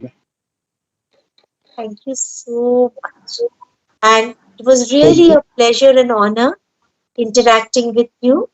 Yeah, thank you so much. Thank you. Okay, Sunil. Thank you very much, madam. Actually, it is called as a virtual meeting. Beyond it is virtual, madam. It's become a physical. Thank you, madam. You virtual become physical again. Thank you, madam. Wonderful.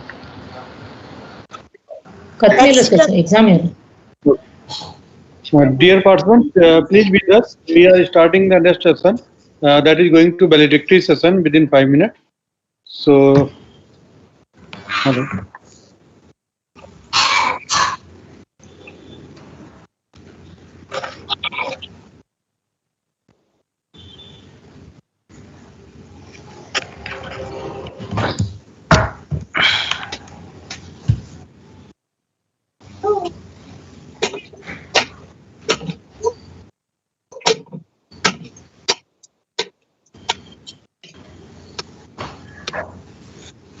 Iya mas, seperti kontik.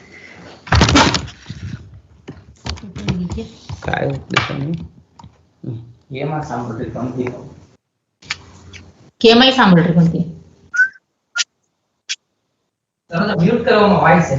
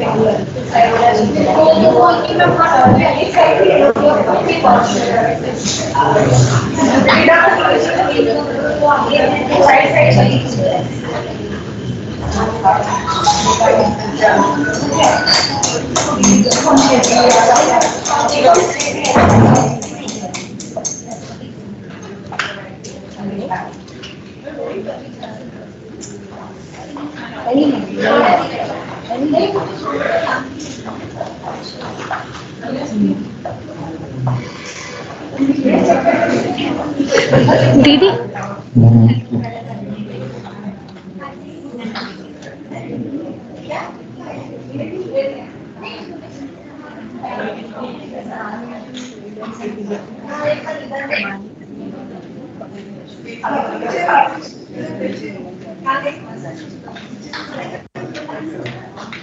Yeah, very good afternoon. Yeah. Dear participants, please mute yourself.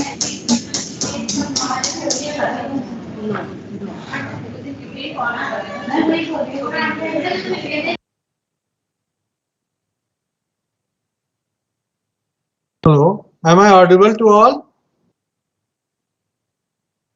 Yes, sir. Yes, sir. Okay, so we are starting to the last session. Yes, sir. Audible, sir. So that is related to the valedictory session.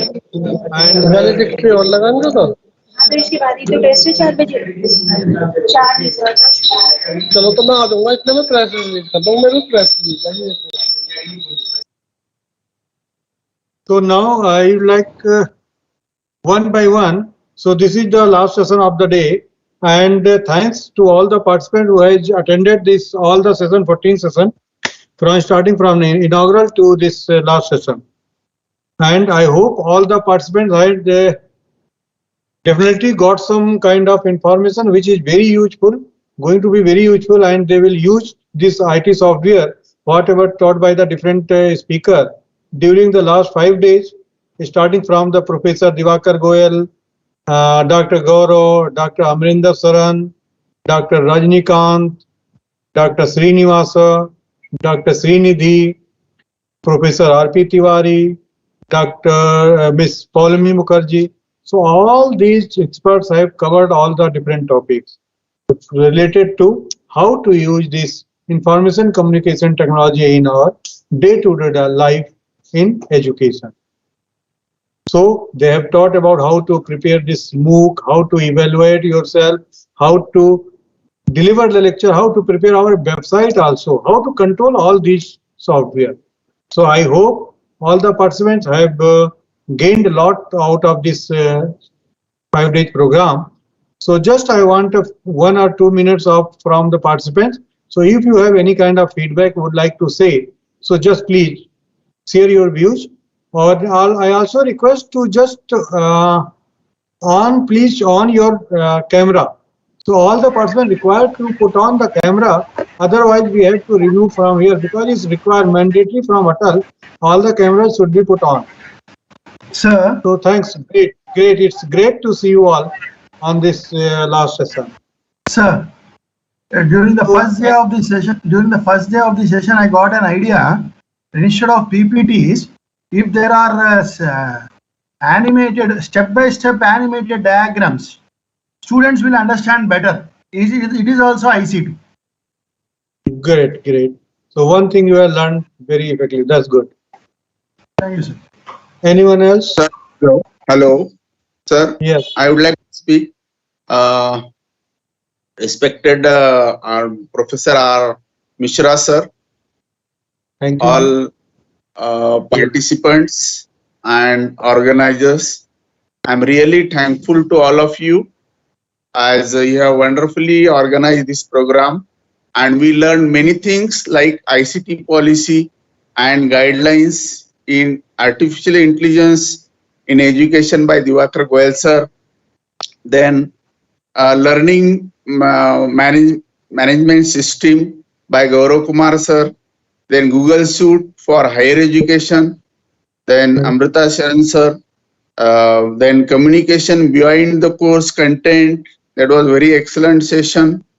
Then K. Srinivasa sir, working with hotspots, platforms for evaluation, Bloom's taxonomy, and national education policy today morning by Professor R.P. Tiwari sir, and mental and health, happiness, value education, and many more things we learned in this particular program. So it was very nice journey, and we are very thankful to all organizers. They have wonderfully, very nicely organized this particular program. I am from the Maharashtra, Baramati, Vidya Pratishthan's Kamal Nayan Bajaj Institute of Engineering and Technology, Baramati. It is in a district, Pune. So thanks to one and all. Thank you, Mishra sir. Thank you, Dr. Anil. Thank you very much. So first you tell your name and affiliation. Then you start your feedback. Other person? Thanks, sir. Respected and Professor Mishra sir, my heartfelt gratitude and congratulations, and many thanks to organizers, especially Dr. S.K. Mishra sir, for choosing and conducting successfully a wonderful FDP, Atal FDP titled Technology Management and Information ICT in Education. We have gained lots of practical knowledge as well as the theoretical knowledge also, and this program is a well planned and well executed program, and since beginning from the ICT in education inaugural session, and Professor Diwakar sir laid a wonderful foundation for the program in the beginning of the program in the first day, and it is a smoothly transited to the session by session, and some of the sessions are very depth in nature and covered different levels of learners also. As we are all faculty, we are in great need of these technologies because pandemic, you all know the fact. So actually this is Dr. Simhachalam. I just sorry to say, I'm introducing myself. Thank Dr. you, Dr. Simhachalam from GMR Institute of Technology, sir. And my research, actually one important highlight, sir, I want to present to you. My research was ICT, using ICT and technology in teaching English language. In 2014, I completed my PhD. That time we were under the impression, the world is under the impression, especially India were impression, technology is something, impractical, and we are not fully agreed with the technology, the impetus and power of the technology. And I really, thankful to the situation, but we regret for the situation of COVID gave good and bad things also. But in terms of education and development, really a great realization happened due to this pandemic and online kind of things. Thank you very much once again, organizers S.K. Mishra sir, for wonderful program and bringing to us all, and took our level of knowledge and theory to the next level. Heartfelt thanks to all, sir. Thank you very much. Thank you, sir. I am Dr. M. Subramanian from Oral Institute of Management Studies, Madurai. I thoroughly learned with a lot of involvement and enjoyment for the past 5 days. Each and every session we had a wonderful learning. That is very important. As a teacher, teaching a teacher is very challenging, right? So in that case, I was thoroughly enjoying all the sessions as a student from this side. Every day we go and teach, but now we are in a student position. We're able to learn a lot from everybody. That too, the sessions on learning analytics yesterday was like a mind-blowing thing for all of us. All the sessions were well structured, well thoughtful, and well organized. So once again, I submit my heartfelt thanks to all the organizers and participants. Co-participants were very wonderful. They were able to interact a lot, and they were able to enthusiastically ask a lot of questions. That is very important for a successful program. Thank you all my fellow participants. Kudos to you all. I'm happy that I was a fellow participant with all these people. Thank you, organizers. A thumbs up to you. A wonderful program. All the very best. Thank you, sir. Thank you, Subramanian. Thank you. Yes. Yeah. Good afternoon to all of you. I am Dr. R.K. Bhardwaj from DAY-5 University, Himachal Pradesh. The session was really very good, and each and everything was explained by the good examples, and everything that was very good. And the last session totally relieved the tension and they give the definition of the tension and method also used how to remove the tension. So thanks to Dr. S.K. Mishra who organized this session. Wonderful session. Thanks a lot, sir. Thank you, Dr. Bhardwaj. Ji, Dr. Pranav Das.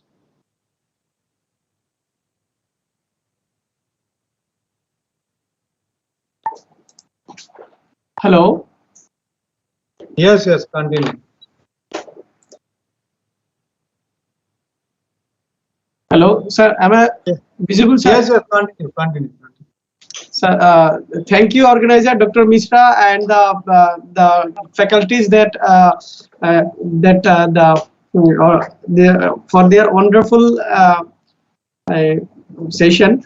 Each and every thing that I learned from your end, I am grateful to you that I have get an opportunity to join this session, and I am very much thankful to your NIT Jalandhar for their wonderful presentations and sessions.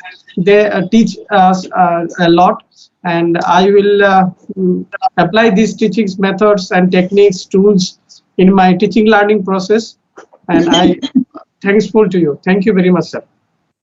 Namaskar.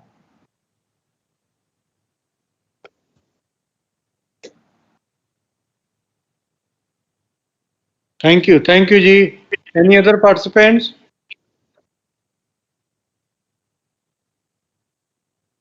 Hello. Yes, please. Good afternoon, all. I am Nagaraj Obaya, Assistant Professor, Department of Economics, Kelis Jagadguru Tontadaria College, Gadag, Karnataka. Yes.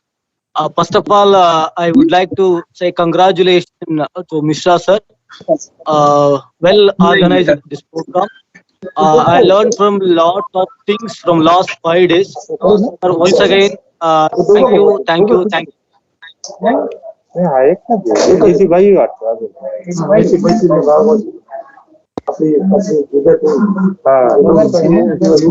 हमारे business में जाता है, but ये तो tax वही लगता है 30%.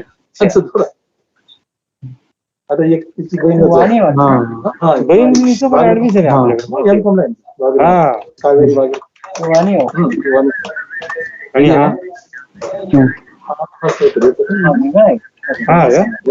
ये अनेरिया नहीं है ना. ना अनेरिया नहीं है. ये अनेरिया अगर हम आउटसाइड को देते हैं तो फिर 10% काटते हैं, इंटरनल को देते हैं 30% लेते हैं. ये अनेरिया नहीं, अनेरिया में नहीं जाता. आता आपण हे पासपोर्ट म्हणून घेतला, आपल्या कामासाठी लोकांच्या पगाराला पैसे दुसून जे मला किंवा Any other participants? Yes, sir. Hello. Good evening, everyone. Good evening to you all. Thank you, Dr. Mishra, for giving me the opportunity to participate in this FDP. I am Anil Kumar, working as Assistant Professor in Institute of Management Studies, Kurukshetra University, Kurukshetra. The theme of this FDP was very relevant. It will definitely contribute to our skills of using ICT, which And definitely COVID has compelled us to use this alternate way. And thank you, sir. And again, Dr. Misra, this will definitely help us. We can apply what we learned from here. Thank you. Thank you, everyone. Namaskar.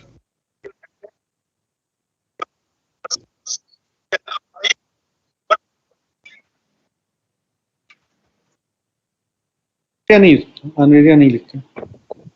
next please.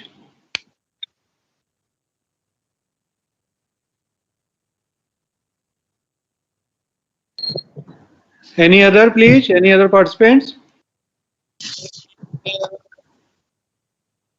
Okay. Any Sir, I doubt? would like to good evening to all of you. Sir, I would like to thank to all the resource persons and the organizers for such a nice FDP that is the demand of the time. So my thanks to all the organizing team and all the resource persons. Thank you so much. Thank you. Thank you very much. Okay. So I hope any other?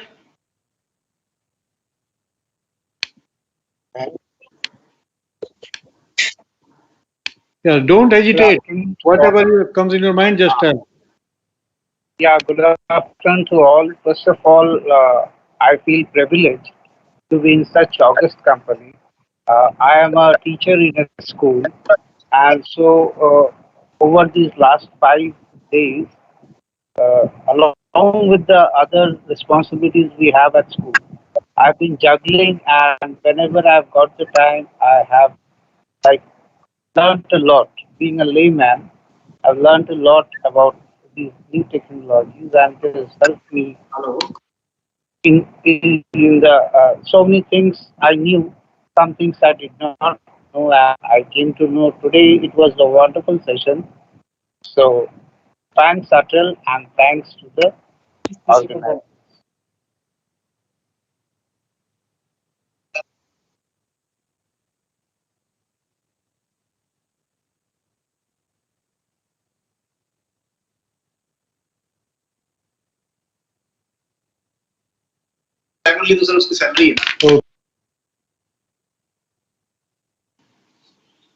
Ji, I hope there is no anyone to just give feedback.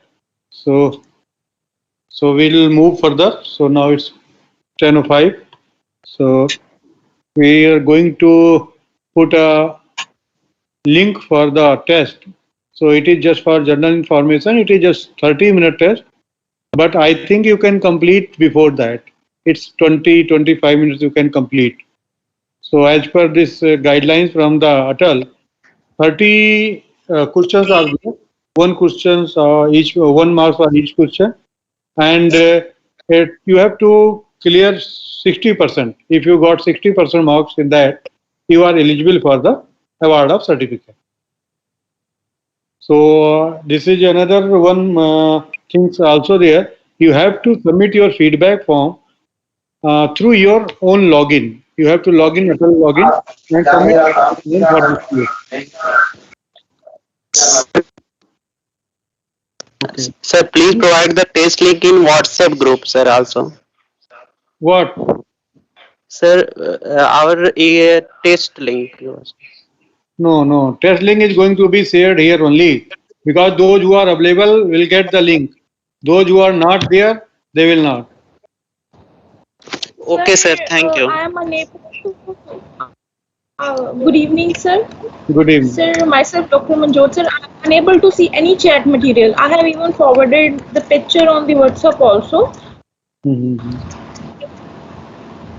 From the morning, I'm just able to see my messages only. Sir, I have also same problem. Okay. I have sent the picture, snapshot on the WhatsApp group. Please do check it. Okay. So those who are not able to see the chat, I'll just put your word in the chat group. So I'll share it directly to your direct mail. Okay? Okay, sir. I have sent the message Okay, fine. In the I am just dropping this link. WhatsApp Okay. group. Sir, I am Okay, also not able to see my chat. First it check this chat. Okay. Sir, I can also not see that link for the test. Sir, unable to Sir, start have out. you sent the link in the chat box? No, sir, I unable to see, sir.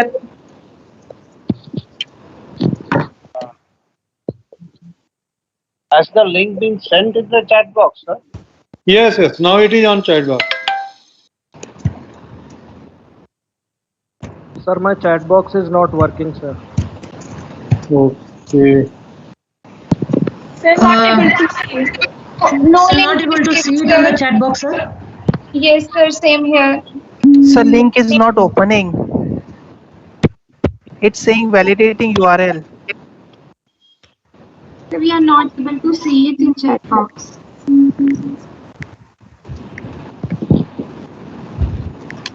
So the link is not opening. It is saying validating URL. It's working for me, I think.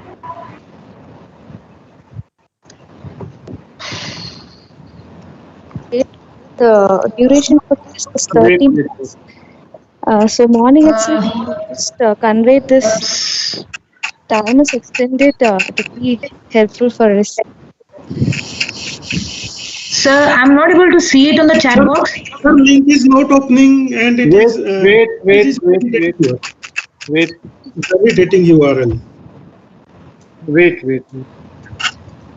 कोई दूसरा डाल दिया होगा। Oh, wait.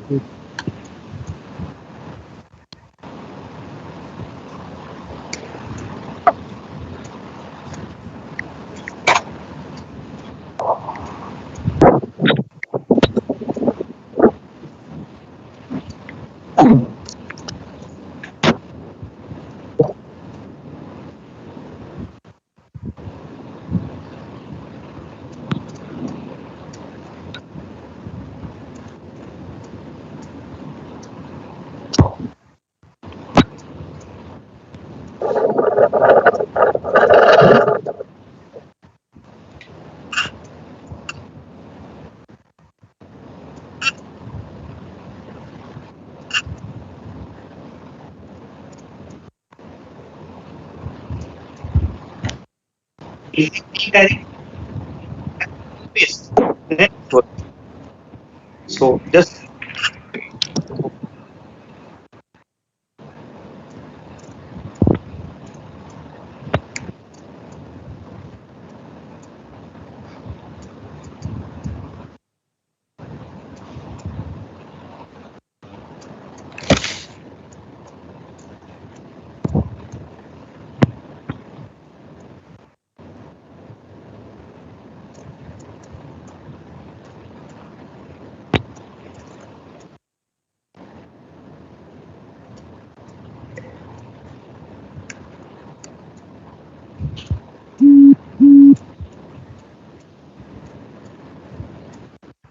So it's opening. I think you can recheck. It's opening. You can open it. So if you require program, you can log in your email ID also. Through your email, Yes, you sir. can Yes, open sir. It's working, sir. it. It's working. Yeah.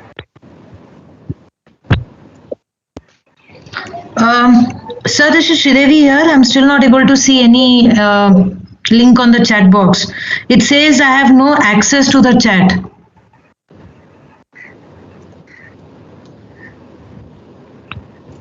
Okay, we are checking it.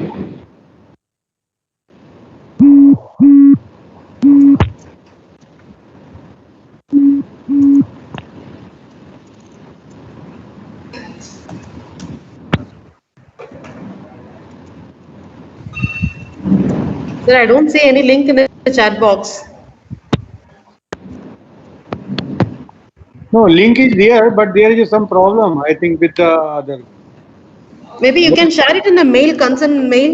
उसको copy करो और paste करो भाई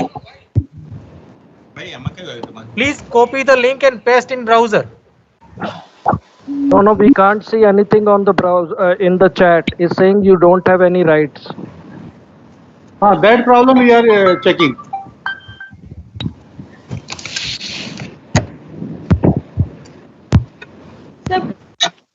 send me the link? Same browser में login होना चाहिए Google का। Same browser में गूगल का लॉगिन होने से उसी ब्राउजर पर फिर खोल सकते हैं लिंक को। हाँ, आपकी मेल आईडी से लॉगिन होना चाहिए। हाँ, जीमेल आईडी लॉगिन होनी चाहिए उस ब्राउजर पे, तभी आप सेम उस ब्राउजर पे लिंक को ओपन कर सकते हो। Excuse me, sir. Rishi Saj here. Sir, I'm not able to open the link on mobile, though I have logged the Gmail, but it is not working. Please. Yeah, we are working. देखते हैं कैसे। Sir, please send me the link on my WhatsApp number. I'm not able to see any message in the chat. No issue, we are sending. Okay, sir. Excuse me, sir. Myself Rishi here. I am not able to open. Wait. If it is a problem, we are sending on your email ID also. Okay. Okay, sir.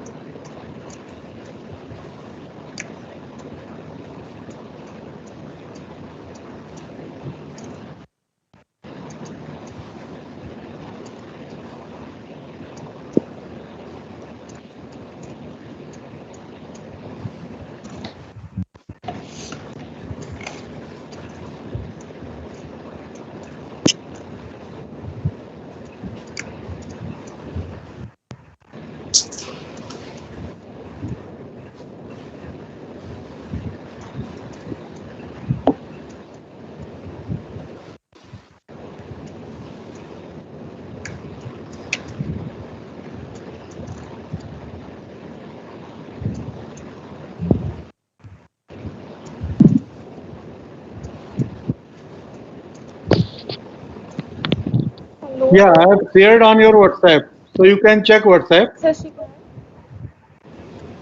हाँ जी ma'am. I have shared it on your WhatsApp, this WhatsApp group. Okay. हाँ जी, मैं करनी लगी सी हरबूजी का तड़का। हाँ, so you can see on your WhatsApp. Okay. If you have not received, you can check your WhatsApp.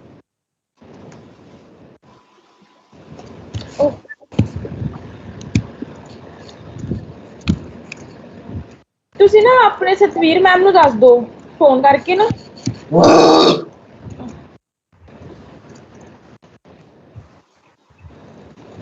ਅੱਛਾ ਜੀ, ਤੁਸੀਂ ਉਹਨਾਂ ਨੂੰ ਦੱਸ ਦਿਓ ਸਤਵੀਰ ਮੈਮ ਨੂੰ ਨਾ, ਉਹ ਫਿਰ ਆਪੇ ਉਹਨਾਂ ਕੋਲ ਕੋਈ ਹੋਊਗਾ ਹੋਰ ਦੂਜਾ ਕੰਟੈਕਟ ਨੰਬਰ ਜਾਂ ਆਪਣੇ ਕਿਸੇ ਹੋਰ ਸਟੂਡੈਂਟਸ ਨੂੰ ਕਹਿ ਦਿਓ ਤੇ ਉਹ ਫਿਰ ਉਹਨੂੰ ਫੋਨ ਕਰਕੇ ਪੁੱਛ ਲੈਣਗੇ। सर ते लिंक देतात ਕੋਈ नाही ਹੋਰ chat. ਨੰਬਰ ਹੋਏਗਾ ਨਾ ਸਤਵੀਰ ਮੈਮ ਦੱਸ ਦਿਓ, ਉਹ ਸੈਂਟਰ ਸੁਪਰਡੈਂਟ ਨੇ ਨਾ। उधर से म्यूट कर दो।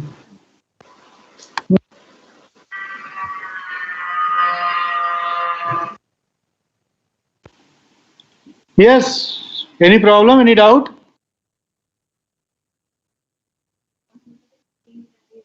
हाँ ठीक है.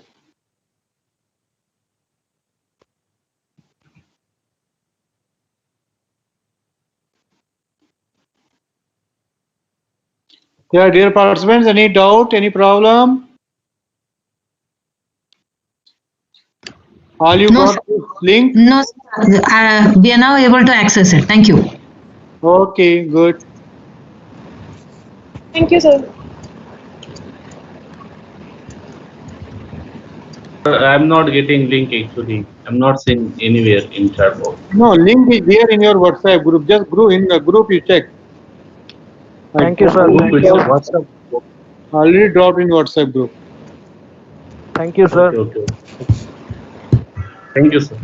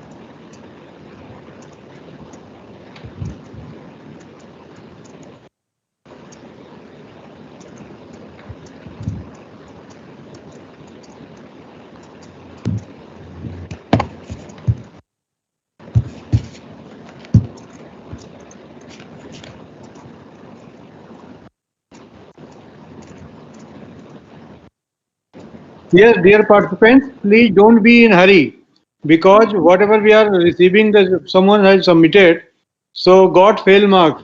So be very careful and give answer after second or just give second or third thought and just submit our answer.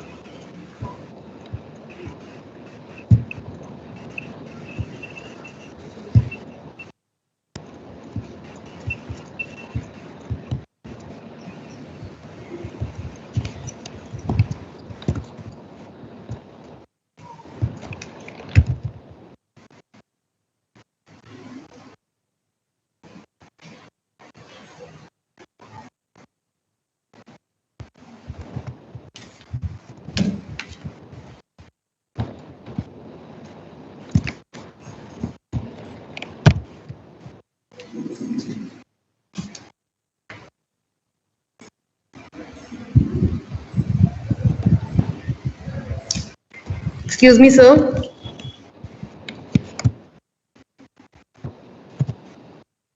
Yes, please. Sir, I couldn't see any link, sir. I haven't received for the mail also. It was shared on your WhatsApp group. WhatsApp group? But now it has been deleted because it was available just for 5 minutes. So kindly post it again, sir. Just wait.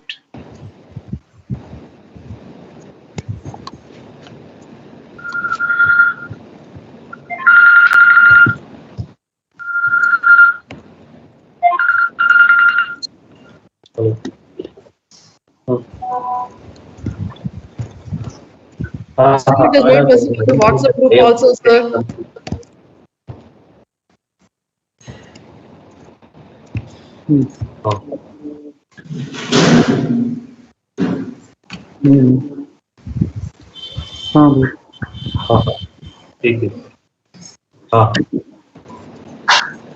Sir, post it once again, sir. I'm waiting for the WhatsApp group also.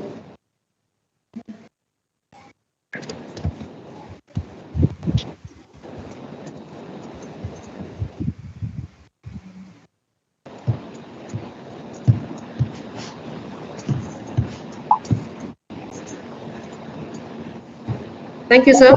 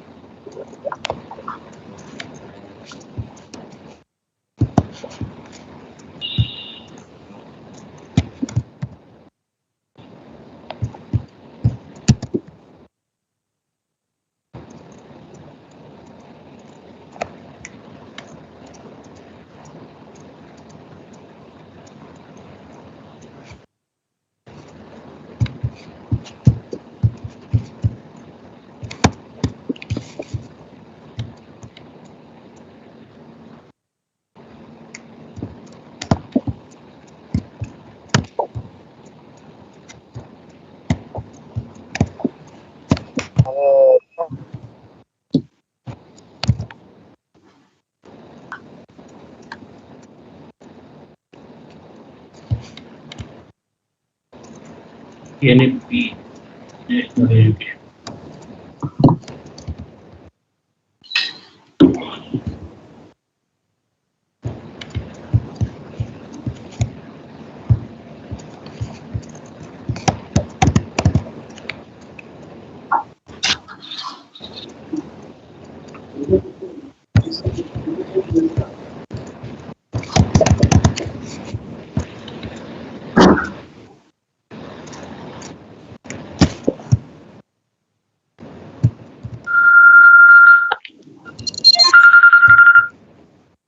Okay.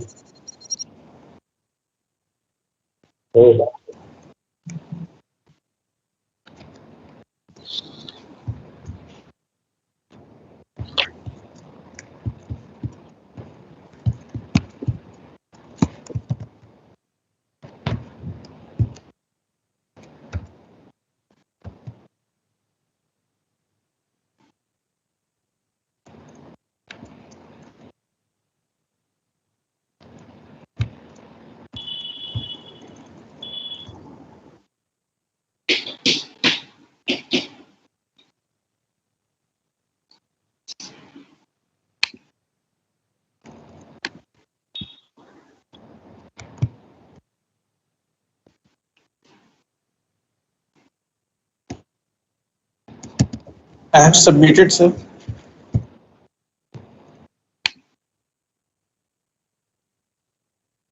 Yes, you can leave. That's not an issue. Thank you very much. Thank you, sir. Thank you, everyone.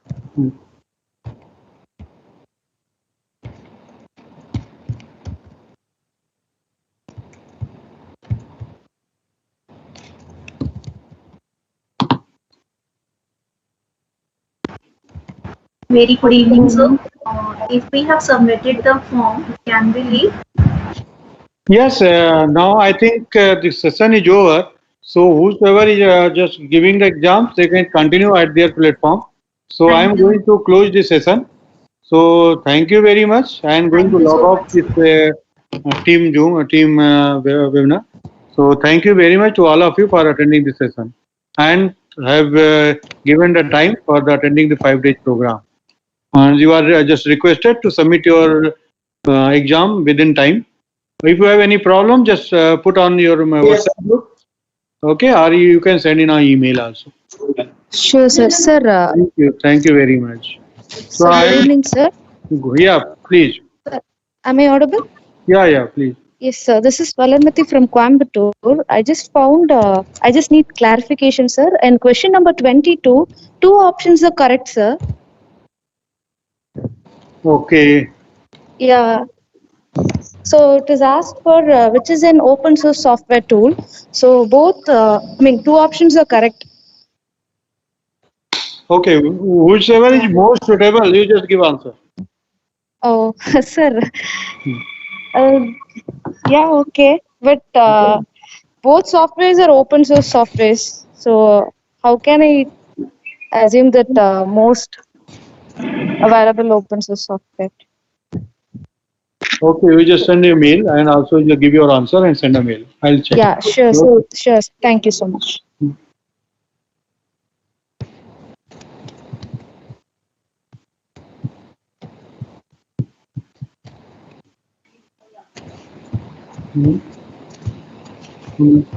Okay, thank you. Bye bye. Okay, Pranav. Okay, everyone. So, Steve ji, Maulik ji, everyone, thank you very much for attending this program. Definitely, we'd like to see you in another program which are going to be held by the. Thank you, sir. Thank you very much. Thank you very much. Thank you. Thank you, sir. Thank you very much, sir.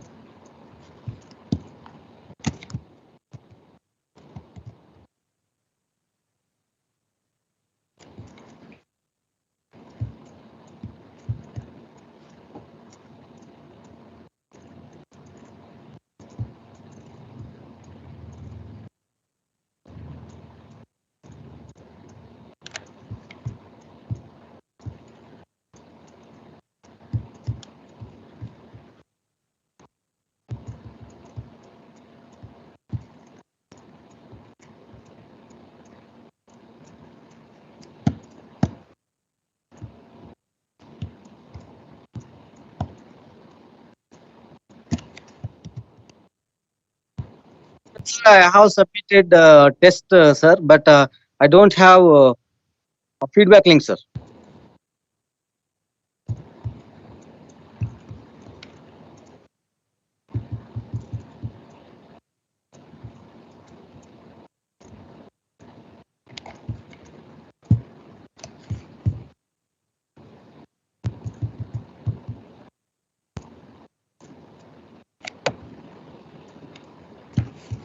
Hello.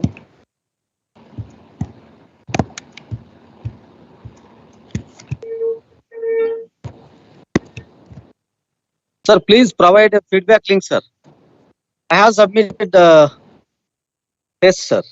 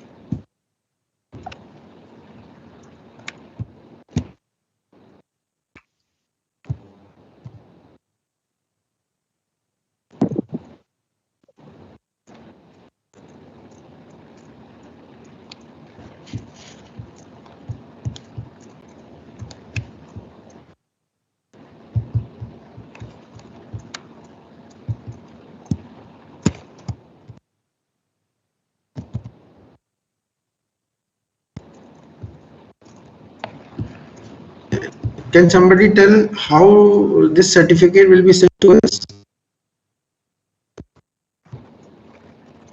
Sir, I got only test link, sir, but I don't want this, sir. Got feedback link. No, feedback link is available in site. Sir, once again, please share me in the chat box, sir. Please, sir.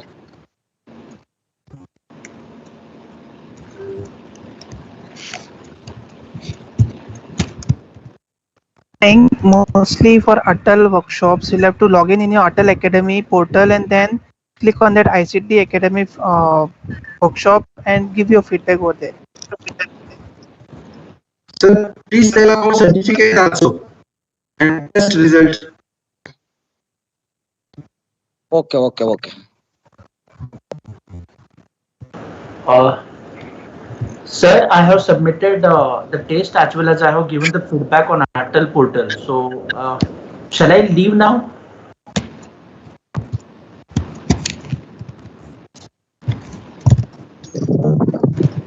Am I audible?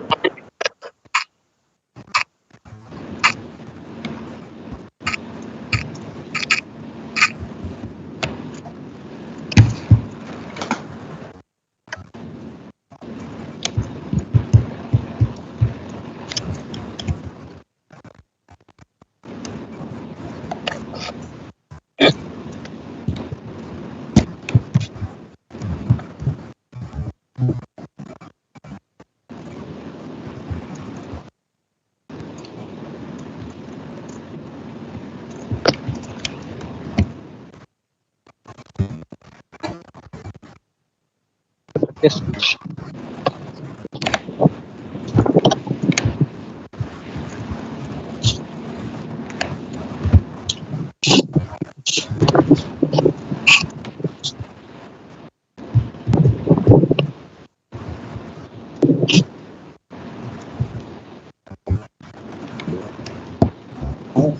Sir, may we leave, sir?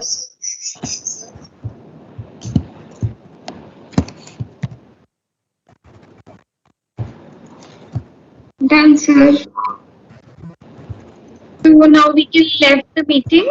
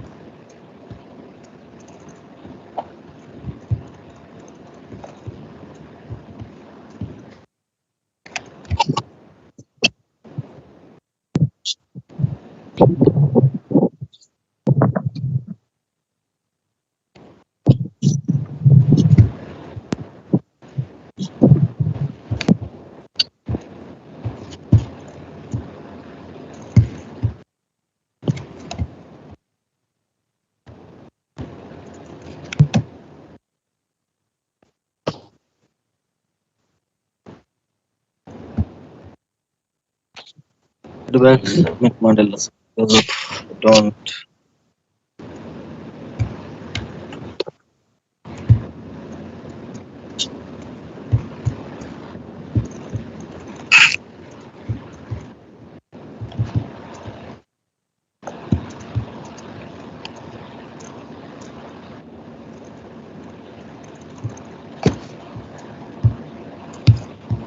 No feedback is available.